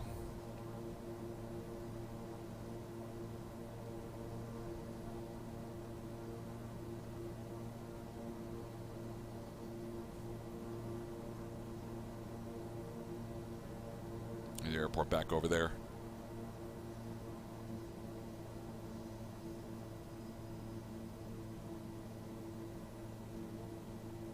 Stop at 7,000. Here, let's do this. Let's go inadvertent IFR.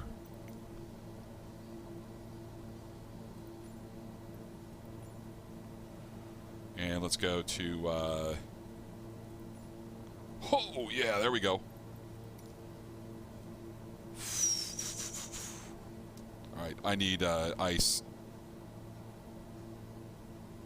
And let's get up.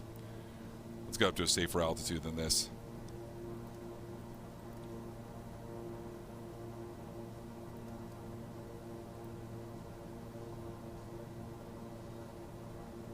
All right.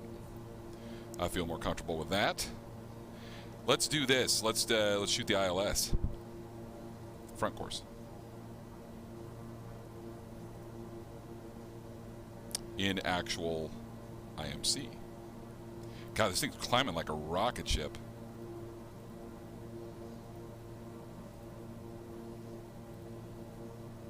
Hauser. Oh man, this is gonna be quick. 386.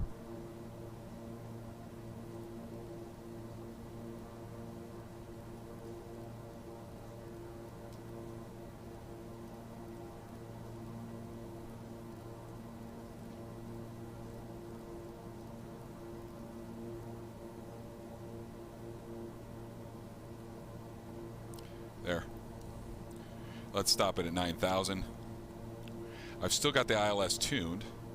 I've got the front course tuned. Between 74 and 14,000. And let's set that up. There it is. Let's head this way. All right, so this is going to be a quick brief and inbound and all that other fun stuff here. So we're this is the ILS localizer Yankee, runway 27 at Helena, 21-112, and charts active. We've got the ILS already tuned. We got the front course already tuned. What we're doing right now is we are going to fly direct to Hauser, which is the initial approach fix, and we're going to do a procedure turn. This will be a teardrop entry turn, and inbound on 267. It's a hold and loop procedure turn. So, got to find this wind up here. So I've got ADF tuned. I need to actually have that there. And the missed approach is climbed 4,700, climbing right turn 9,000 on a 021, and the 336 to Woken and hold. Continue climb and hold to 9,000. All right, that sounds good to me. We're gonna stay here at Niner, and we'll do a couple turns and hold just to really piss everybody off with that NDB.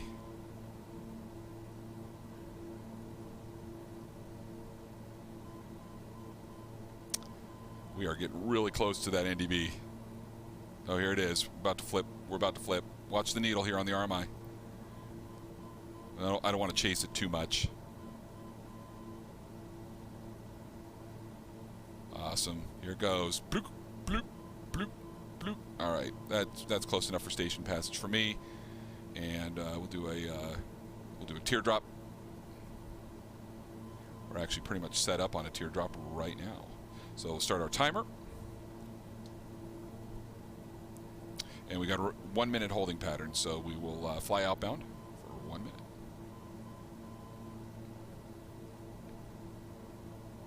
I'm going to slow down.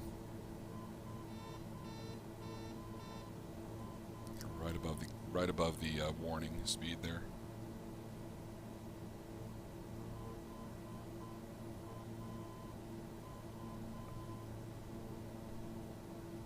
Doing okay. 9,000 on, I think 180 should be good for our speed, so I'm going to hold her there. And we got about 20 seconds to go. And this will be right turns and hold. Oh, 175 knots in the hold. So I'm going to slow down just a little bit here. 5960. Okay, we'll go ahead and turn inbound, intercept the localizer inbound, and I'm going to do another turn and hold after this, just to show you guys a little bit of a hold. A little bit more.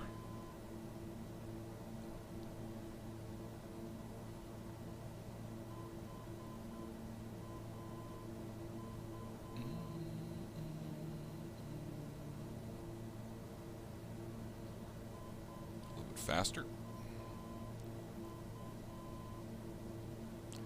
Get a little bit more turn there.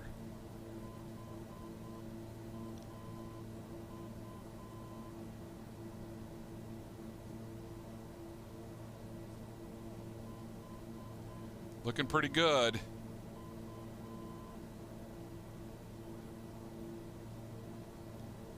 And we get down to 7,400 once we are cleared down there, established, and all that other fun crap. Ooh, maybe a little bit behind here. Now, what happens if I fly beyond the localizer here? Am I in trouble? Well, the answer is it depends. I mean, if they want to bust you for, you're still protected. The non-holding side of a holding course is still protected. You're not. It's not like you fly right into a mountain wall or something like that. But we can do better than that. We'll do better on the second turn, won't we?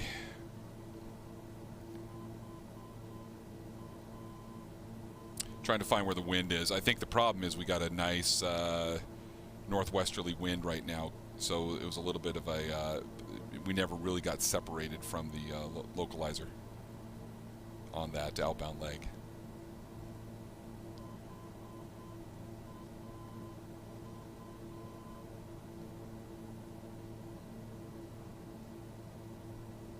And that's evidenced by our wind correction angle. Look at that.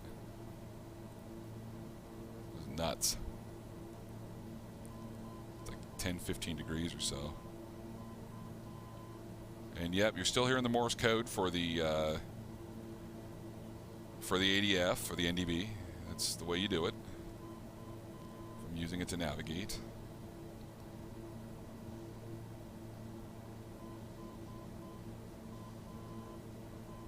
Oh, not bad. Not bad. Okay. We'll do another turn. There's our station passage. And start the clock.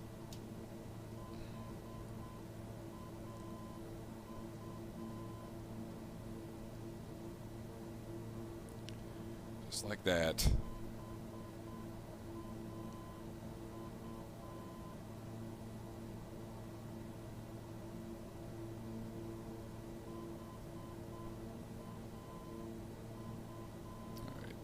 Outbound, halfway,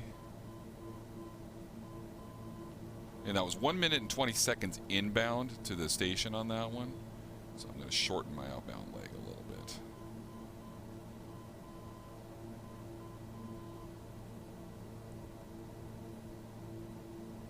These clouds are giving me false horizons, baby. Not what you want.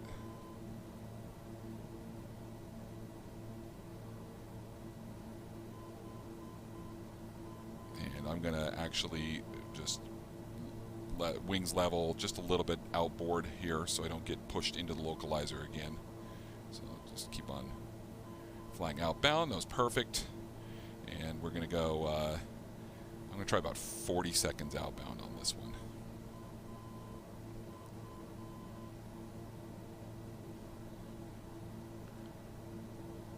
Let's try this. A little fast still. Bring the throttle back now that we're out of the turn.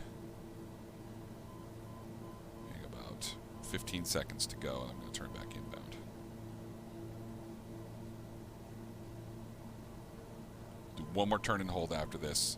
I know it's boring to some of you guys to see turns and hold, but this is good practice for me. I need it. All right, start turn.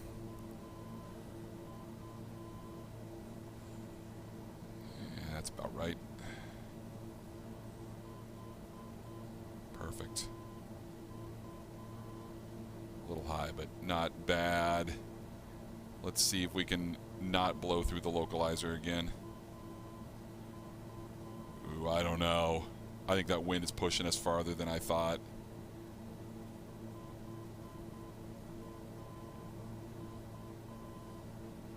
Yeesh. Keep turning, keep turning, keep turning, keep turning. I think I need a little bit more wind correction angle outbound, maybe? Well, we'll see. Ooh, this might not be bad. This might not be bad.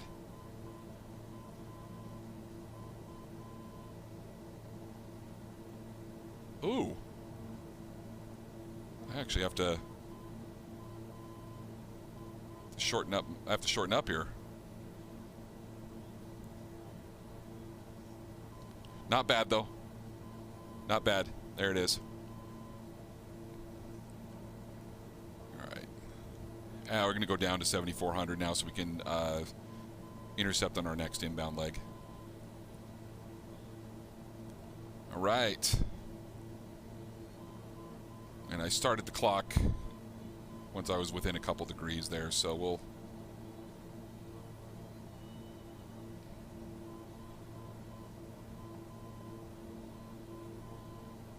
Let's see how close we get to...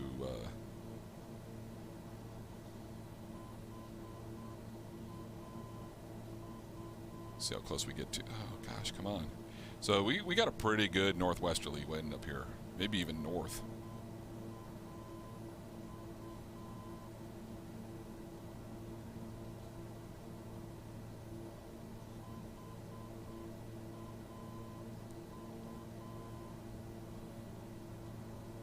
Oh, pretty good.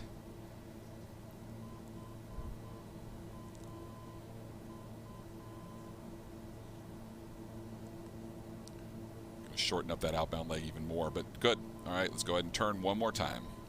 Keep our descent going, 7,400.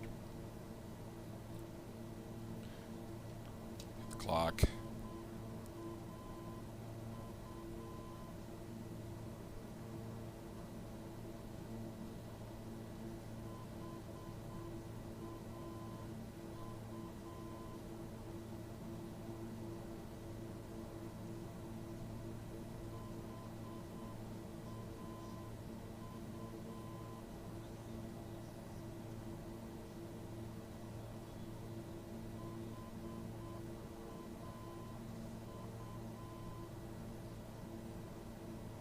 So Gailey is our 7,400 foot glide slope intercept at 10.7 DME.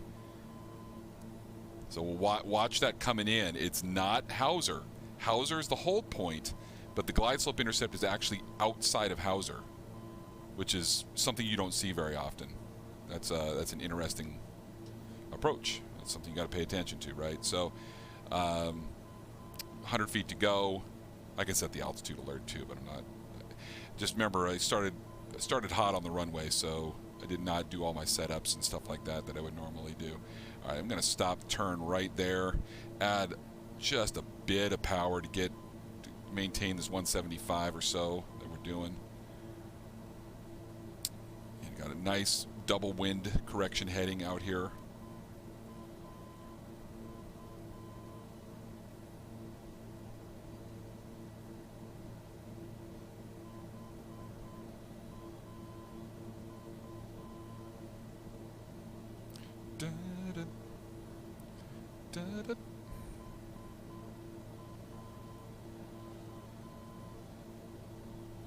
And right about there, we're going to start inbound.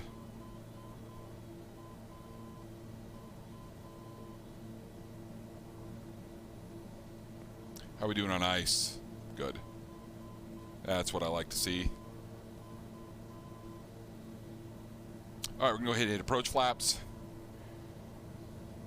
Start configuring because we're going to, we're going to be getting bubbled here. As soon as we're in intercept the glide slope, we're on the way down. It's going to be basically wings level, gear. You're going to need a little bit more throttle than that.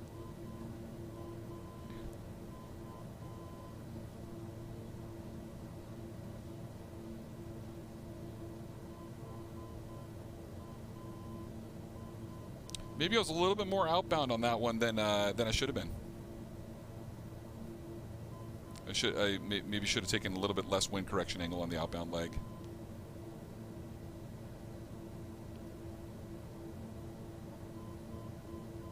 Of course, the wind is different at 7,400 feet than it was at 9,000, isn't it?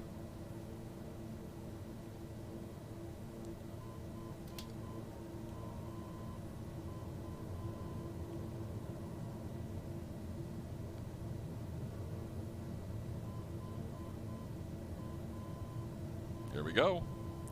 And we are inbound. We are a little bit high on the localizer. That's okay. Or on the glide slope. That's all right. We'll catch it.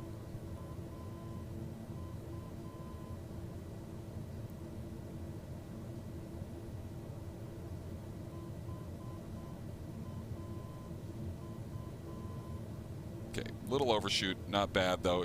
Considering the angle and the wind and all that other stuff, that wasn't too bad. This is kind of a tough one here.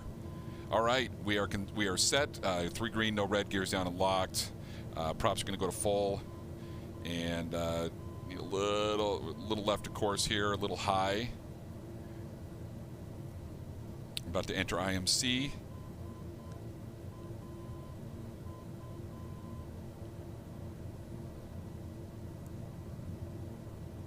Now we're coming to the right, of course, as the wind diminishes as we get up there. There's Hauser.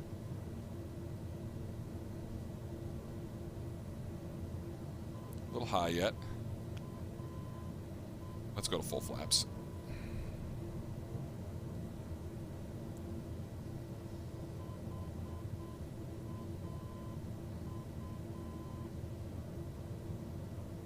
There we go. A little slow.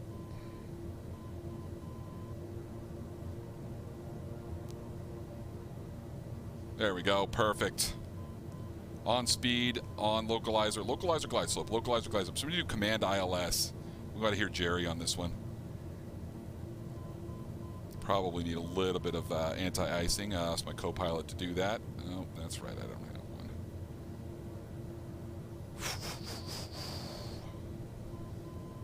one. And flying an ILS. I don't know where we're going to break out. I don't know what the clouds are set to in this preset. A little slow, a little low.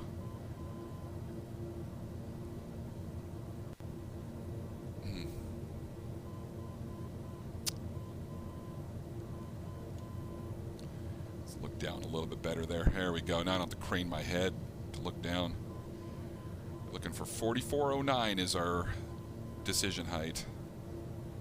I can kill the ADF too right now. I don't need that anymore.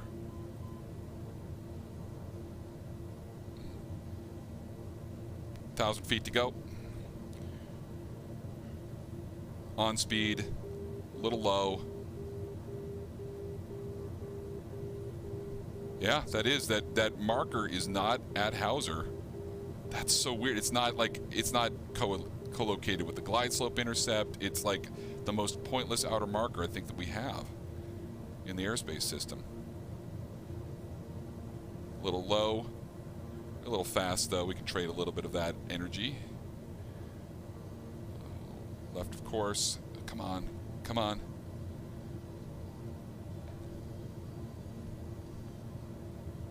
.500 feet to go. Radar altimeter's alive. A little bit right of course correcting. No idea. I did not check the ATIS, so I don't know what the winds are on this preset at all. We could have a tailwind for all I know.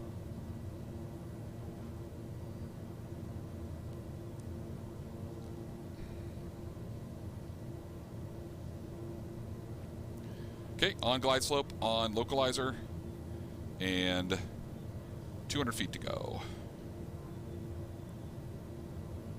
I have a feeling that we're not going to see that runway.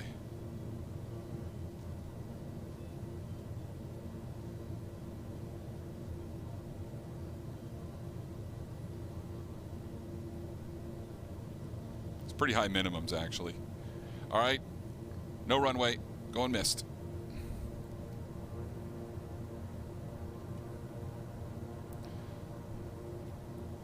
Positive rate, gear up.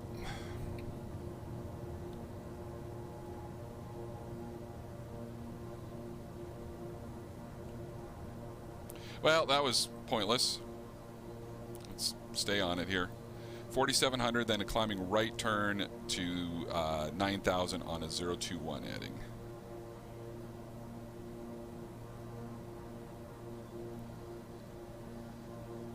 All right, so there you go, right? Approach down to minimums. Runway wasn't there. We go missed.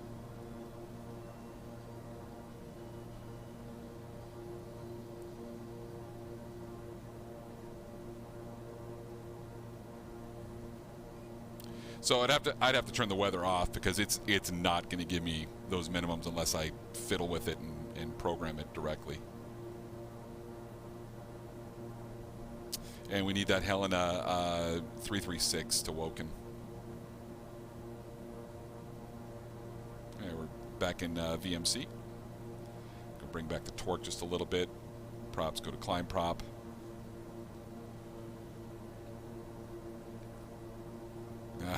Keep the turn going, Charlie. What are you doing?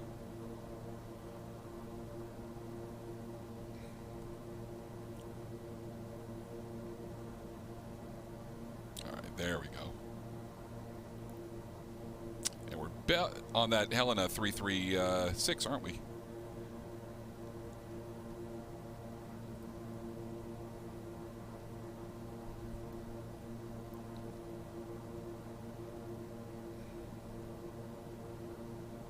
We just passed it. There's 9,000. Woo. Lots of task saturation right there.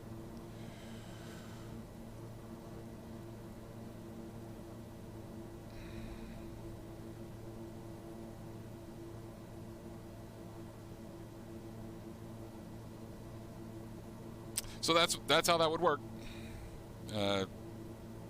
We go somewhere else.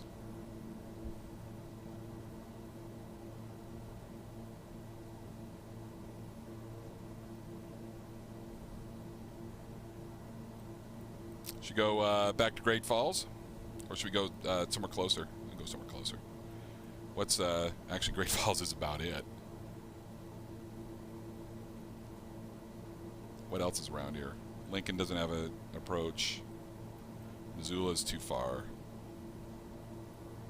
I mean, we're almost halfway to Great Falls as it is. Let's go back to Great Falls. We'll pick up the ILS 3.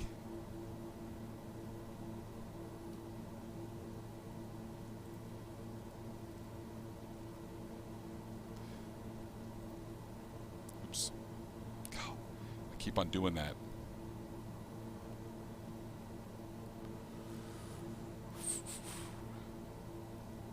There we go.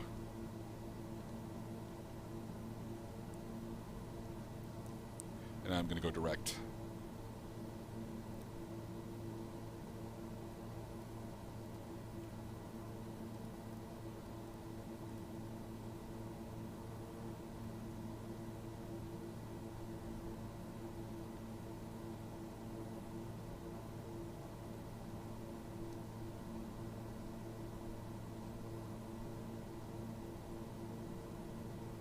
All right, let's pick up the ATIS at Great Falls and see if it actually is going to accommodate our approach. So let's see, 126.6 is the ATIS there. This is work, man.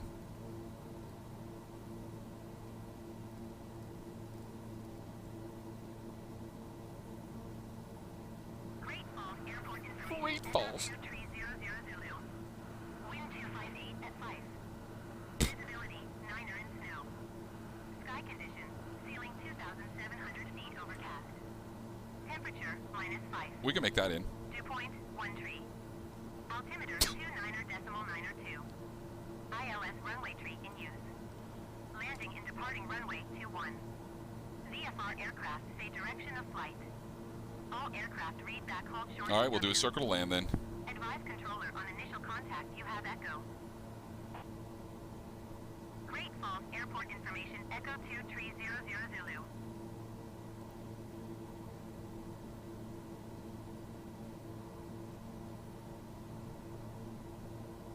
This is pretty close to those mountains still, isn't it?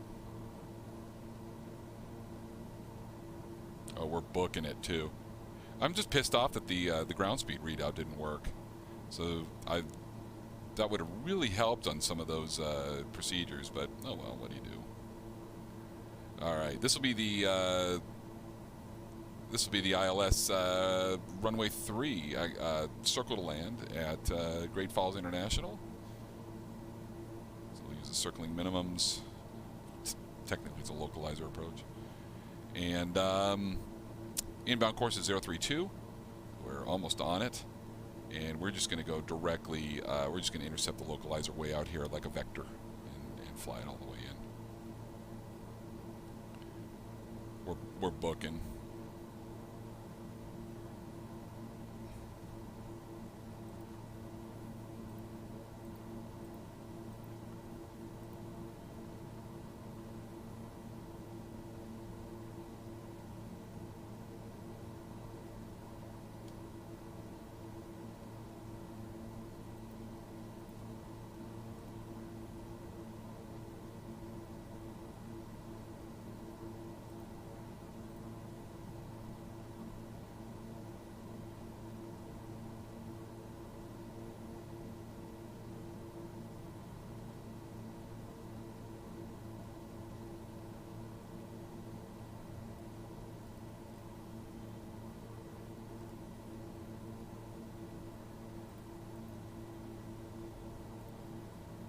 Am I picking up that localizer yet? No. I should be able to easily pick up that localizer from 35 miles away. I know it's not in the service volume. I know how that works. The sim is very, very, very stringent to the service volume. It basically, it's not going to give you the localizer or any nav aid outside the technical limits, which is BS, because in real life there's some localizers you can pick out from 70, 80 miles out. No joke.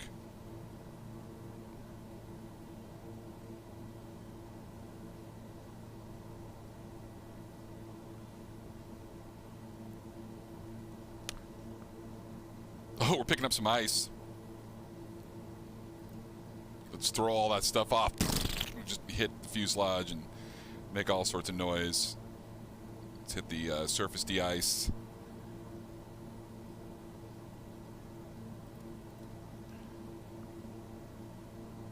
There we go. That's better.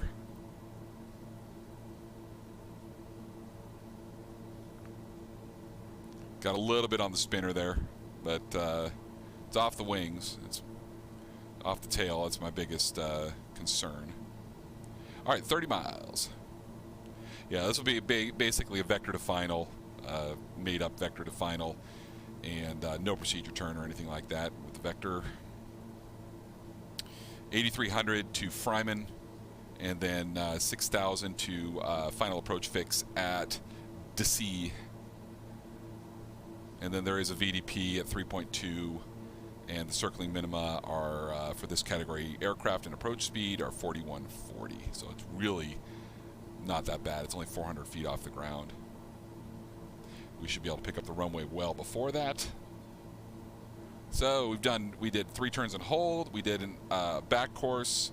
I feel like I'm doing my hits. I feel like I'm doing my currency right now.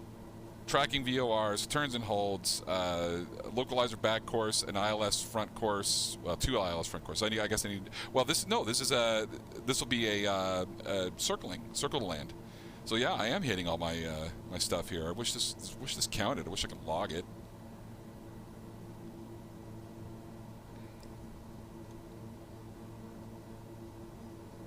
Okay, got to hit that surface de-ice again.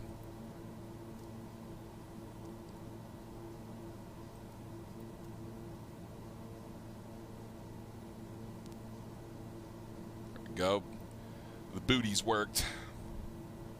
Booty call. All right, there's our ILS just came in on the VOR2. That's what I have it tuned to, so I know that it's active. Identified. GTF. And GTF on nav 1. All right, so what I'm going to do now is I'm going to switch these up. I'm going to use nav 2, and we'll just flip these.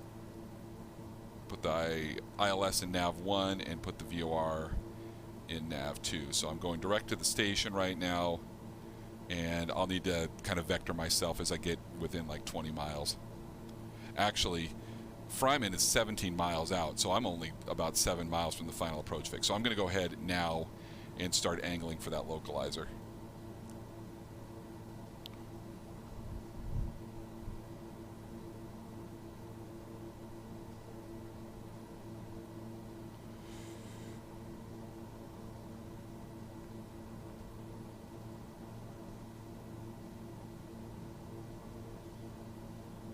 Sean Martin's a genius. All right.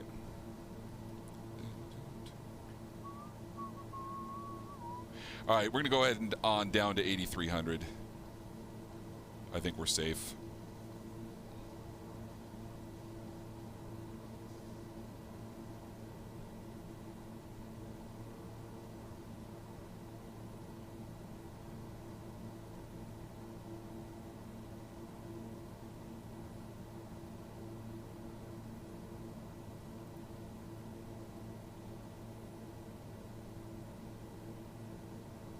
All right, lights on, seat belts, and no smoking is on.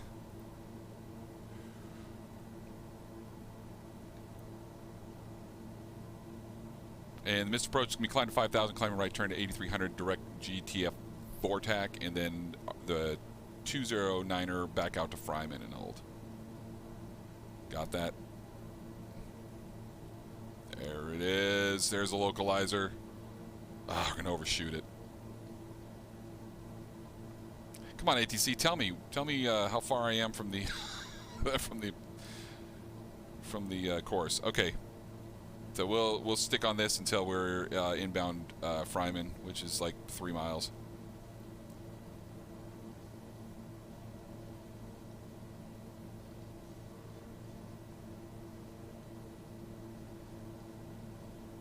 Let's re-intercept that.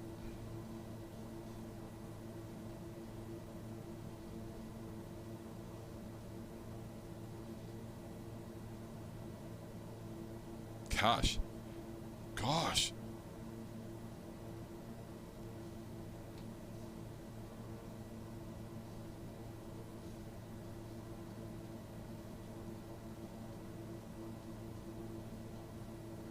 Even more. What kind of a wind do I have up here? There it is. I got a crazy wind. All right, we're established. We can go down to 6.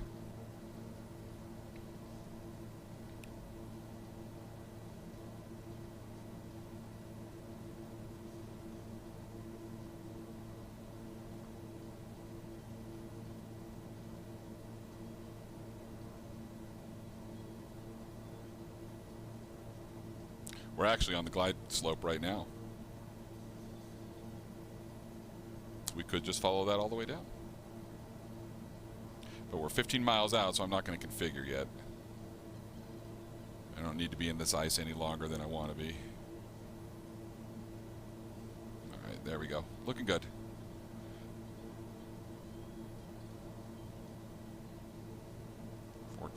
.7, a little high.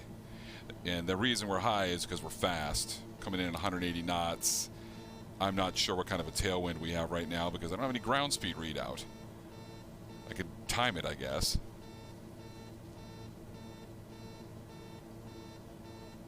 Definitely have a tailwind. So that means my rate of descent's got to be pretty high to maintain that glide slope. Or I need to slow down. This is the time. Well, no, I still don't want to. Like I said, I don't want to be in this ice any longer than I need to be. Picking up. No, nothing on the wing. All right.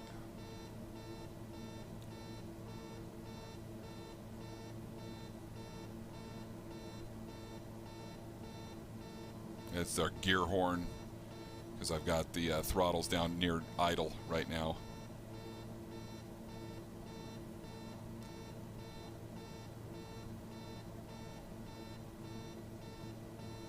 We're booking. We're booking inbound.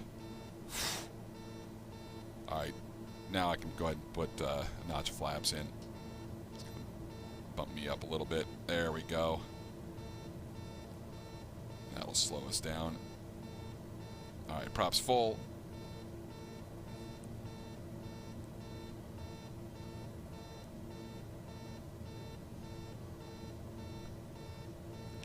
Good.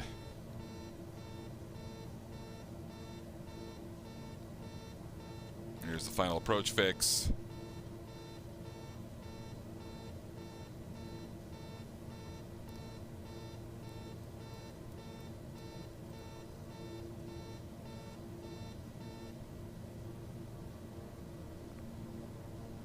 Wings are looking okay. This is why you need a second pilot. We need to share cockpits more often, don't we?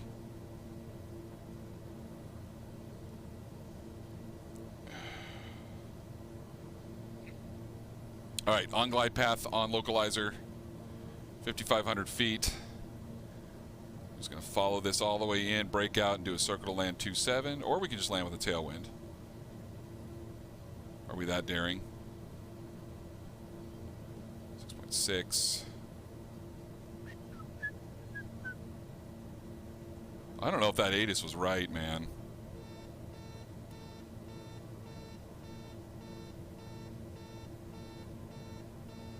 Did I? There we go.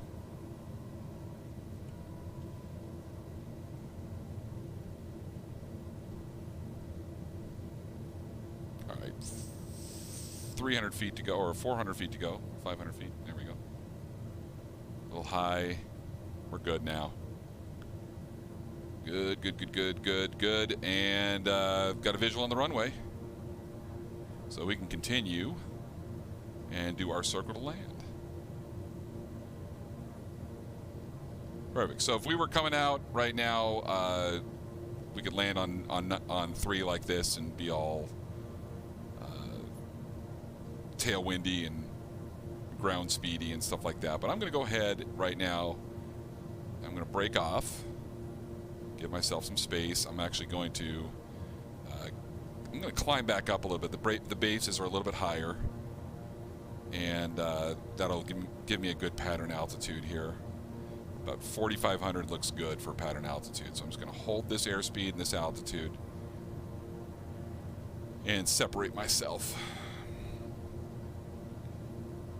Now, that is the wrong approach light system. So once again, if you go on the Flight Simulator forums, you'll see one of my famous rants regarding incorrect runway lighting, but that would be cause for a go-around if you came out of the clouds and saw a Mouser instead of a ALSF2, which Great Falls has now.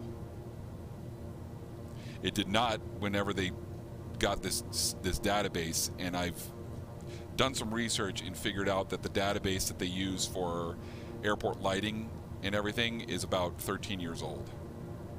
And I don't know why, because the FAA prints it every 30 days. And it's in a CSV format, easily parsed. Oh, that runway is fouled. Yikes.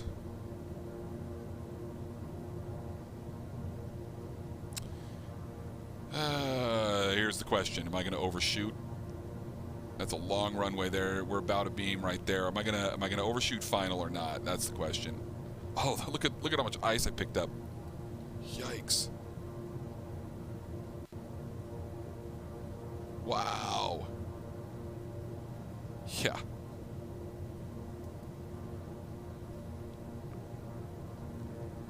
These boots aren't even walking anymore. Let's get this thing on the ground.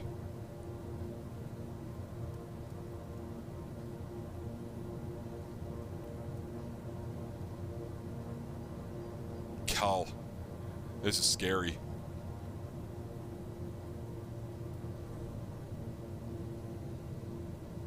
Boots aren't even taking that ice off.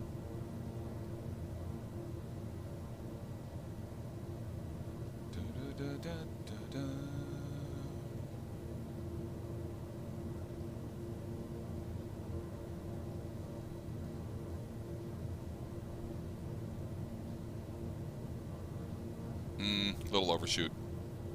Little steep. Especially with all that ice on there. Yeeks.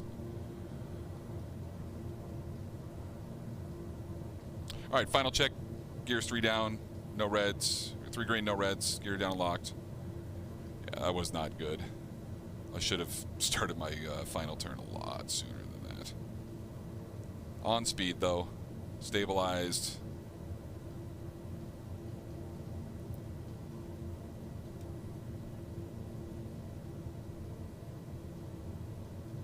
Is this like white area right there? I'm gonna land beyond it because I don't know what that is. It scares me.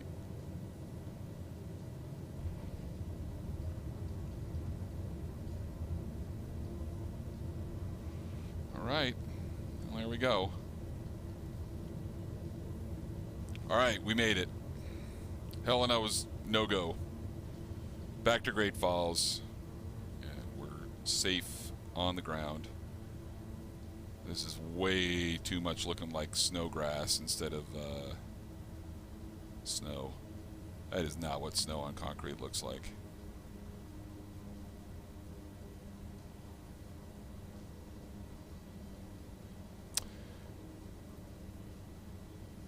Who's still with me? You guys all still with me? I cannot believe you're all still with me. I thank you for sticking around. This is about it for me. This is a late one. And I knew it was going to be. I said it was going to be because, like I said, I have nothing to do tomorrow. And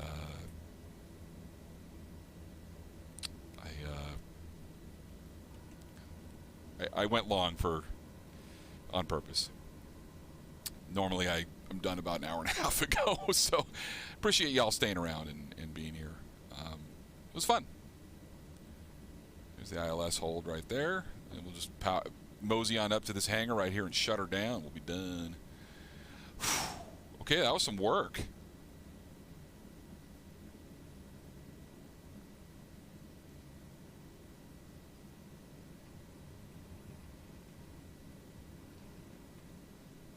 This is not the tower. All right. Oops, sorry. Turn that off. Flaps are up. Take a set. Turn off the rudder boost and electric trim. Yeah, that should be a lot lower than that. I'm gonna pop the dang doors off. I won't be able to open them actually. Yeah, it's okay. It's everything looking good here. Make sure the switches are off where they're supposed to be. Ignitions are off. Engine starts are off. Inverters come off. Avionics master comes off. Watching that ITT.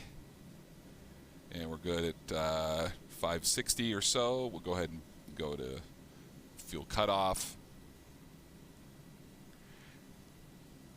And watch that turbine RPM come down, and we'll feather the props. I'm so sorry how much ice we have on there. All right.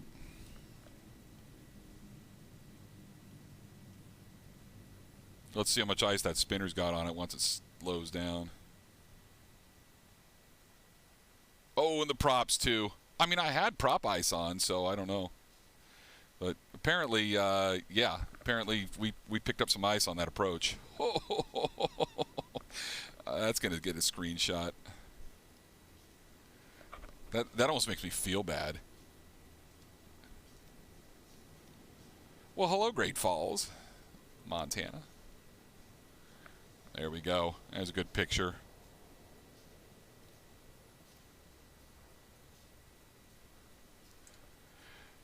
All right. Well, thank you guys again for being here so late with me. Had a good time.